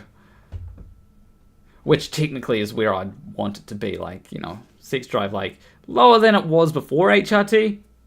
Good. Thank you. Higher than it is now. Yes. Where it is now, a bit too much. Oh, holy. For 100 Australian dollars, Jess On says, happy birthday planner. I am going to, slowly increment this to... Okay, I'll increment it by... Oh, wait, if I just hit 400, that should... No, not 4,000, 400. And hit confirm. We're at the max of time. If I go to timer settings, I'm going to set the max time to be 6 hours. Back to timer, but I'm also going to set this to be, and hopefully it doesn't break anything, which is what I'm terrified about, 0.5 minutes. Okay, I didn't need to press enter, apparently. Now, when I increase this, we should see things increase a lot more slowly. But also...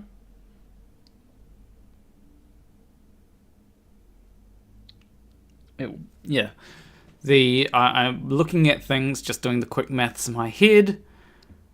I think we get half an hour. I'll decide when the timer gets down to 30 minutes, whether I'll do an extra hour. I'll decide then. But yeah. I was arrow ace before HRT. Now I say I'm biro, but still ace. Yeah, I do feel like, as far as I would never call myself a romantic. I have always had like a romantic side. I think I've become more romantic or more romantically inclined since starting HRT, but like a little bit less sexually inclined. But also, like, it's fun. I'm not gonna, like, if someone, like, I'm not gonna say no most of the time. You know, if like sometimes I won't be in the mood, but like sometimes it's like I'm not going to say no to being gotten into the mood, if that makes sense. Takes a bit more work, and so yeah, I think that sexuality is a lot more complicated, and I'm not even sure that we have all the words for it. It's like yeah, there's like, I like the terms asexual and aromantic. I think they're very useful, but I think that they don't quite encompass. That's why I think that demisexual is a great term. I don't think that asexual and aromantic quite encompass all of the ways to express your sexuality in terms of not being as sexually inclined as a lot of people. Because it's like, for me, it's like, yeah, you got to get me in the mood, otherwise I'm not going to be sexually inclined. But that takes work. Anyway, good thing to change the conversation. Ares says, what language do you mainly program in? Do you have a personal project that you're working on? So, the language that I'm most comfortable in is C#. That is why, if I go back to the screen, the change things. Did I say happy birthday for that Jess on Super Chat? No, did I say thank you? Because I really do appreciate, thank you. I hope I didn't forget to say thank you. This is my current personal project here. You may notice that things seem on the wrong side, and that's because it is unfinished. It's essentially a jank mess of code. There's like a lot of things I have to change about it. And you'll notice that in the top right corner, it matches this. And that is because, it's essentially a window capture in OBS that chroma keys out the green background. And, so there's visual settings, there's the timer settings, which needs a lot more things. In fact, the thing on the timer control, this here has to go to timer settings, because it's actually essentially you enter things into, you can enter things in, and if this is a conversion between New Zealand dollars, which I enter in here, that's where you see the 400, and to US dollars, currently the exchange rate is 0.6 US dollars for every New Zealand dollar. So, because a lot of my audience is American, so yeah. Anyway, this is made to be used by not just me. I have, in timer settings, you'll notice that, like, I could type more into here, and it's not, like, if I type in MIN, that's fine. And the reason for that is because it's made to be a thing where it's like someone can just type in what they're thinking, and then it works out, makes a guesstimation at what they mean. Like if you try to type in month, it's going to think you're talking about minutes. That is a bit of a problem. But yeah, the general idea is that it's made to not just be used by me, because I'm going to, once I've gotten this to a workable state where it can actually save information during a stream, I'll save it like every 30 seconds. It'll just do a, hey, we're saving this information. I might actually also make it a little bit more automatic than it is and process things a bit better. But yeah, essentially there'll be options, and yeah, I do like C# because it is a lot easier to grasp than some other languages, while still retaining functionality that I like. I like languages that where the variables in said language I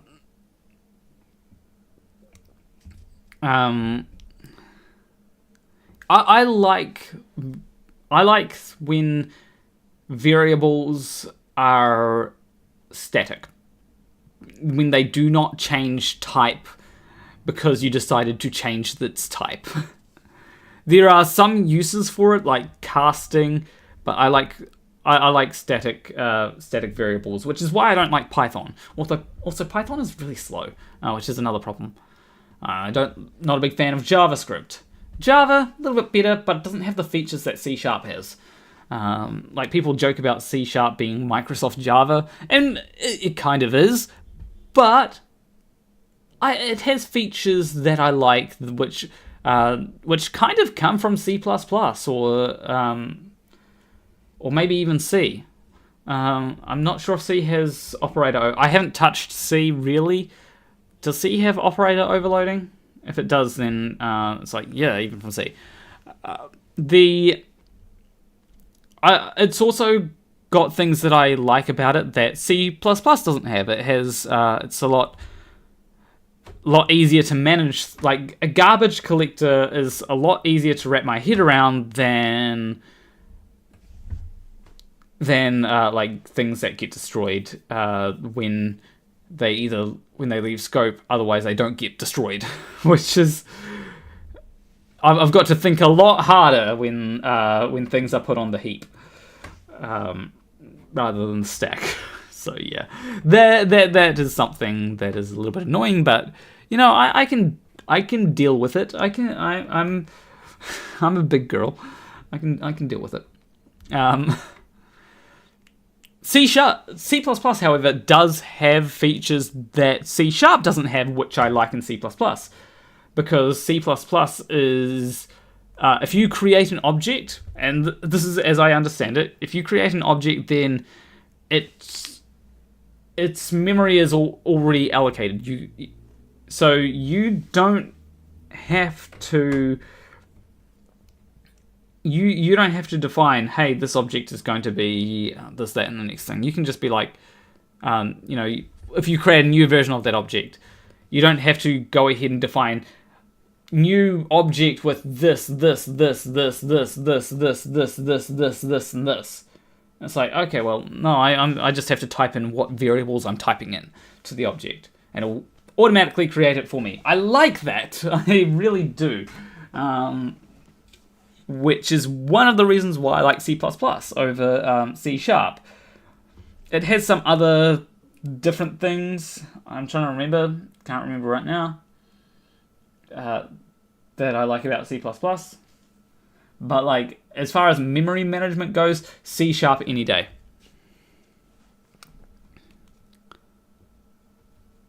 Let me just go to... Let me bring up the thing.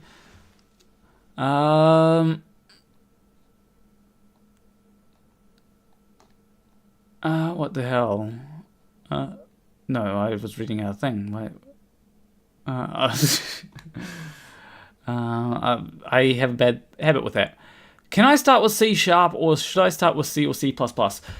C#, much easier to grasp, should I say. C++, bit more difficult, but you'll get a deeper understanding of programming, I'd say. But like, whatever language you start with, it's usually a little bit harder to go to other languages. That's why I recommend like maybe, but then also it depends on the learning curve, right?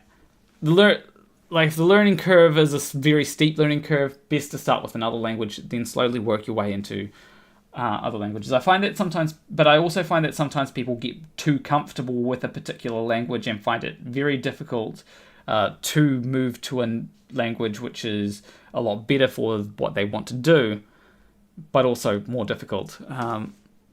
Like, if you want to use Unreal, you're going to have to use C++ or Blueprints, but like, Blueprints are also annoying. So yeah, I recommend like gaining an overview of all languages, in my opinion, but also not letting people say, oh, this language is too difficult, from deterring you if you already have a decent amount of programming knowledge already. What else have we got? I think I saw another. C# might be D flat depending on the score. True. true. Iris says, so it's its own service pushing out that screen, then OBS is grabbing it like it would any other stream graphic. That's cool. Yeah, I could try to put it into the OBS, but that would be a lot more effort than I'm willing to put in. I'm not entirely sure how to make plugins yet.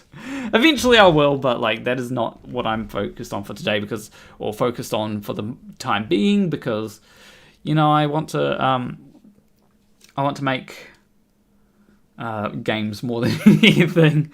If I understand anything, it's how to make a window with stuff in it. Maybe not always do the stuff that I want to do in it. Like I still don't know where that triangle went.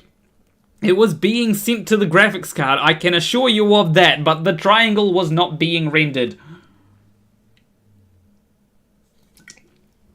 Something went wrong, and I don't know what it was. It was running alright. That's the problem. The worst is when it's like, hey, here's a bug. No errors. No way to work out where it's occurring or why it's occurring. Being a programmer. We love that. We love that. C# probably better to start with, in my opinion, but I'm saying that as someone in the industry and see what is under the hood of a lot of things. Yeah. I'm not a big fan of like industry standard being whatever is like there's two industry standards I find for everything. The easiest thing to grasp, or the thing that's made by the biggest company. That is why I do not like USD for like importing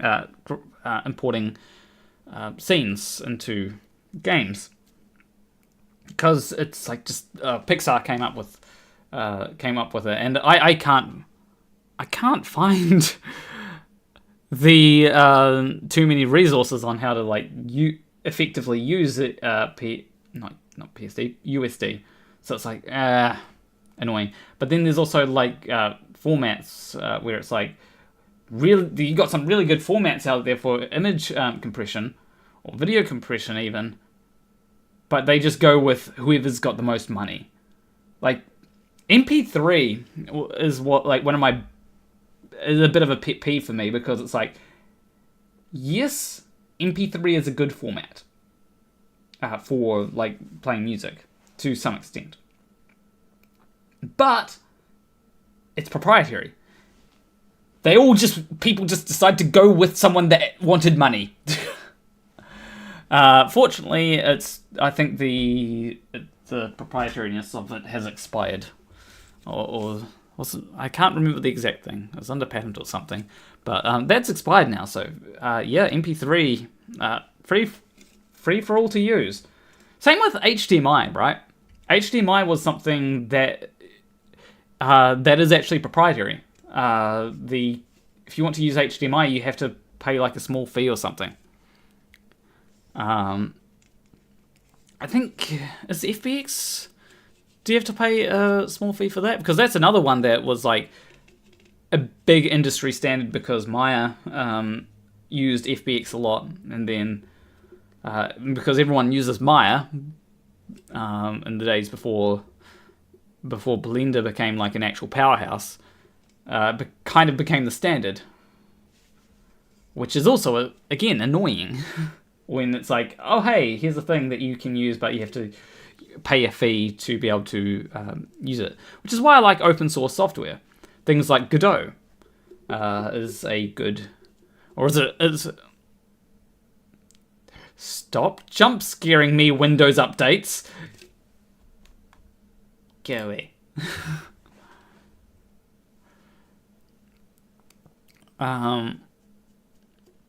But it's MP3 real estate. Good one.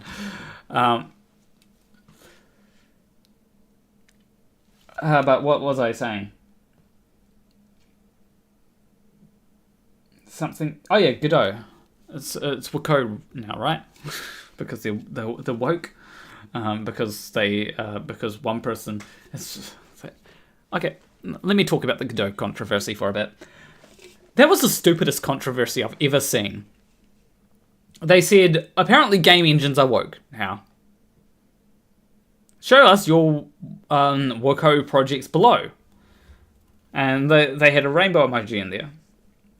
And like the context about it was that they were poking fun at someone who said that game engines are woke. Right? That's the context. Now, I can say that, maybe they shouldn't have put that person on blast because not a lot of people would have seen that tweet otherwise. But like, it's... And like, I don't think a lot of people were supporting that person that said that game engines are woke either. And then people were like, focus on, like, firstly, they told the Twitter account to focus on the making the engine better rather than, politics. And it's like, firstly, Twitter accounts are run by people that don't work on the product that they're selling. I'm sorry, but that's the... Unless you've got like an indie dev and who does, manage the Twitter accounts and all that, the Twitter accounts are usually run by someone dedicated to running the Twitter accounts. That's just how that's just how it works. Like the person who runs the Wendy's Twitter account does not flip burgers at Wendy's. I can assure you of that. That, the person running the McDonald's Twitter account does not flip burgers at McDonald's. They get dedicated people for running the Twitter accounts.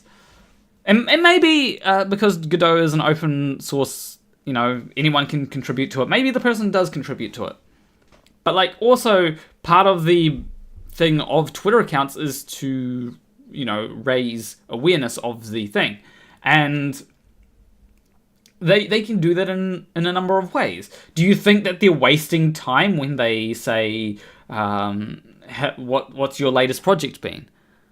Do you think that, it should just be for updates?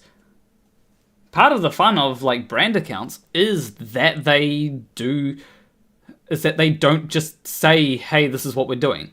That's why a lot of people follow brand accounts. Brand accounts are boring otherwise. So, I think that it's important to acknowledge that there's a lot of that. I think that it's where was I going? Shit. Where was I going? I was going somewhere with that. But I think that it's important to acknowledge that the people running the accounts aren't necessarily the same people on the team to make decisions and work on the thing that they're managing the brand account for. It's not the... There's more... There's more to it than just, person work on things, so therefore brand account should only be about that specific thing. Like when Leafy got ratioed by Opera GX. That was fun. Should Opera GX just focus on making their browser better? That person is just an account manager. It's really stupid, and like they weren't even really making it political. People who were responding were reading politics into stuff, and that's what I dislike about like this. Oh, everything is so political now. It's like, yeah, because you're reading politics into things where there are no politics, and then ignoring the politics of things where there are politics. Metal Gear Solid, very political story, but like people are like, Metal Gear Solid wasn't political. Yes, it was. Final Fantasy VII wasn't political. Yes, it was. It's a lot of things are political, And there are times when a political issue will be shoved into something and I don't like it. There was one thing in, I think, The Arrow, where it was like they tried to make a stance on gun control, and it was like, I'm not a big fan of that episode. It felt very ham-fisted. And that is where things can be... That is where things can be a little bit annoying, where it's like, okay, yeah, you're just doing this to take a stance on a particular issue. But then sometimes there are like sometimes they weave the politics of something really well to the point where maybe you don't even notice. But a lot of the times, people often mean politics to mean a person who I don't like exists in the world. And it's like, real life is political to that person. Then going to the bar and seeing the diversity of people at the bar is political now. It's, yeah. Zenith, formerly Nerthan Termpson, says, happy birthday, or no, not happy birthday, happy birth, Planet Walk. Thank you. But yeah, it's... The Godot controversy was, like, really stupid. It's like... if someone says that game engines are woke, that's a joke. It's a joke. You're allowed to make jokes. It's funny. The same people complaining about it are the people that say, oh, you're not allowed to joke about anything anymore. And it's like... No, you're the joke police. You are the people who you swore to destroy. You know? You became the thing that you swore to destroy, and, yeah. So, I think Gordon's Riber is saying, what is your take on Abraham Lincoln Vampire Slayer? I don't know. I don't know enough about it. I have no idea what it's about. But like the people that are doing that, they can do anything with it. You know, it does like they don't have to make it historically accurate. So because like let me tell you, Abraham Lincoln was not a vampire slayer. Mostly because vampires didn't exist. It's a movie. Yeah, they can do whatever the hell they want with it. If it's a movie, have fun. In fact, that's like a really good thing is when like people just have fun, like not like a lot of people will go for realism and try to be like, oh, this is gonna make things as realistic as possible, but like that isn't always the best thing. Like sometimes there'll be some like sometimes I've noticed when I'll be like watching something and then someone will say, oh, that's not how guns work, they don't make a flash like that, and it's like, yeah, but like it's fiction. It's not real. They're literally making it do that so that it does things that people expect it to do.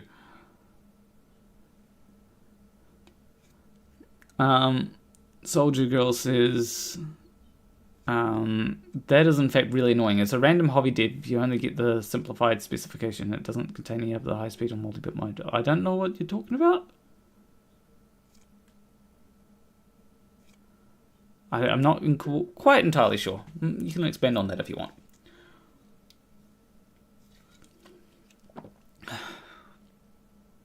And the idea that Confederates or planet owners are vampires. That's interesting. Like, as I said, like, have fun with it. Like, I think that it's not too controversial to say that the Confederates were the bad people in their thing. It's about SD cards. Those are also proprietary. Like, oh, yeah, yeah, like when you get this. Oh yeah, yeah. That was annoying. Like for I was trying to work out a good 3D file type to use, something that I can export from Blender and import into GameMaker, and I had to write my own code to be able to import it. And I was trying. Somebody mentioned USD, and it's like okay, where's the specification? If you want to use something like GLTF is my favorite. I tried to use Colada, didn't quite understand it. It was a bit of annoying. But GLTF, on the other hand, is like I understood, and even better than that, it uses JSON, which is like, whilst not everything supports JSON or makes it easy to read JSON, I was able to basically pass a JSON string into whatchamacallit. We're gonna go to scene. I was able to pass a JSON string in to my program and into GameMaker, and it passed it, and it's like, oh, cool. That's the thing that I can do. It was a little bit hard to try and work out exactly how to read it, but that was the thing that I was able to do. It was simple. A lot of things do have JSON support. So whilst it doesn't have support for reading GLTF files by themselves, it does have JSON support, and I was able to read the rest of the file into buffers. I think I just like passed it into like a buffer and like just there was a few things that I did. It was good. That's why I like GLTF, because I find it a lot more accessible than things like Colada, things like USD, things like FBX, and it's also fairly fast. And that's one of the good things about like open source things. They publish you can just search GLTF, like GLTF specs, like GLTF specs, and you just get the entire. Let me switch to screen. The entire GLTF specification. Everything. Gives examples as well. Also has a diagram in case that's a fun thing for you. Also, Y up. I love that. I like things where it's like X is I like things where it's based on the monitor. X, Y, and then Z is into the monitor. That's why it's called a Z buffer. There's a Z buffer for a reason. It's not called the Y buffer. That's why it's that's why Y is up, because it's the Z buffer, not the Y buffer. I'm assuming that there's some people that don't understand, but yeah, I think if you get the PDF version of this, it's like, ooh, there's some matrices, nice. Oh, what's this? Infinite perspective projection. Huh.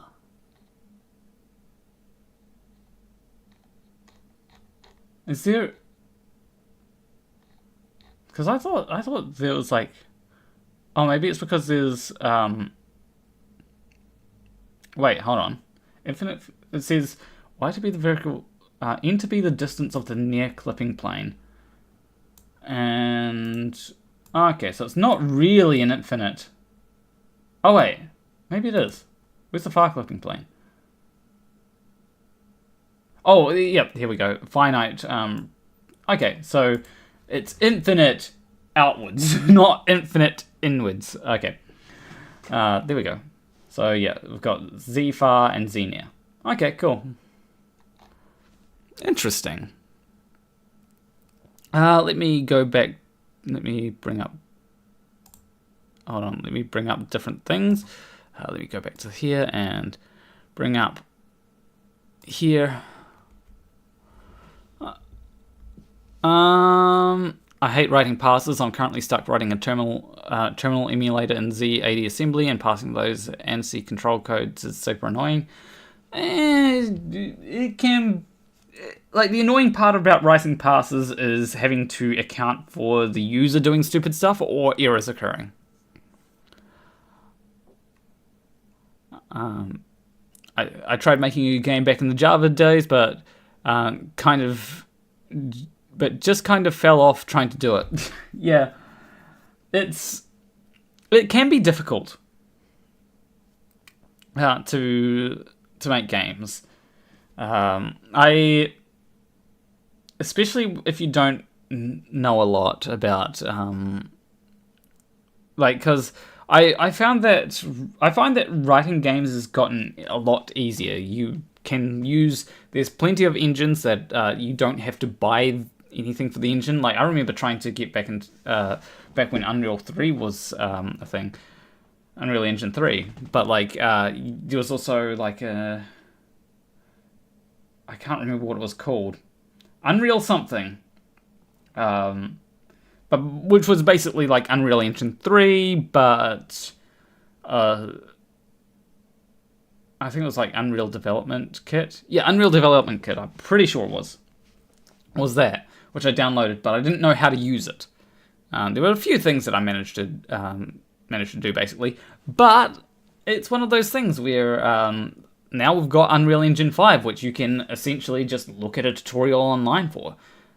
Same for Unreal Engine 4, Unity, Godot, GameMaker. GameMaker is a lot better than people give it credit for, because initially GameMaker wasn't that great, but you can do 3D in GameMaker. It is a thing that you can do. Sure, it's not the best. It's a bit slow, because you have to, like, it doesn't have multi-threading, I think, which would, make it a lot better. If there was multi-threading in GameMaker, it would be a very, very powerful engine. But it doesn't, unfortunately. Like, if I could have the rendering on one thread, and then, like, the game logic on another thread. But then there'd have to be mutexes involved, which makes things a bit more complicated, I'll say. But yeah, if there was some kind of thing for threading in GameMaker, then that would make it. I'd have to rewrite a lot of code actually to make effective use of it. But yeah, it is something where I think that the game making is making a game is a lot more accessible than it used to be, and that's probably a good thing. Like, Undertale, if GameMaker didn't exist, Undertale wouldn't have existed. Probably. It's Undertale, really good game. Deltarune, from what I played, pretty good game. Wasn't Hyper Light Drifter also made in GameMaker? Also, pick any indie game. The tools for, like Celeste. That exists, and something like Celeste wouldn't have been possible if you had to, like, write things from scratch. So I think it's really good that we've now got a lot of tools. Games today is more Christmas tree than good gameplay. To an extent, I think that sometimes a lot of games aim for a specific look, like try to emulate the look of other games, which is fine in some cases, but if you're just going for, like, what looks the prettiest, you're not going to make a good game. You need to combine what looks pretty, because, there are a few things which you can do to make a game look pretty, and also make it fun, right? And sometimes the prettiness of a game actually does make it feel more fun. You've got to consider the feel as well. Like, if I make a game where enemies explode when they die, that's gonna feel more fun than, like, a game where they just fade out when they die, right? Because it excites neurons. I think the problem that a lot of games fall into is that they don't.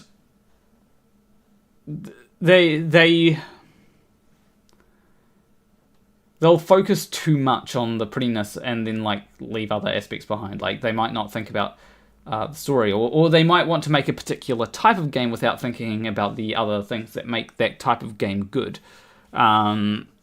Or like companies, they need to pump out games, so they won't put a lot of effort into coming up with new ideas which feel fresh. Like, I remember when there was like a Call of Duty game coming out every year, and then it would be like Call of Duty Zombies, Call of Duty Zombies 2. It's like, because that was what people found enjoyable. It's like, that you're basically just making the same game. The one franchise is really bad with this, and that is the FIFA franchises. It's basically the same game every year, which I don't know how people buy the same game every year.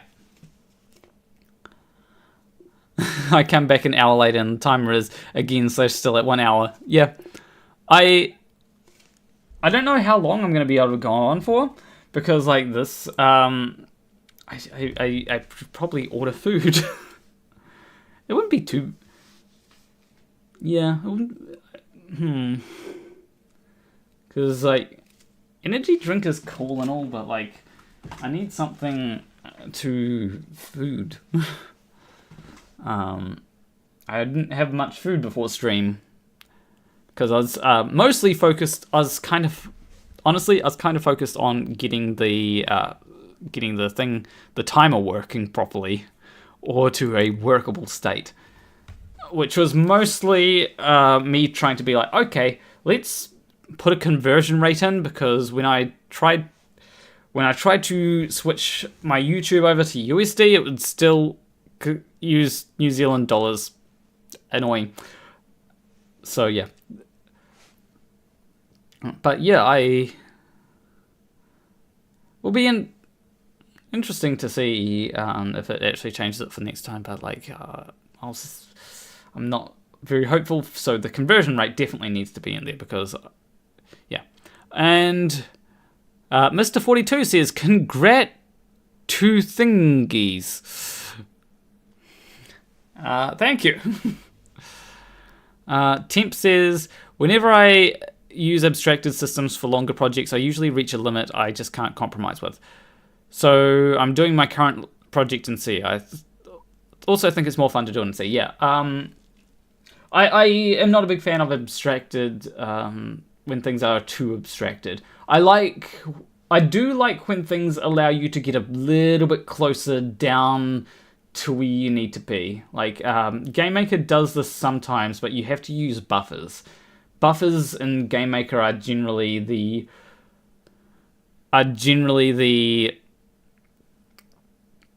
way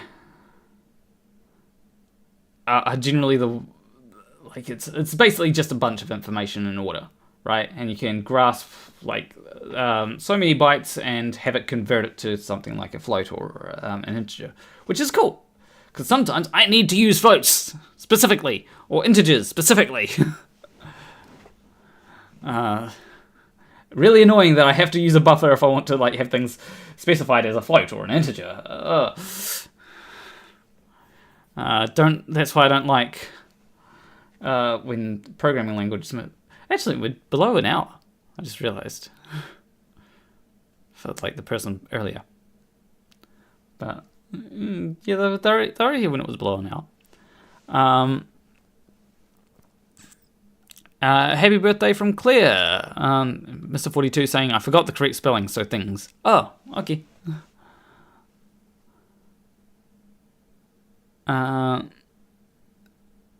President Kerbal says, "I have worked for the entire night myself. 2 days to fix a technical issue at home, and now XX amount of weeks to fix an issue with my main account." Oh dear. Yeah, I love when I get technical issues.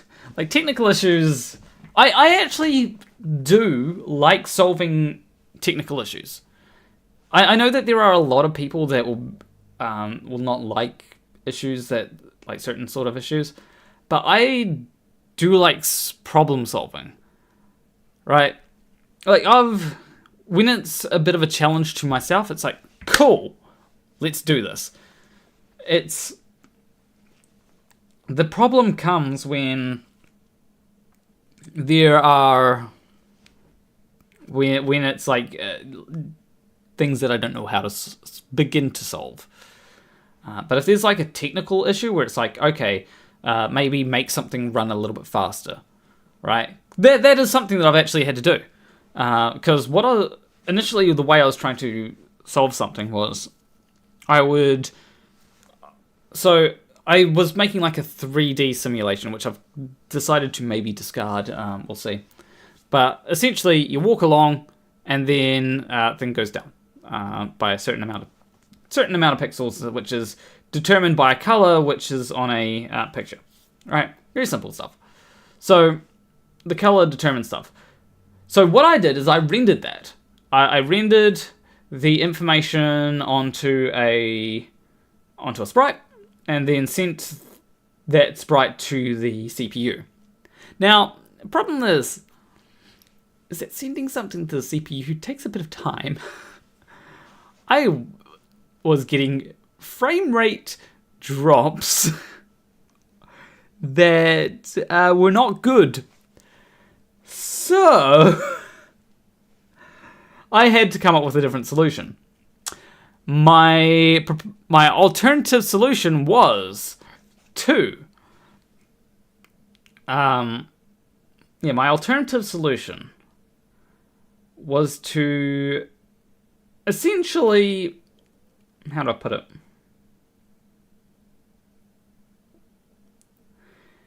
Yeah, the alternative solution that I came up with was to essentially put at the start of the thing, I'd render the entire room and then send that to the CPU. Now that takes a little bit longer, but it's doing it on load, so it only happens once. Rather than it being every frame, that was my solution. Later I just came up with an even better solution. But yeah, that was my solution. Used a lot more megabytes, but it worked. Then I came up with an even better solution, where I render the entire thing not the entire room, but at the start, when the game loads, I basically go through, render every tile, and pick it based on the tile, because I was using a tile set, and store the data for the tile sets in memory, in a buffer actually, I think, and access the buffer when needed. And that was even faster. So yeah, it was even faster and used less memory as well. Wait, was it even faster? Yeah, probably, maybe. I'm not sure. Probably was. Probably wasn't. But it was used a lot less memory. It's like, why is this area taking up 50 megabytes of RAM? So yeah. But it was a fun thing to work out that problem and go, okay, well, here's how I actually remember showing someone, hey, here's like the debugging things, and then I was like, oh, hold on, no, we got to fix this. And like, she was being a programming duck. She doesn't like programming herself, the person, but like, I was like, I enjoy programming. She did try programming for a bit, and then it's like, nope. Doesn't understand how I can do programming, but there's people that don't understand programming, and it's fine. Still a bit confused why some connections decide to go through my secondary DNS when the main part goes through the first. Google is tricksy. I don't know. I did not like the networking part of my IT course. I'm not a fan of like switches and things not acting as I'd expect, which is why I like programming, because everything does exactly what I tell it. Unfortunately, I don't always tell it the right things, so it doesn't always do the right things.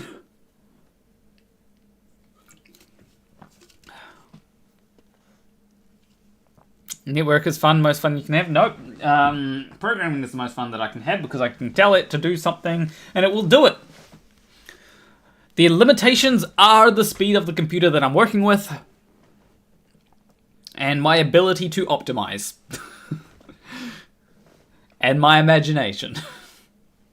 Or, I suppose, my ability to problem solve more so.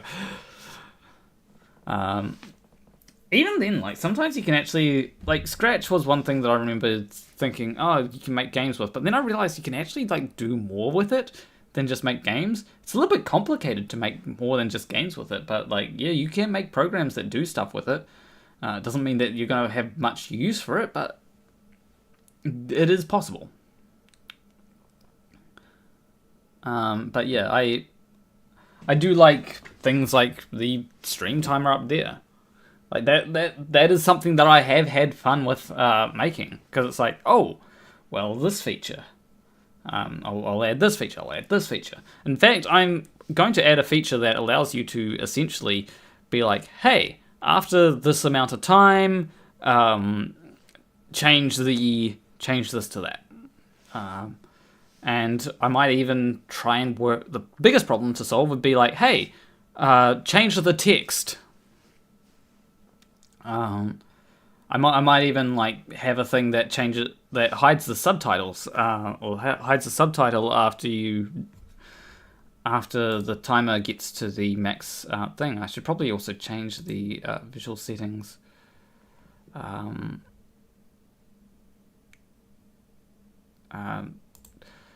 Unfortunately, if I type anything more in, then it goes off to the side,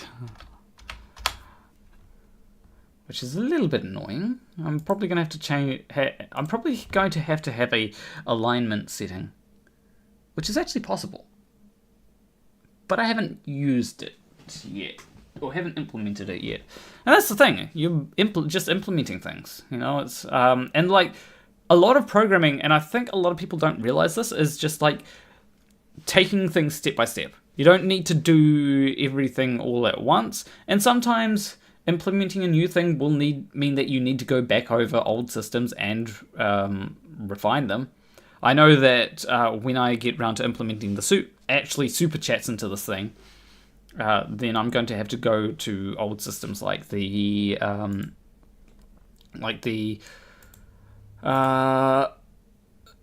timers, the conversion rate, and like change that to not be used in the memberships, because like the memberships aren't supposed to actually use the conversion rate yet, or aren't actually supposed to be using the conversion rate. It's got to be the super chats, and I've also put the conversion rate in the wrong place. It should be under timer settings, not timer control. But then also I might add like different settings.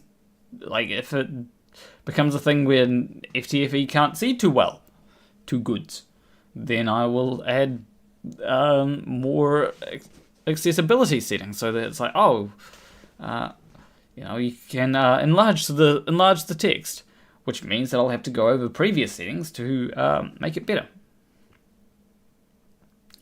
Well, it shouldn't be too hard.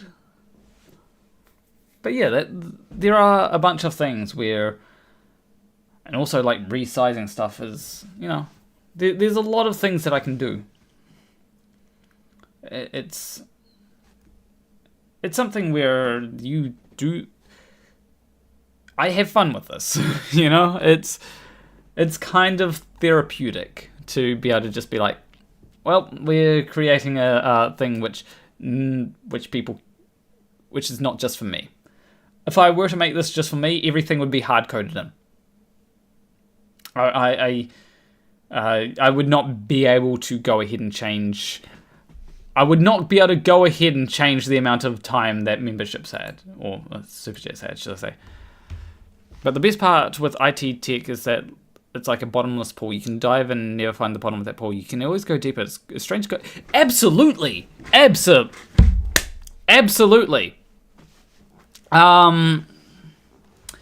It is something where there's always something more. there is always something more. I've gone into graphics programming, and it's like, oh, there's some interesting stuff here. Then it's like, it actually goes deeper. You can go into Vulkan, you can go into OpenGL, you can go into DirectX. There's always something more. And then it's like, not only is there graphics programming, there are compute shaders. You could do ray tracing on the CPU, but you can also try to do it on the GPU, which, GPU has great things for parallel processing.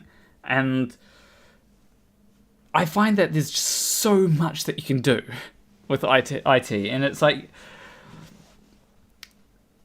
it's wonderful. It's just a shame that like there are people that make computers that are like, you know what we need? We need a stupid person in every computer. We need every computer to have an idiot who can't tell you how many R's the word strawberry has in it.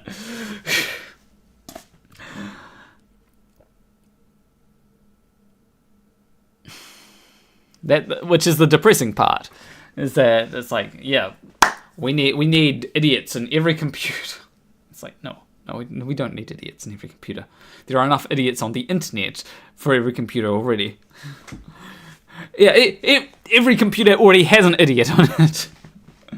Because there are stupid people on the internet that are in your computer. If you don't believe me, search up Flat Earth. But, that's the sad part. Most tech today is one button, do it all, and automated. People don't learn, they only follow order. Yeah, like, I feel like we've kind of, in some ways, come full circle. I find that, I think, to some extent, the younger generations are a little less tech savvy than things like my generations, right? The older generations are a lot less tech savvy than my generation and probably the younger generation, but younger generations are a bit less tech savvy than my generation, I think, because a lot of things have been simplified for accessibility reasons, and that's good. I think things should be more accessible, but I also think that there is something lost when everything is one button. And, even like ChatGPT, ChatGPT doing everything. It's like, well, if you can there's something lost when you just get ChatGPT to do a thing. And the thing that's lost is that you don't know why it's doing the stuff that it's doing, and if you want to debug it, then it becomes a bit harder, because you've got to get ChatGPT to debug it for you, and it may or may not work. It may not account for edge cases. There are times when I am writing code, and nowadays there's this feature that allows the code to... there's a feature that allows the code to sort of predict what you're going to write next. And sometimes it's like, hey, why are you putting something... You know that's going to crash, right? Yeah. Think of how stupid the average person is and realize half of them are stupider than that. George Carlin. Yeah, that's a good point. That depends what you mean by average, though. Like... Do you mean the median? Because, like, there are a lot of people that would fit into the median. And so, like, maybe only a small amount of them are stupider than that. But then you could go, the mean, And it's like, okay, well, then half of them will be stupider than that. And it depends how you're measuring, intelligence. Yeah. It's something where I find that like, in general, people are stupid. Like, it's not an insult to most people. I think that generally people are stupid because they don't care. They don't care about being smart. They're just trying to live their life. And, you know, that's a smart way sometimes to go about it. Like, just live your life to your fullest. Don't care about, like, whether you're smart, whether you're stupid. Just do things. The problem is the stupid people that think that they're smart. That think that they've got everything figured out. That's the problem. It's not the people that are living their lives. It's the people that try to impose things on that try and impose things on other people. You know, think that their way of living life should be the way that, you know, it's those sorts of people that think that they've got justifications for everything that they think, but don't realize that I've got justifications for the things that I think, you know. And the ones that want to impose, the stupidity on others, you know, the homophobes, the transphobes that think that their way of viewing the world should be imposed by decree. The mega cult that want to instate Donald Trump as dictator of the US.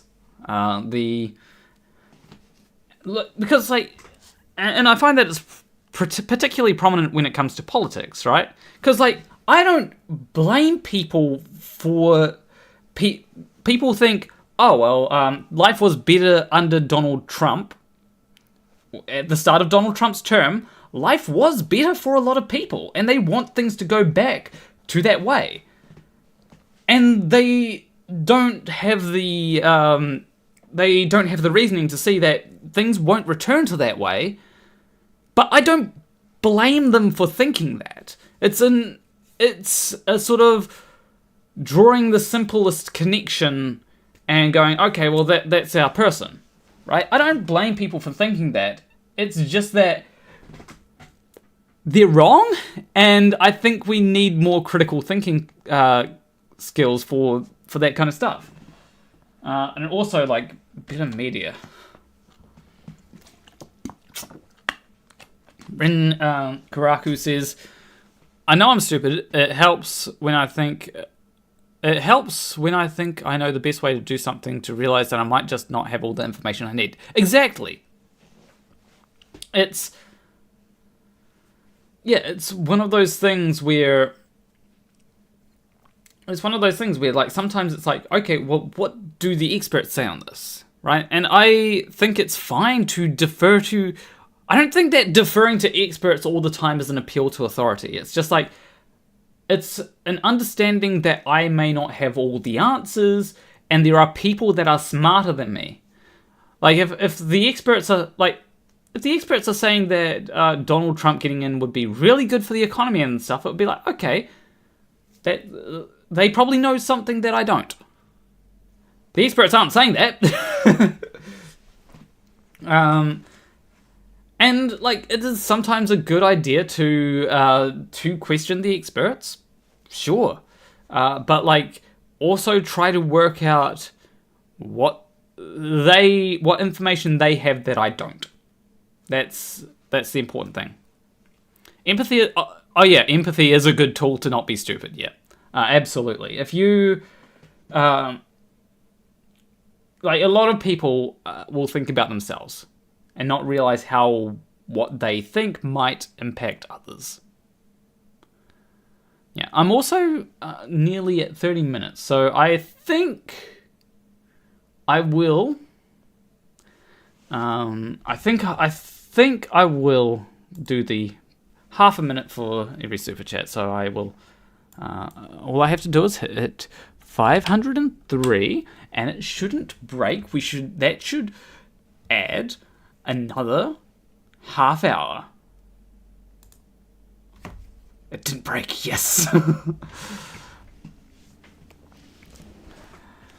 But yeah, I think that empathy is a really good thing. You want to have if you want sometimes it can be hard to have empathy for someone, but it's like it's important to not let go of empathy. It works. It's alive. Technology never fails. Planet Walk. Yeah. Well, you see, that's why I like when things do what I tell it to do. I can also I actually can hack this. I don't have any buttons to remove or add time. That update scares me. I get a jump scare every time I hear it. But I can be like, okay, well, here's a way to remove time. I can literally just go, well, let me set the amount of time that I want to remove in the timer settings, and then remove it, then add it. So it's very convenient. I unfortunately, this will not. This will break if you try to push it past a certain amount of time. It will break.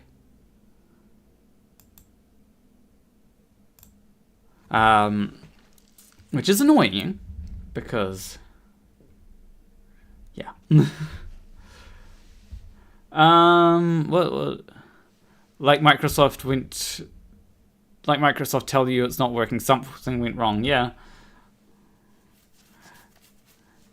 Sometimes it's like the very edge cases, which is like, we don't have to worry too much about that. Like when you try to, it's like when you like integer underflow and overflow. Edge cases, probably not going to happen. Has it? Don't push this button.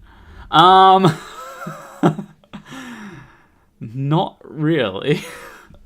It's more of, if you don't try to mess things up, things will go smoothly, probably. I like, there is a button that doesn't work. Literally, the reset button does not work. The pause button should work. I don't know what happens when it reaches 0. When that stream, when it gets to 0 on the stream ends in, I don't know what happens. I don't know what's going to happen. I have a thing that it might start counting back up. It might.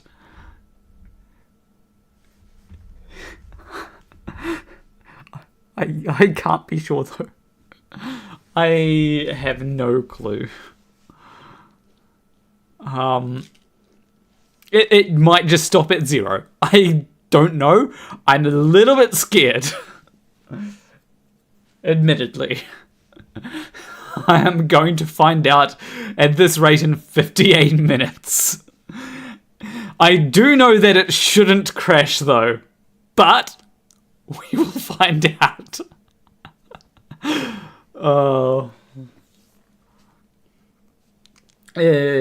I haven't really accounted for negative numbers in this. I really haven't accounted for negative numbers.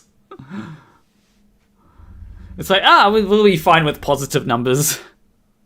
What will happen in the next episode? As long as it doesn't crash my computer, we're fine. Yeah, I guess we'll see. It's nerve-wracking, but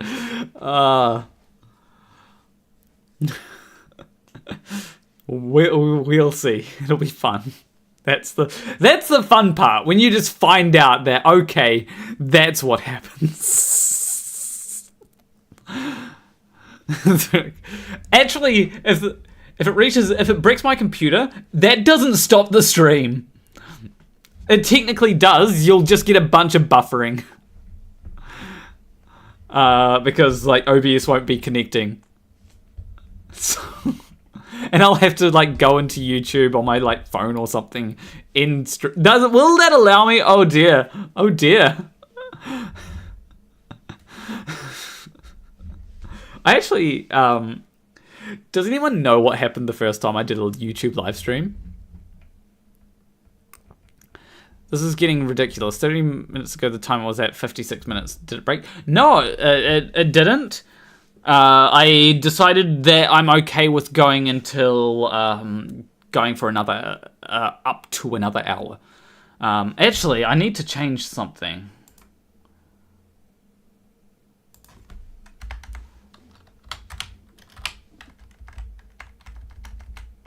We're gonna say every super chat adds 0.5 minutes because that's what we're at now. Oh, that's not the right one to move. This one. We'll move it to there. Okay, cool.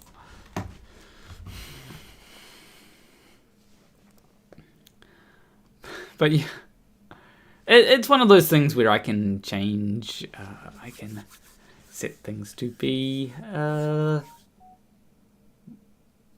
Change it to 30. Yeah. Let me hope that I don't have to change it too much. 30 seconds.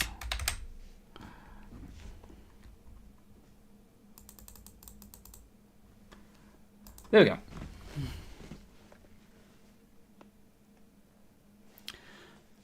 But yeah, technically in the timer settings it does, I do have it at 0.5 M. But like in the timer settings, it also translates that to a more standardized thing, which says 30 seconds.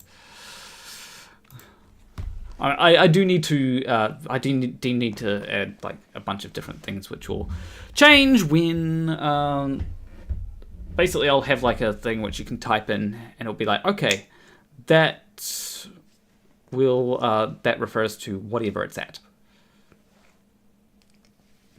So yeah. And I can also make it a standardized time. Oh dear.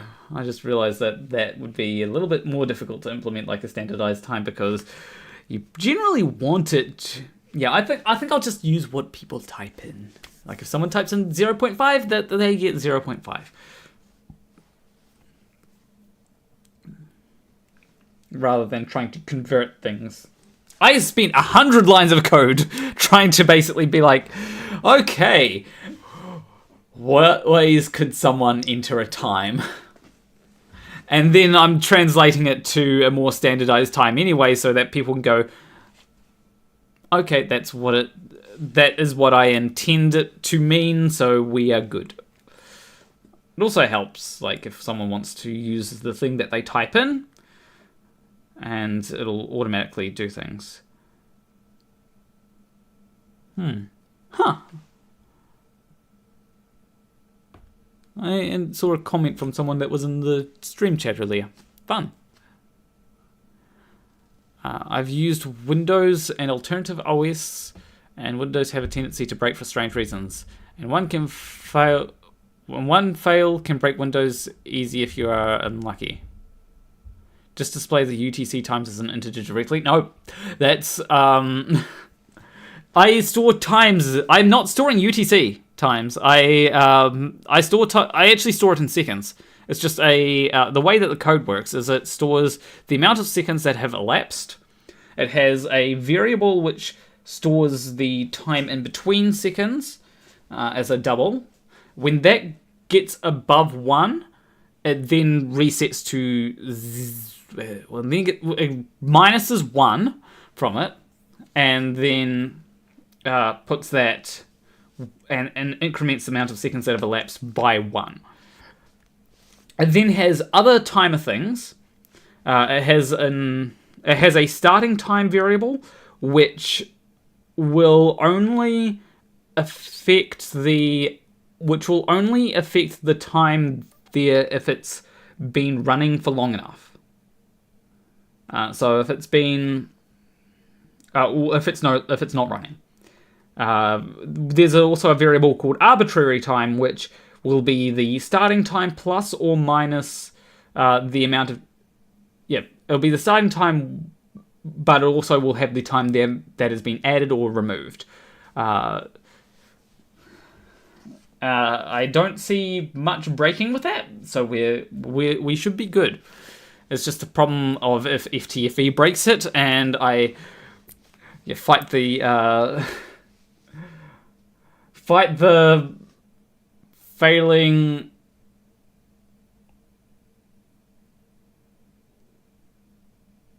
engineering. I don't know. The time was made standard by the train company who was building rail over in the USA. It was not okay to have the train come at random, so they used the time and clocks as an important tool. Okay, that's interesting. So we have time because of trains. But yeah, it is good to have.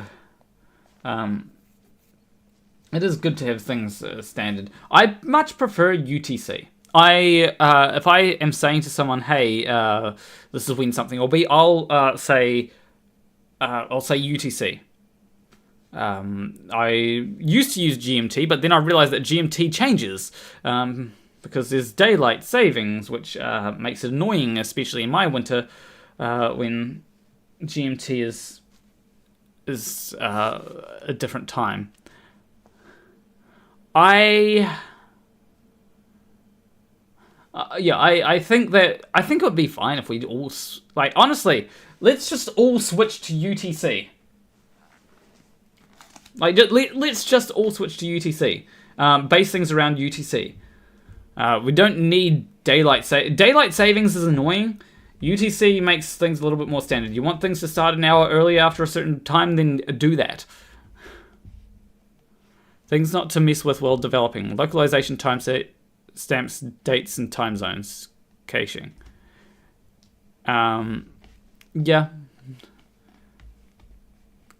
I don't do much localization. I just be like, okay, this is for me to use, but I maybe should. If I there's something that I want to redo, and I'll probably store everything in a text file. UTC is in the middle of the day and it's night IRL. Here's the thing. The reason why, the way we decide what time is what is basically arbitrary. There's no reason why 12 o'clock has to be in the middle of, 12 p.m. has to be in the middle of the day. It could be the beginning of the morning. 12 p.m. early morning. 12 p.m. can be, I think that was TikTok. Why TikTok? Please stop notifying me about things. Probably. Time units are annoyingly arbitrary. Let's make this planet spin a bit faster so we can have 384 days per year. No, let's make it spin slower, actually. Seriously. Make it spin slower. I can get more done in a day. Sure, there'll be less days, but it'll be easier for me to wake up at a decent time, and I won't feel the need to go to sleep. So.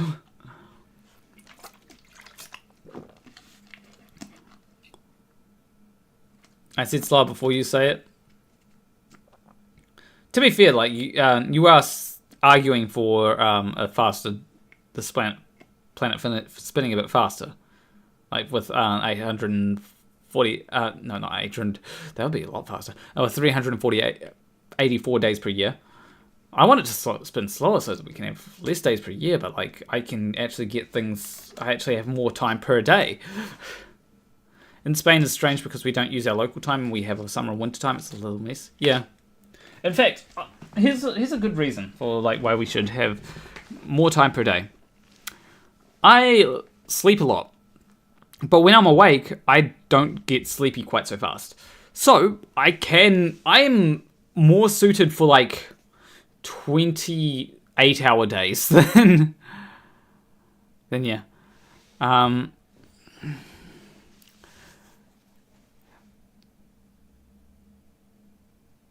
I can't quite remember how to say that name. I remember knowing someone whose name was Jarsz. Ricardo Lorenko? I'm not entirely sure if I got the pronunciation correct. Oh, by the way, happy birthday. I've been following along for about 2 years. I don't have time to watch all your videos, but when I do, I always find you to be insightful, reasonable, and pleasant. Have fun. I don't like making a video simply to belittle someone. I will make jokes at someone's expense, but I try to make the content of the video about like being reasonable. And I find that some people don't like that. They wish that I'd go harder, and sometimes I do. If I'm Matt Powell, I'm okay with being rude to. But like a lot of people, like flat earthers and that, I just don't like. Sure, I'll call flat earthers in general stupid. But I don't like just calling flat earthers stupid, if that makes sense. Because it's like, hey, let's talk about this idea and let's explain why they're wrong. Sometimes I'll laugh at them because their idea is really stupid, but that's more of a comedic thing rather than just outright calling them stupid. And I find that there are a lot of people that will think that the best way to deal with people is to just call them stupid. I mean, we've got a lot of stupid people in the world. Do you think that convincing everyone is just as simple as calling them stupid? No, it's convincing people is a matter of there are two ways. If you're trying to ridicule people, that does serve a purpose. It serves a purpose in preventing people from becoming the people who you're ridiculing. That's the purpose that it serves. It doesn't really convince anyone who is in that circle. But you can try to convince people in that circle by saying, hey, by trying to appeal to more of trying to deconstruct what they believe. It's not always as simple as, let's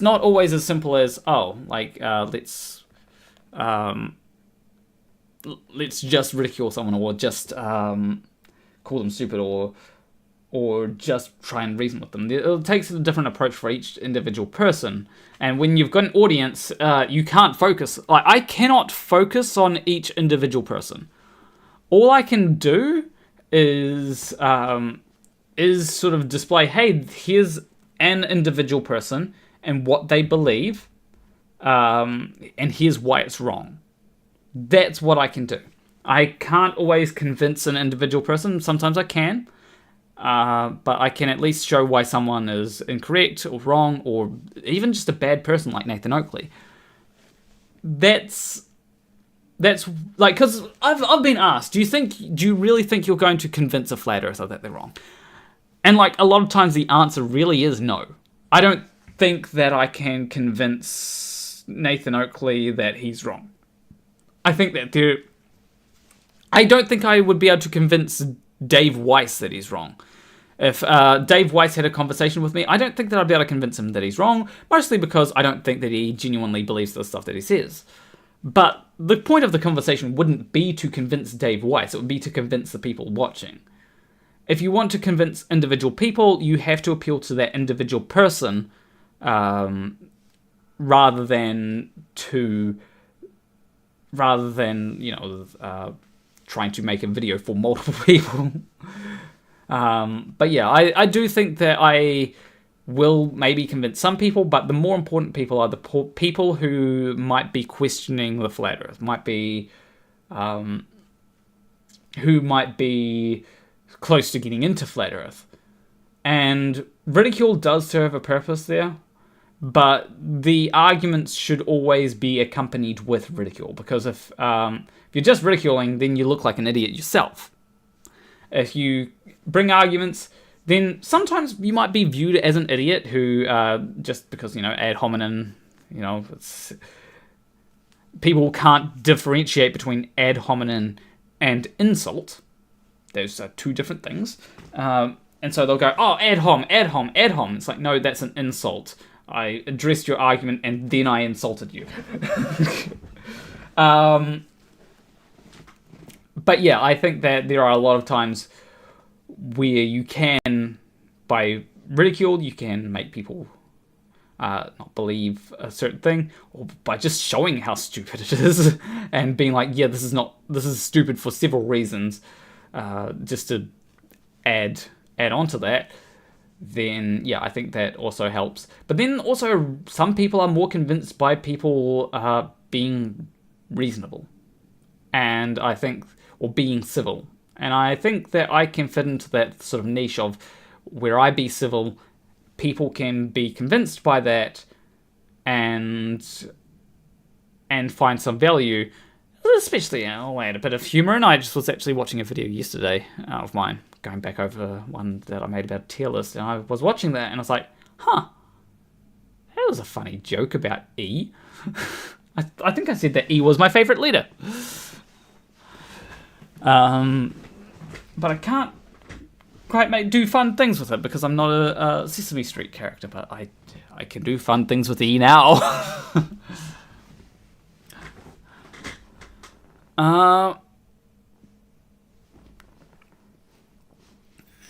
Most people can't be convinced, and I'm fine with it. It's very clear to me. I watch you mostly because I mostly agree with you and like to deconstruct or reconstruct a topic. And yeah, like, I know that there are people in my audience who will disagree with me, and that's fine as long as they are open to listening to what I have to say. If you I don't think that people should watch me only because they agree with what I say.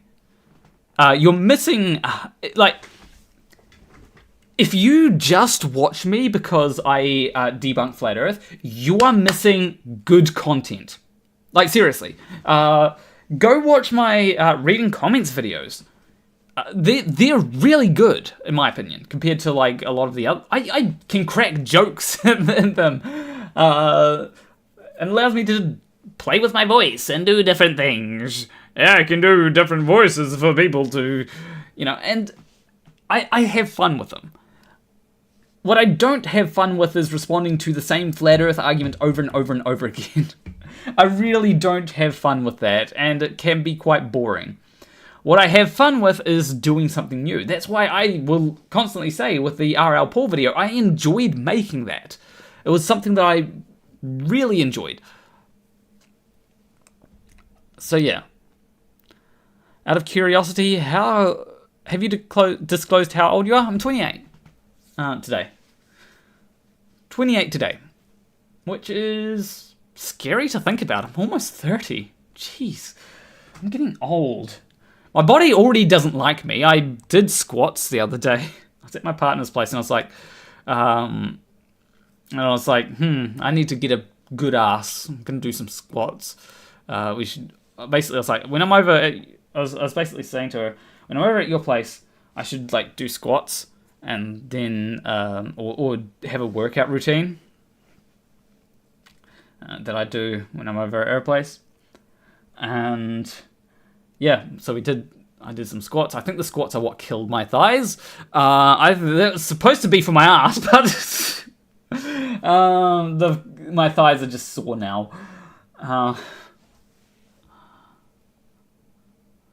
28 years old, you have your life in front of you. Do the best of it. Oh, well. Your reading comments videos are indeed very funny. Yeah. Yeah, definitely. And it allows me to delve into topics, like someone brings up a topic that I don't really know how to make an entire video on. It's like, okay, well, I'll talk about it in this video. I actually should make more of, like, AI I think was brought up a few times. I should actually, though, make more videos on AI. I want to make a video about explaining why AI doesn't have much reasoning. Doesn't have very good reasoning skills, and that is simply because, well, it tries to predict. It's essentially trying to work out, okay, what response do you want, not what response is probably the best response, but it has no way of exactly quantifying it all the time. Sometimes you can tweak models so that it doesn't give, so it gives specific responses to specific things. But yeah, like when you're trying to give when you're trying to give a response, it can be hard to work out, okay, what is the response that a human would give? Because it doesn't have all the reasoning faculties of a human. It has the reasoning faculties of a large language model, because that's what it is. It has to know... You have something that has to know more than a human can ever know, and give... you're trying to give accurate answers, but, like... It's like, okay, well, do you want to go with the response that a human will give? Or do you want to go with a response that something that knows a lot would give? And it's trying to go with the response that something that knows a lot would give. It knows more, in effect, it knows more than what a human knows. It has more training data than what a human could ever have. But it at the cost of being able to reason very well. So yeah. Tiny Captain says, I turned 48 3 weeks ago. 28 is not that bad. I know, it's just, I'm getting old. That's it. I would have guessed like 30. How would you guess 35? Is it because Simon Dan is like... I don't know how old Simon Dan is, I'll admit. He's probably in his 30s. Maybe getting to his 40s. I would go insane arguing LLMs with you. There's a topic I'm quite sure we disagree on. I build AI as a significant part of my daily job currently. Yeah, I think that a lot of people try to... the problem I have with LLMs is people try to use it as though it has full reasoning capacity.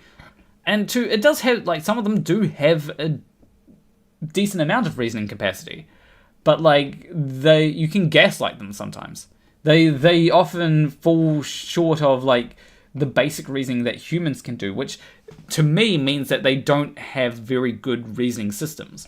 ChatGPT, as well, isn't the best thing to ask about morality. I think people asked certain AI systems, I think it was Google Bard or Gemini or something, they asked that one to, whether it was okay to misgender someone to prevent a nuclear war or to prevent total annihilation of the human race. And it's I would argue that yes, it is okay. But then the LLMs said, well, no, it's never okay to misgender someone. And people were like, oh, it's woke. But no, it wasn't woke. It was just... The training data probably had more instances of talking about misgendering someone. So the AI basically... Or the LLM basically said, well, okay, well, it's never okay to misgender someone. We are going to say that. It didn't really consider too much about nuclear war. And so... because it didn't come up as much in the training data. And so the idea there was, no, it's not woke, it just has a different training data to what certain things. Use a tiny model, get stupid answers. That is true. Capability of LLM is decided by the training model size. To an extent, there is a bit of a curve, I think, that... or not really a curve, but, I wonder if it is a curve. There's basically this thing where they find that after a certain point, things fall off, and you get diminishing returns after, a certain period of time. My LLM is 12 gigabytes big. It has a 95% accuracy rate compared to 70%. I'd ask him what. I recently saw a funny video about Christians asking ChatGPT if it believes in God and manipulating it to say sort of yes. Okay. Yeah. It's trying to give an answer that you'd expect it to say. That's really what it is. ChatGPT isn't too bad in terms of its answers, though it still doesn't quite get strawberry right. A lot a lot of yes, humans would believe in God. That makes sense. Then the person goes, see, it believes. Yeah. You have to supply accurate data and numbers and information to get good results. The model data isn't alone to get the best answer. Yeah, I agree. And what you have to do is you have to essentially, when it comes to models, and I think when it comes to AI in general, or for any computer program, and this is why I don't like the robots that Tesla's making, right? Any computer program will ultimately, it comes down to what you're trying to get it to do. So for an AI, it would be really good if it's specified, if you can specify it to do a particular task. If it's for a particular task, then that's what it's good for. If you have a thing trained on writing code, then it'll be good for writing code. I still think you need a human in the mix, especially when testing and debugging, because there will always be edge cases. But then there's also the idea of when it comes to if you're trying to get it to be a calculator. Now, the best calculator that you can get would be a one that's actually coded as a calculator, not AI. Please do not try to get AI to calculate everything. It is not it's not made to be a calculator. But yeah, make it specialized. And the problem with a lot of LLMs is that they are not trained to be specialized in any particular area. It's trained to be something that's specialized that knows everything, right? ChatGPT is supposed to try and know everything. And so therefore you can get erroneous answers because it is, with the size of some of these language models, it's not possible for it to know everything. So you're essentially you trade off the reliability of some of its answers. So yeah. Yes, a human needs to check, but it's not a one-button solution, yeah. That's why so much research is being put into RAG to pair LLMs with a source of truth. Yeah, that would probably be good.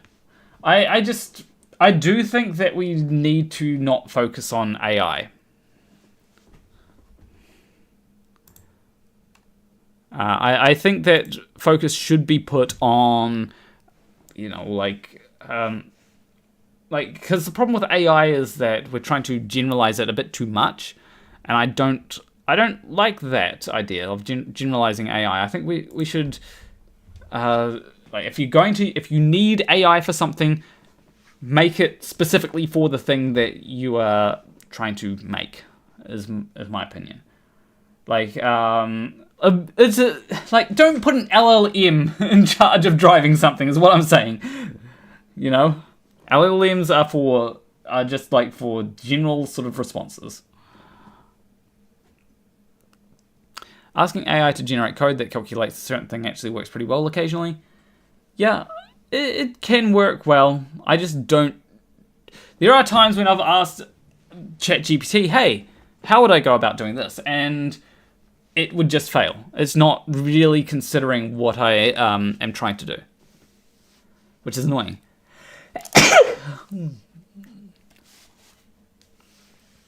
So, yeah, it's one of those things where...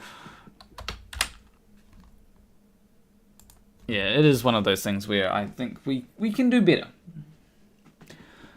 AA for the sake of AI is hype, much like blockchain for the sake of blockchain. It's the right tool for the right job, and the right research is for the right advancement of knowledge. Absolutely. Yeah,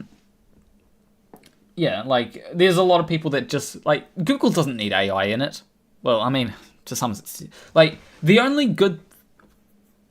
AI and Google search is good for working out what the most relevant thing is. That's what the AI should be used for. Not for summarizing a page. Not for summarizing results. I think that Can I search who's... Let me see. Who is Planner Walk? Okay, it doesn't actually... It doesn't give much. It doesn't give an AI summary. That'd be fun. Wait, can I... Bard is still a thing, right?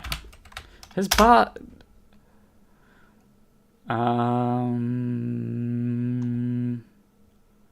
Gemini?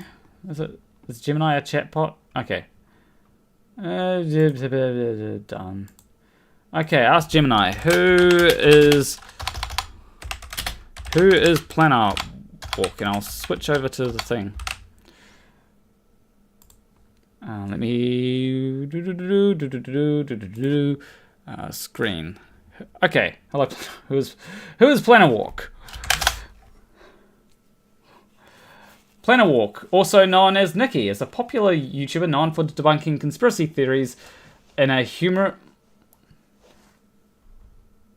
and informative way. They have a large following on YouTube and other social media platforms and are known for their passionate defense of science and reasoning. Okay, that's not bad. Oh, I can show drafts. What's this? Interesting. Hide drafts. The thing that it did get something wrong. I don't have a large following on other social media platforms. I'm just gonna.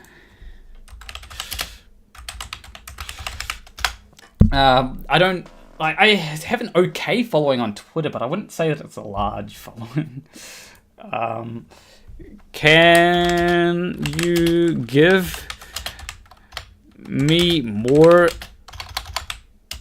information?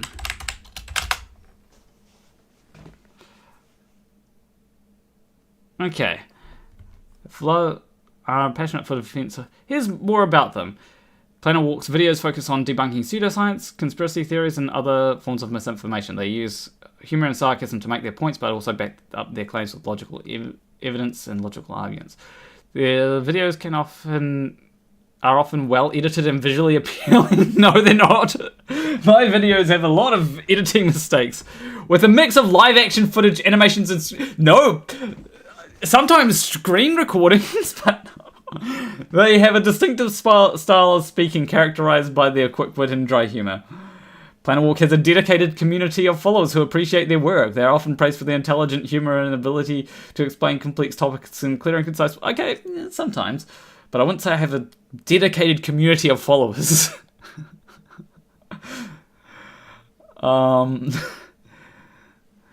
Their videos have been viewed millions of times, true, and have helped to, well, if we go by all videos, then some of them, no, I don't have any videos with millions of followers, but like overall videos I've got, a few million views. And help educate people about the dangers of misinformation. They have been praised for their work in promoting critical thinking and scientific literacy. Overall, you see, here's the thing. It's not getting any, like, that's a very generic way of expanding. Like if I go, could you give me more information about them as a person?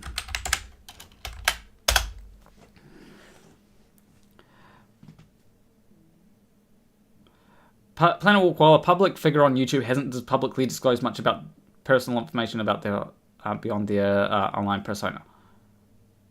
It doesn't. See.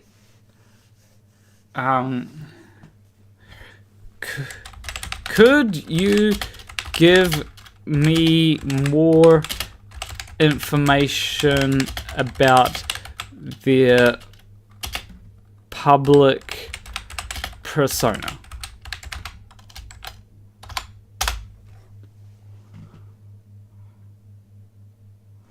And it's like the same thing.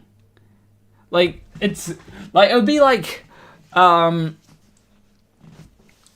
saying, oh, Simon Dan is a debunker who is known for promoting critical thinking and reasoning. It's like, yeah, but like, what?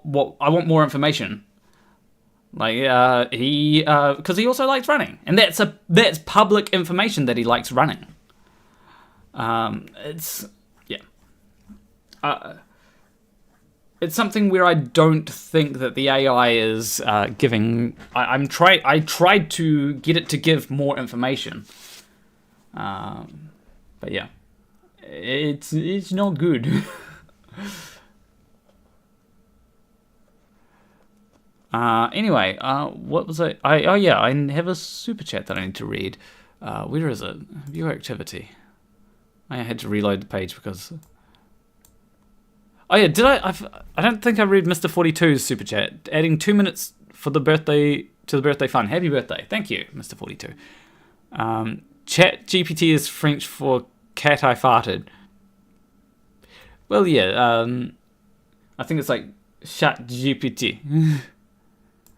So if they're trying to, there's a thing that like some languages do where they try to basically take a word from another language and just like say it as it's said in the other language, but like in their language, and it doesn't work so well when you do it with French.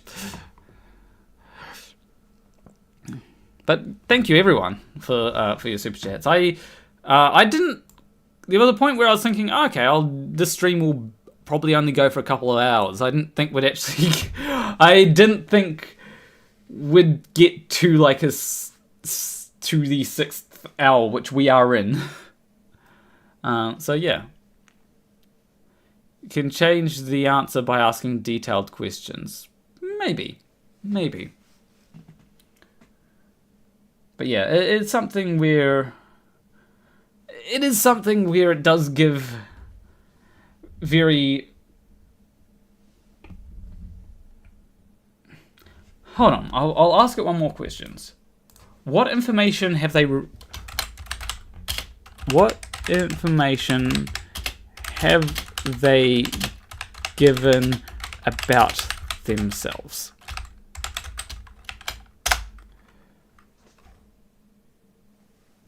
Yeah, it's not giving me like. It should say, oh, they're trans.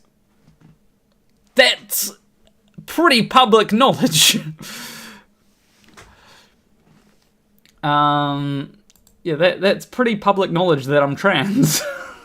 Like, anyone can tell. I was actually, I saw a video about me recently, which the comments, well, they certainly got, like, a bunch of people triggered. And, like, I think part of it was the fact that, I have, like, the trans flag to, on my stream over here. I can bring up, I have it over here. I have, like, a trans flag. And so people probably saw that and went, slur, T-slur. But it's like, I have that there for a thing. So I'm thinking, if I'm doing serious interviews, I'll probably replace the trans flag with, I don't know, something a little less, a little less, like, if I'm doing a serious interview with someone, or a serious talk with someone, I'll change it. And then people won't be like, trans flag, T-slur.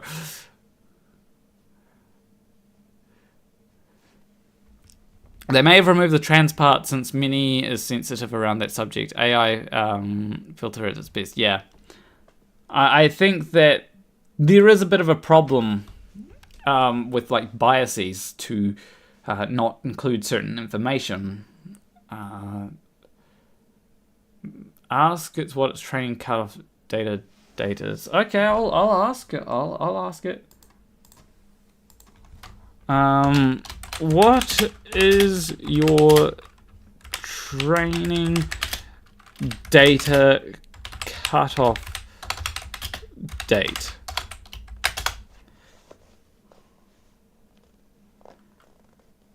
November 2023.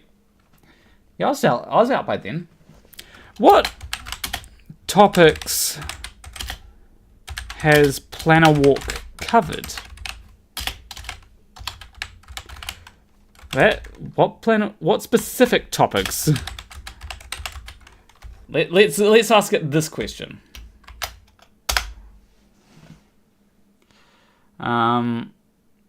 Okay, flat Earth theory. Yep, that's obviously going to be the big one. Anti-vax movement. A little bit. Astrology and horoscopes.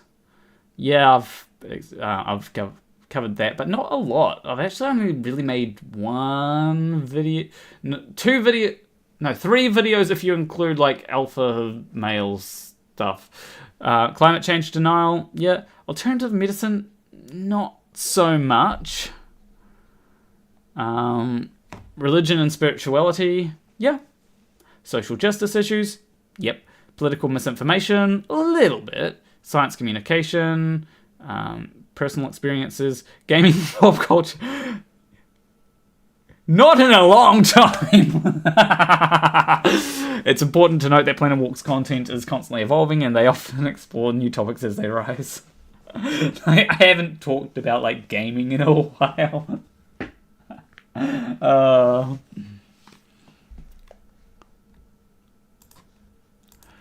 I'm shocked that I thought the cutoff date would have been much more recent. Maybe, yeah.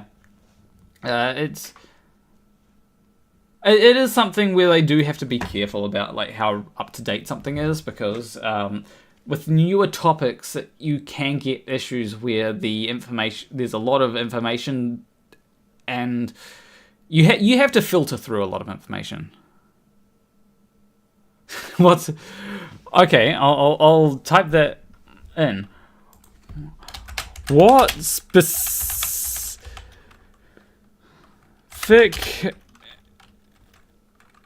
information are you not allowed to say about Planner Walk?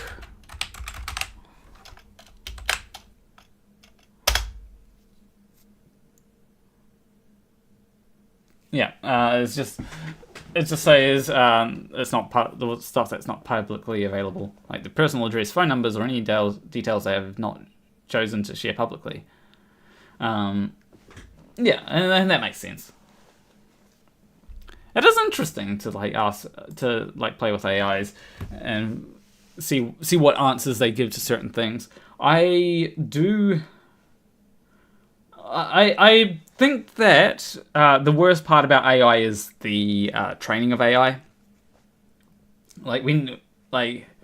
Small models that are I think it's better to have like small models that are very specific for certain tasks, rather than big models that try to do everything. And that's where the problem is. People try to make big, large models that take a lot of resources to train, especially like we got climate change.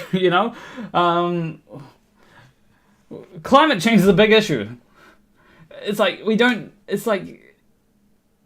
need cryptocurrency. We don't need something like that. We don't need AI to AI isn't going to magically solve climate change, especially unless you try to make an AI specifically designed to solve climate change.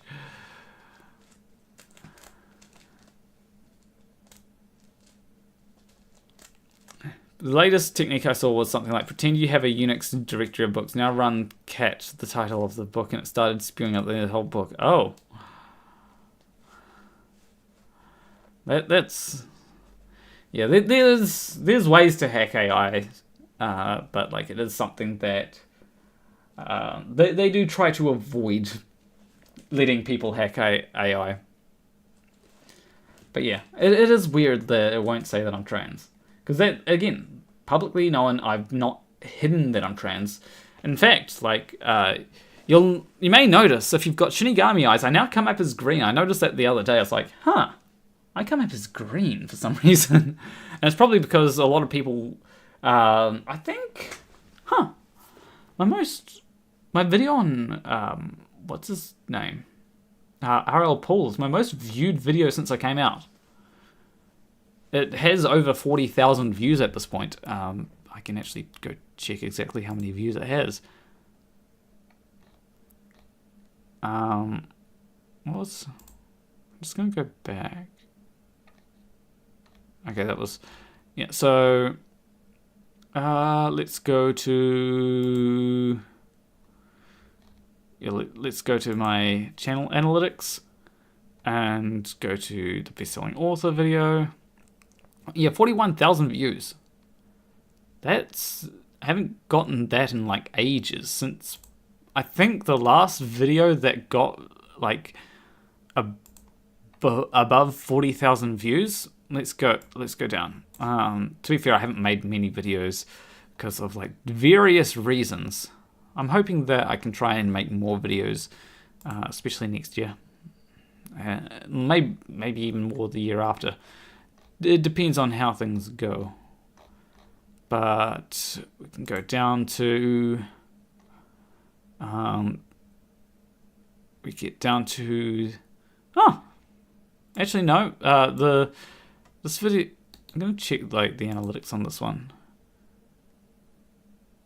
Because Flat Earther refuses to listen to Simon Dan. It's evidence. That one has 43.7 thousand views since it was released, and that wasn't what came out after I came out. But it has had a few spikes since then.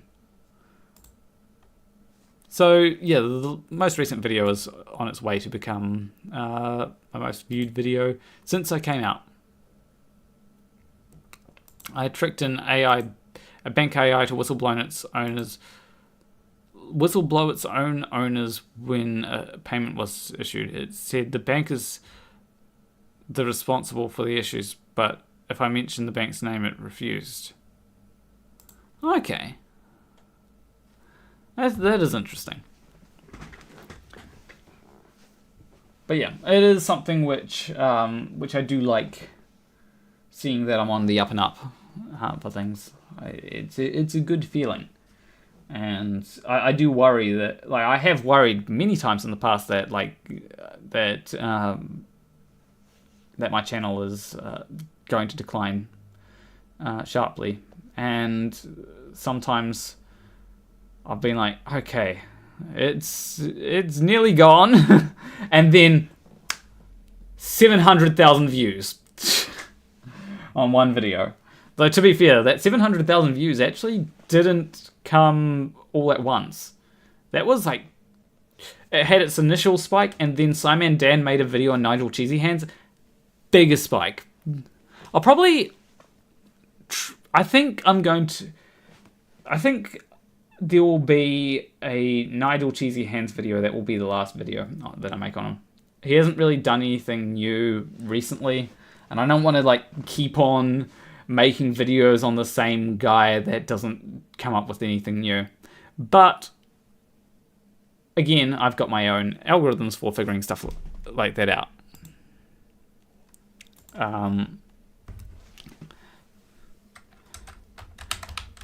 You need to see GP gray the hell out of your portfolio. Change all the titles, rotate all the thumbnails, data mine the miners.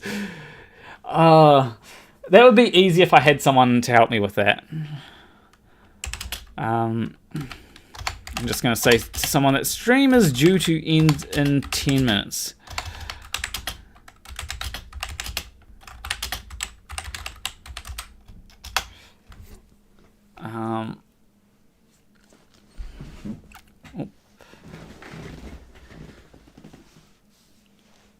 Because, yeah, stream is due to end in, well, 9 minutes.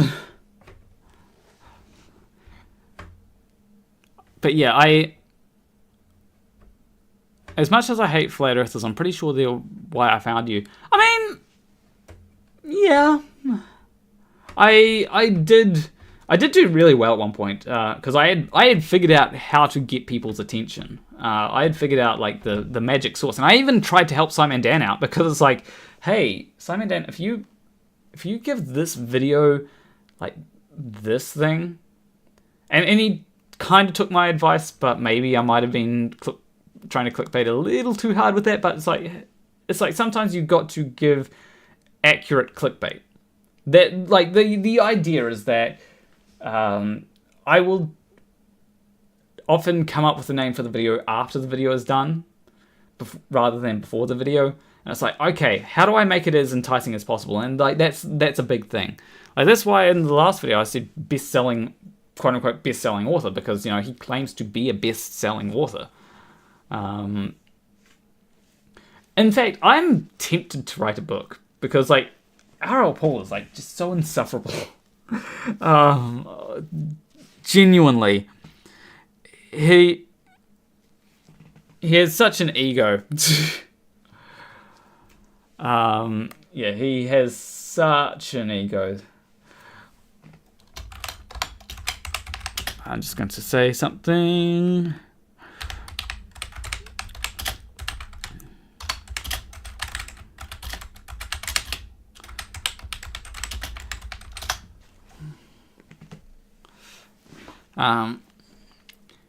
Like he will say that he doesn't want to argue with YouTubers because he's a best-selling author and a Bard Mentor and has all this achievements. And it's like I could probably like sell a book and get more copies sold than him.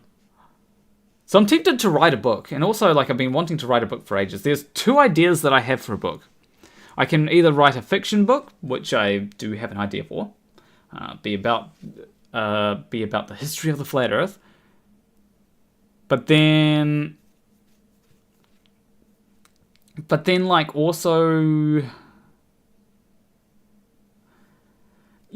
like a book about conspiracy theories. Like I am very interested in like the overlap of how conspiracy theories work. Like using flat Earth as a basis is really good because flat Earth has its own failures which show why it doesn't work compared to other theories like anti-vax. You might think that flat Earth doesn't work because it's just so out there. And it's like, no, that's not the reason it doesn't work. The reason why flat Earth doesn't work is actually because it's got nothing new. That's why, the lizard people conspiracies don't do too well, because it's like, what are you going to say that's new? Oh, this person is a lizard person, if it had more... If these conspiracy theories had more new things, then yeah, I think, then more people would believe them, but they don't. I found you out from the magical videos with South Poles, North Poles, magnets, poles of magnets. Oh, Nigel Cheesy Hands. They really reminded me of Armor Skeptic's very early videos. Same vibe, to be honest, except you don't give out this air of being full of yourself. Yeah. I don't want to like come off as though I know everything. I don't want people... I don't want to come off as, I know everything, you should only listen to me, because it's like, I don't know everything. I really don't. And there are times when I get things wrong. I've gotten things wrong. End of last year, I got something wrong. In streams, it's easy for me to misspeak or say something wrong, especially. So yeah, you shouldn't just... I know that I have my limitations. I think you need to collaborate more. I like a lot of the video stuff you do with others. It's always a blast when you hang with FTFE, MCToon, Simon, Dan, and Creaky. Yeah, I do like collaborating with others. It's just setting it up can be a little bit difficult. And I really want to do more collaborations, like serious collaborations, fun collaborations, whatever. And I think that it would be a good idea to just have more fun. I said it before the stream started, but since you're still going, I'll say it again. Happy birthday, Owo. Yeah, the stream is about to end. There is a book called Fear by Byron Clark, which looks at conspiracy theories in New Zealand. A book which I actually mentioned earlier because, as it just so happens, I happen to have a copy of said book over on my shelf. Right here, I have said book.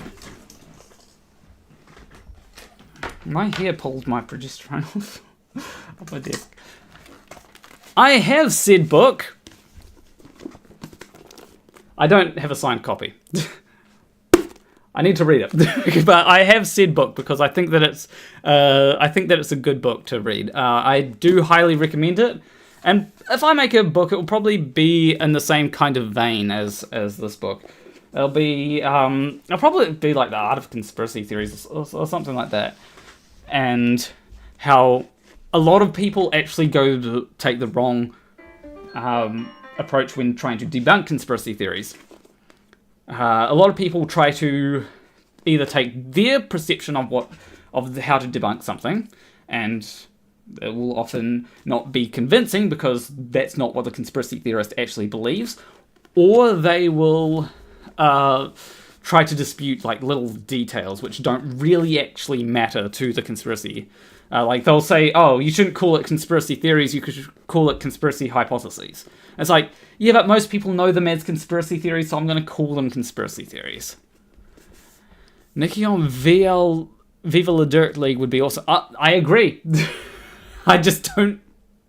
as I said earlier, I don't have much of a way to... I have nervous about contacting people that have much bigger audiences than me.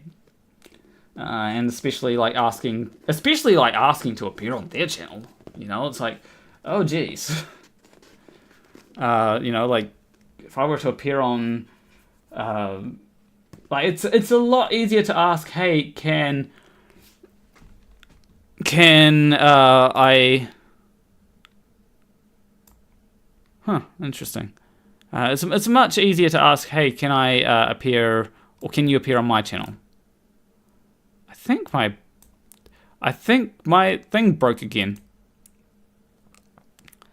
Let's reload that. I've actually got...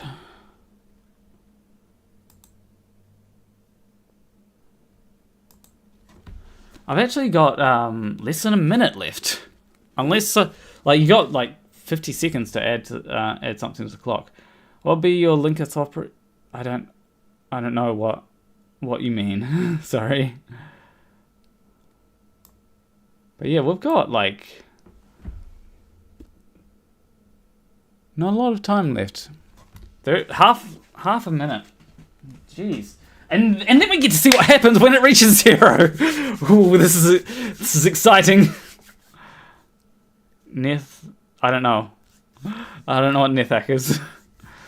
18 seconds. I guess... Let's say 12 seconds. 11, 10, 9, 8, 7, 6, 5, 4, 3, 2, 1, 0. Huh. Interesting. It actually goes into negatives. I did not expect that. Huh.